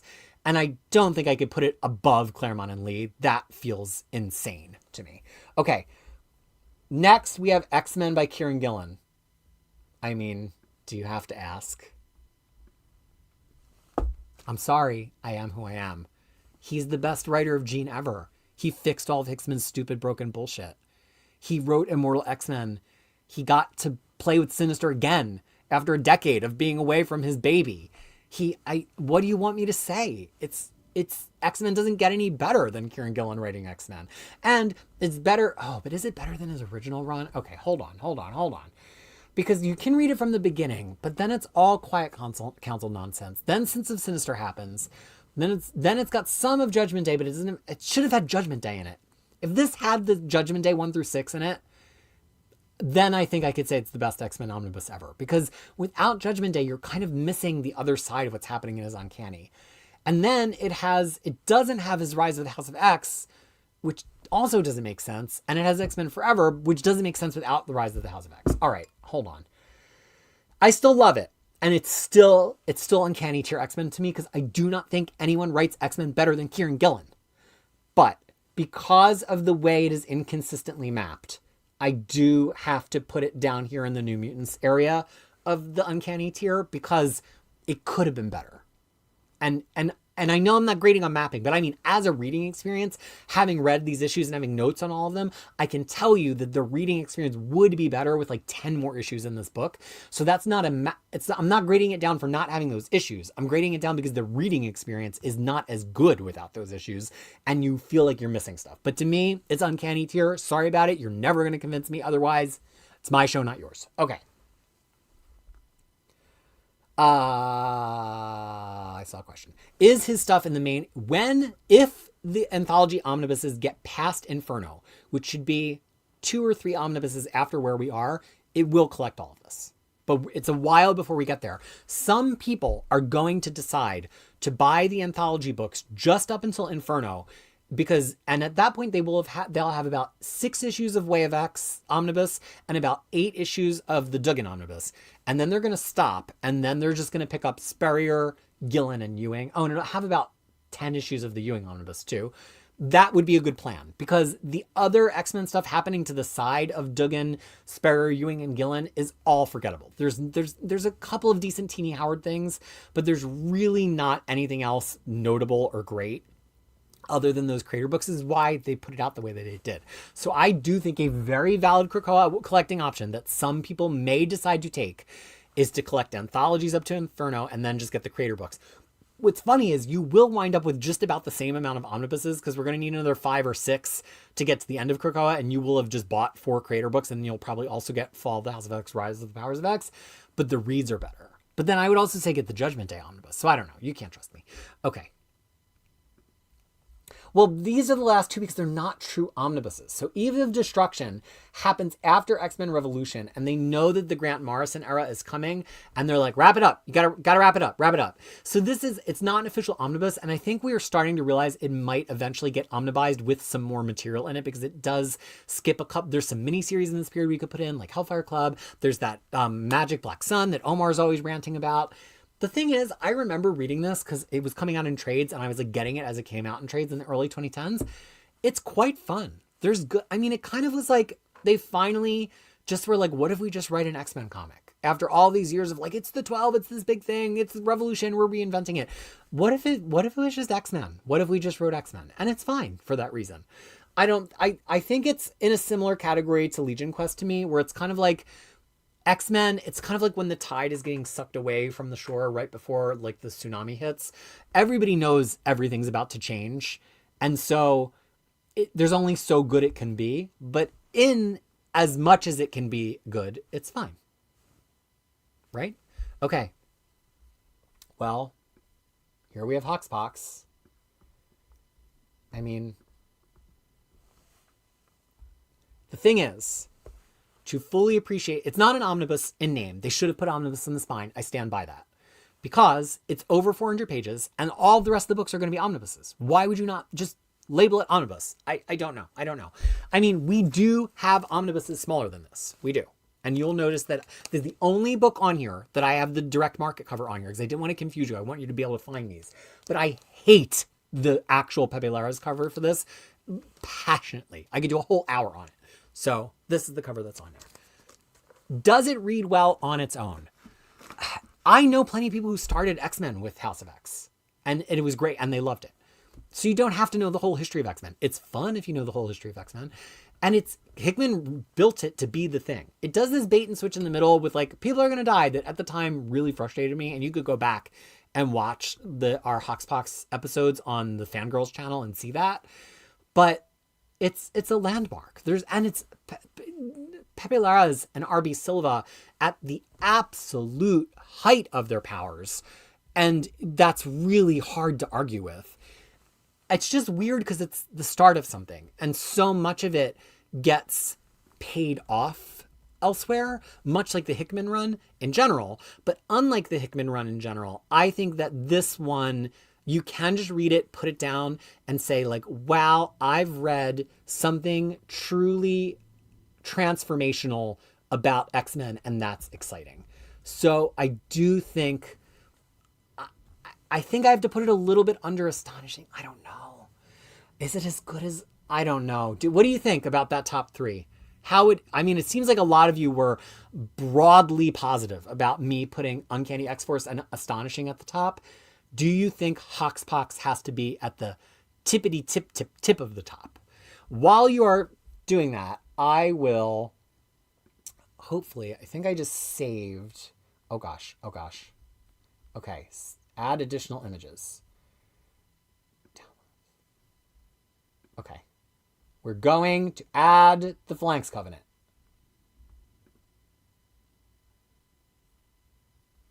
Oh no. How do I get back? How do I go back? Oh no, did I break everything? How do I get back? We submitted. Okay, so how do I get back? This has been going on too long for me to know how to use a computer, folks. Okay, hold on. We're going to make it better. We're going to fix it. Okay. We're going to go back. Okay. Okay.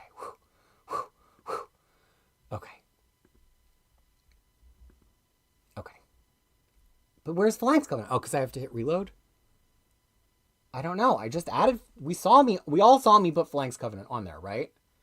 Oh, I guess I have to hit save. No, what do I have to do? I'm too old to know how to do this, guys. It's my tier list, so do I have to save it? Save. Title of tier list, the way it was before I fucked it up.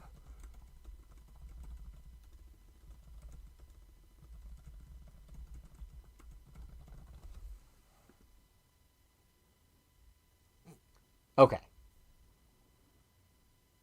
But now it's... Well, anyway. I guess we're never going to see where... Present. I don't know what happened. I'm sorry. I'm just freaking out because I got to a thing that I don't know how to do it. Okay. If we go back to this... Here we go. But it doesn't have Phalanx Covenant. Edit my template to add additional images for everyone to use. Maybe I just didn't save. I'm sorry. This is ruining this beautiful stream that we've all put together.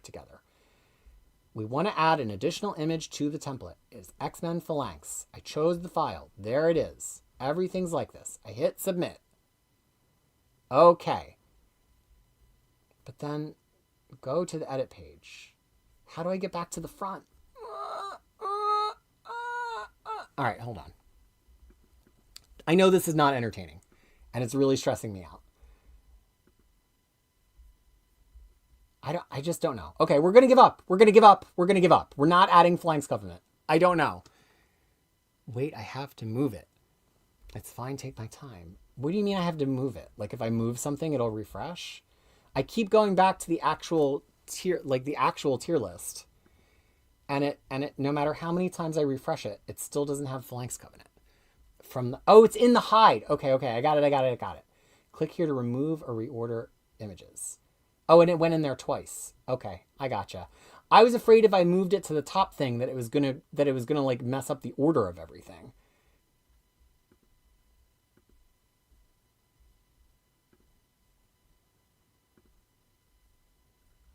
And then there's no way to take things off. Like what, right? Like once you put them on a tier maker, then you're like, oh, now it's there. It's there. One Wheelchair X saved me. That's why I should have done the stream with him first. Why am I trying it by myself? I'm too old to know how any of this works. Okay. Now I want to get back to presentation mode. Presentation mode. There we go. Okay. All right, great. Now we're finally going to rank Phalanx Covenant. It's fine. After all that, could you imagine if it deleted everything, the meltdown that I would have had? It would have been epic. It's fine. I mean, it reads fine. It's coordinated well. The X-Men do stuff. It's a good crossover. We like crossovers. I've reread it several times. It's got great art. It's another one of those that feels like it kind of builds and builds and builds, and then it doesn't pay off as big. Like, it's this big planetary threat, and like, then what? And what? So I think I got to leave it on C. It's fine. It's not my favorite ever. Okay, here's what we're sticking with, and I'll make it really big for a second so we can really see each tier at a time. We have the Uncanny tier. And let's see if people argued with my top three. Okay, we have the Uncanny tier. Uncanny X-Force, Astonishing X-Men, House of Powers of X, Excalibur Volume 2, X-Men Blue and Gold 1, X-Men by Kieran Gillen, X-Men by Claremont and Lee 2, Uncanny X-Men Volume 4, Uncanny X-Men Volume 3, Uncanny X-Men Volume 2, Age of Apocalypse, The Phoenix Omnibus, Captain Britain, X-Factor, New Mutants, and Kieran Gillen's X-Men. I feel really good about that. Then tier A, we have a lot of books that I just think are really super awesome comic books that just are not my all-time favorites, starting with the Messiah trilogy, because you know what? We weren't grading on mapping, we were grading on how great the reads are. These are all really great reads, and I struggled towards the end, but this kind of became my cutoff because X-Statix started my B tier, where I was like, these are good, and I have reread them, and would not mind rereading them, but they're not at the front of my list. Towards the end of this, we dwindle a little bit towards some stuff where I really don't love every issue, namely Inferno, Prologue, and Uncanny X-Men Volume 6. Then we get to the C tier, which these are like books where I just don't like them, even though I know they're great. They're not books that I want to reread again and again, and I still don't know that we have Deadpool and Cable in the right spot, but we're coming to the end here. Then we have D, books I truly dislike, although Dark Web I still think is a little bit better than this, but it also goes nowhere. But there's some really good material in these books, and I don't apologize for putting them here because on the whole, I do not enjoy read them. And then my F tier, these are books that I truly would be happy if did not exist, and I cannot imagine reading again. Or in addition, they screw up a great plot point so badly that I never can forgive them. That is it's not definitive. It's definitive for today, but it might be a different story tomorrow. So what I will do, if you're watching this video on replay, there will be a link once I'm the old me figured out how to do it to the tier maker that has all of these images on it. It's every X-Men omnibus and the major missing oversized hardcovers up until what we know is being released at the end of this year. I guess I probably should have also put X of Swords on here, but we're not doing that right now because no, maybe we should. Should we? Should we chat? Should we fam? Should we put X of Swords? I guess we should, right? Because it's about to be reprinted. It's a thing. And I'm not going to have a meltdown this time. I'm not going to have a meltdown because we know exactly how it's supposed to work. Okay, we're doing X of Swords. We're doing it. We're going to save this image as X-Men, X of Swords, and this is going to be the last thing. None of the rest of you, by the way, said I was missing anything. So I assume that I caught it all. Okay, we're going to click here to add images. We're going to choose an additional image. It's going to be X-Men, X of Swords. We're going to submit. And then what we learned last time is originally it goes to the stuff we are not going to show you section. But then we put it in the stuff I will show you section. And then we submit. And then we get back here. And then we go to presentation mode. See, I do actually do this in my real life. I teach people how to use software. I just have to know how to use the software first. Okay, X of Swords, final ranking. It's really enjoyable. You have to think that they were going to do it originally before the pandemic. And then as pandemic happened, they stuffed more issues into it. Like it got more stuff that originally were not going to be tie-in.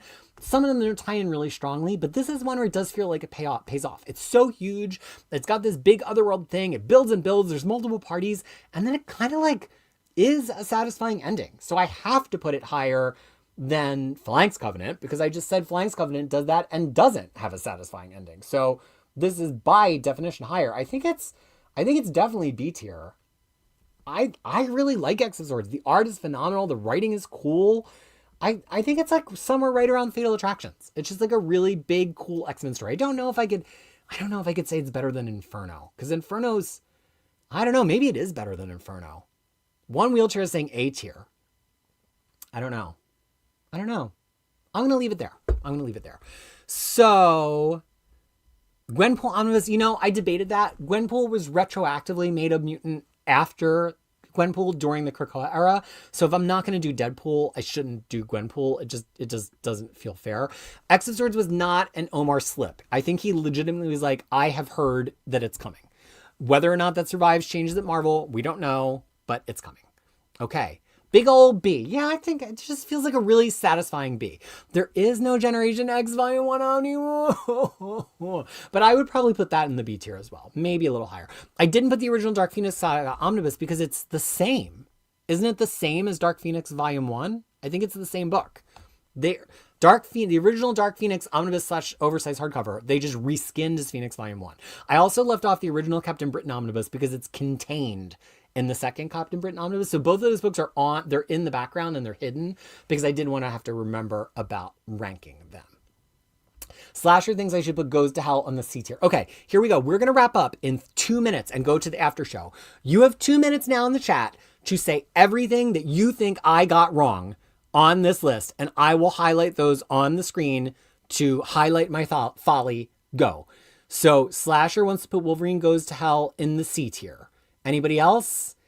Anything else? Nothing yet.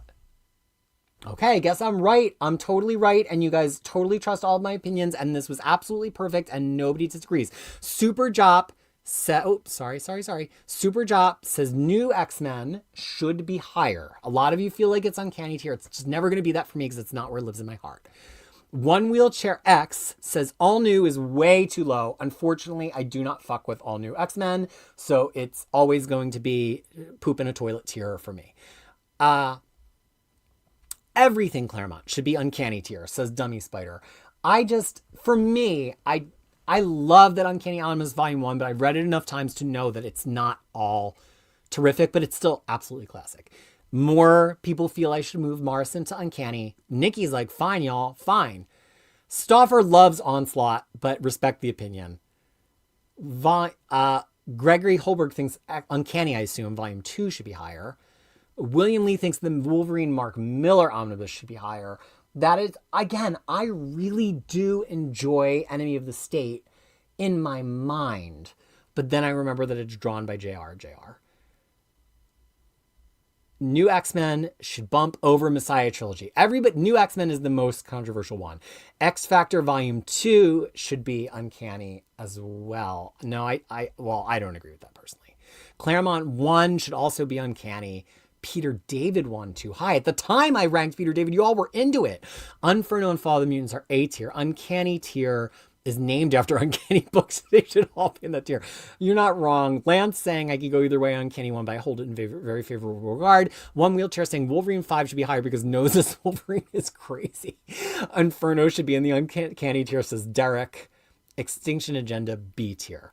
Did any of you change my mind on anything? I am willing to move Uncanny X-Men up to the uncanny tier just because it's the birth of everything. For the same reason I have the early Krakoa stuff on A tier, even though it doesn't pay off. It feels only fair. Plus, Cockrum, Byrne. But just know that it's not an all-time favorite for me as a run to read. But I do agree it would be weird to not have one of the foundational books of his Uncanny X-Men on the uncanny tier. I just can't move New X-Men up. I just personally do not love New X-Men enough.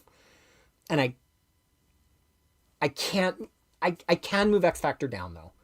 I think Peter David just leaves. He gets so frustrated and he leaves.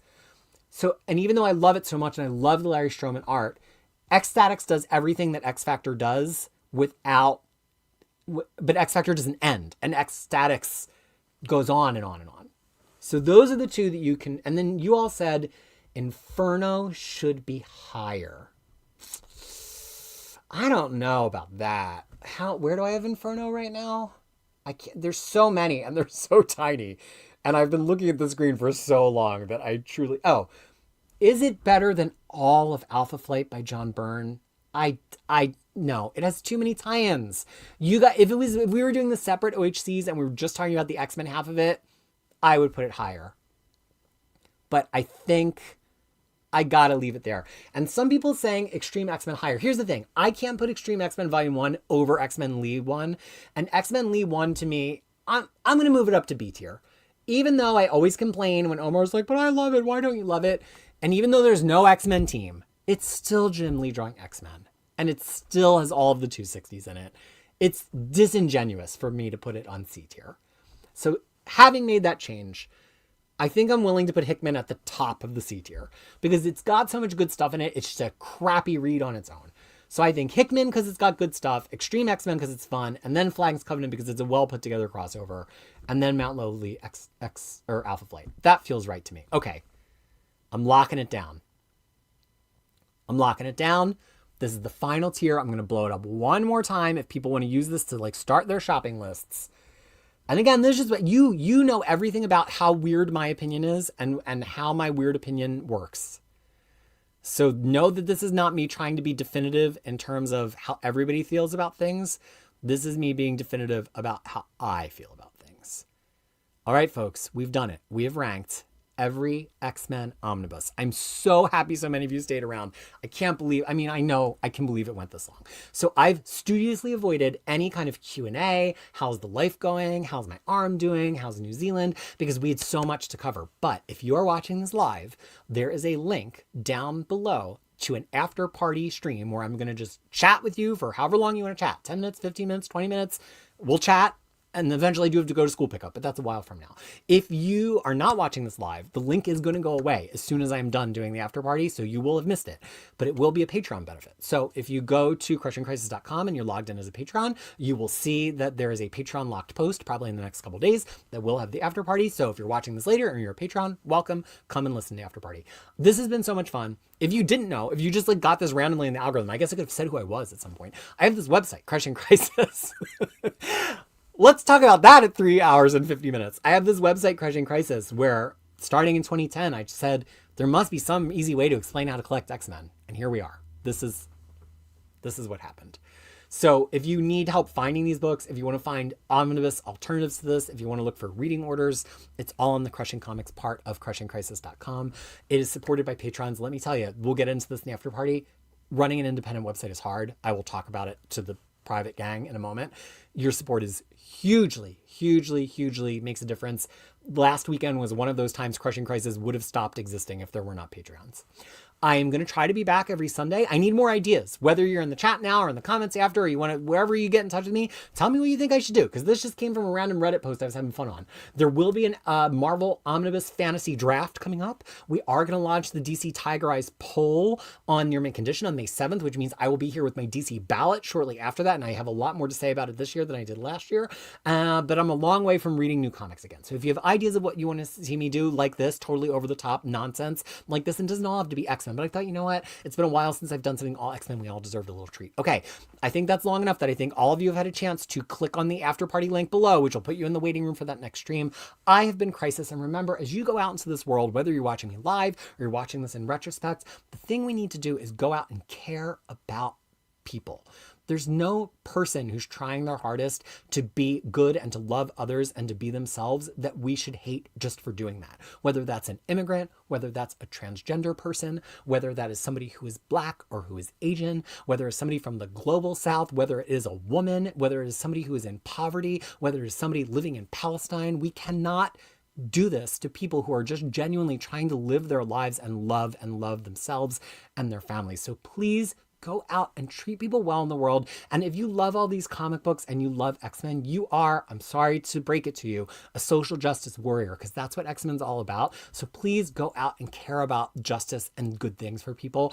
I'm sorry if this ruined the whole stream for you because I'm political, because guess what? I learned these politics from X-Men comics. Until I see you again, I am so incredibly proud that I was able to do this for you, and I'm so incredibly happy that you watched it. And until we see each other again, I want to urge you to not have a crisis.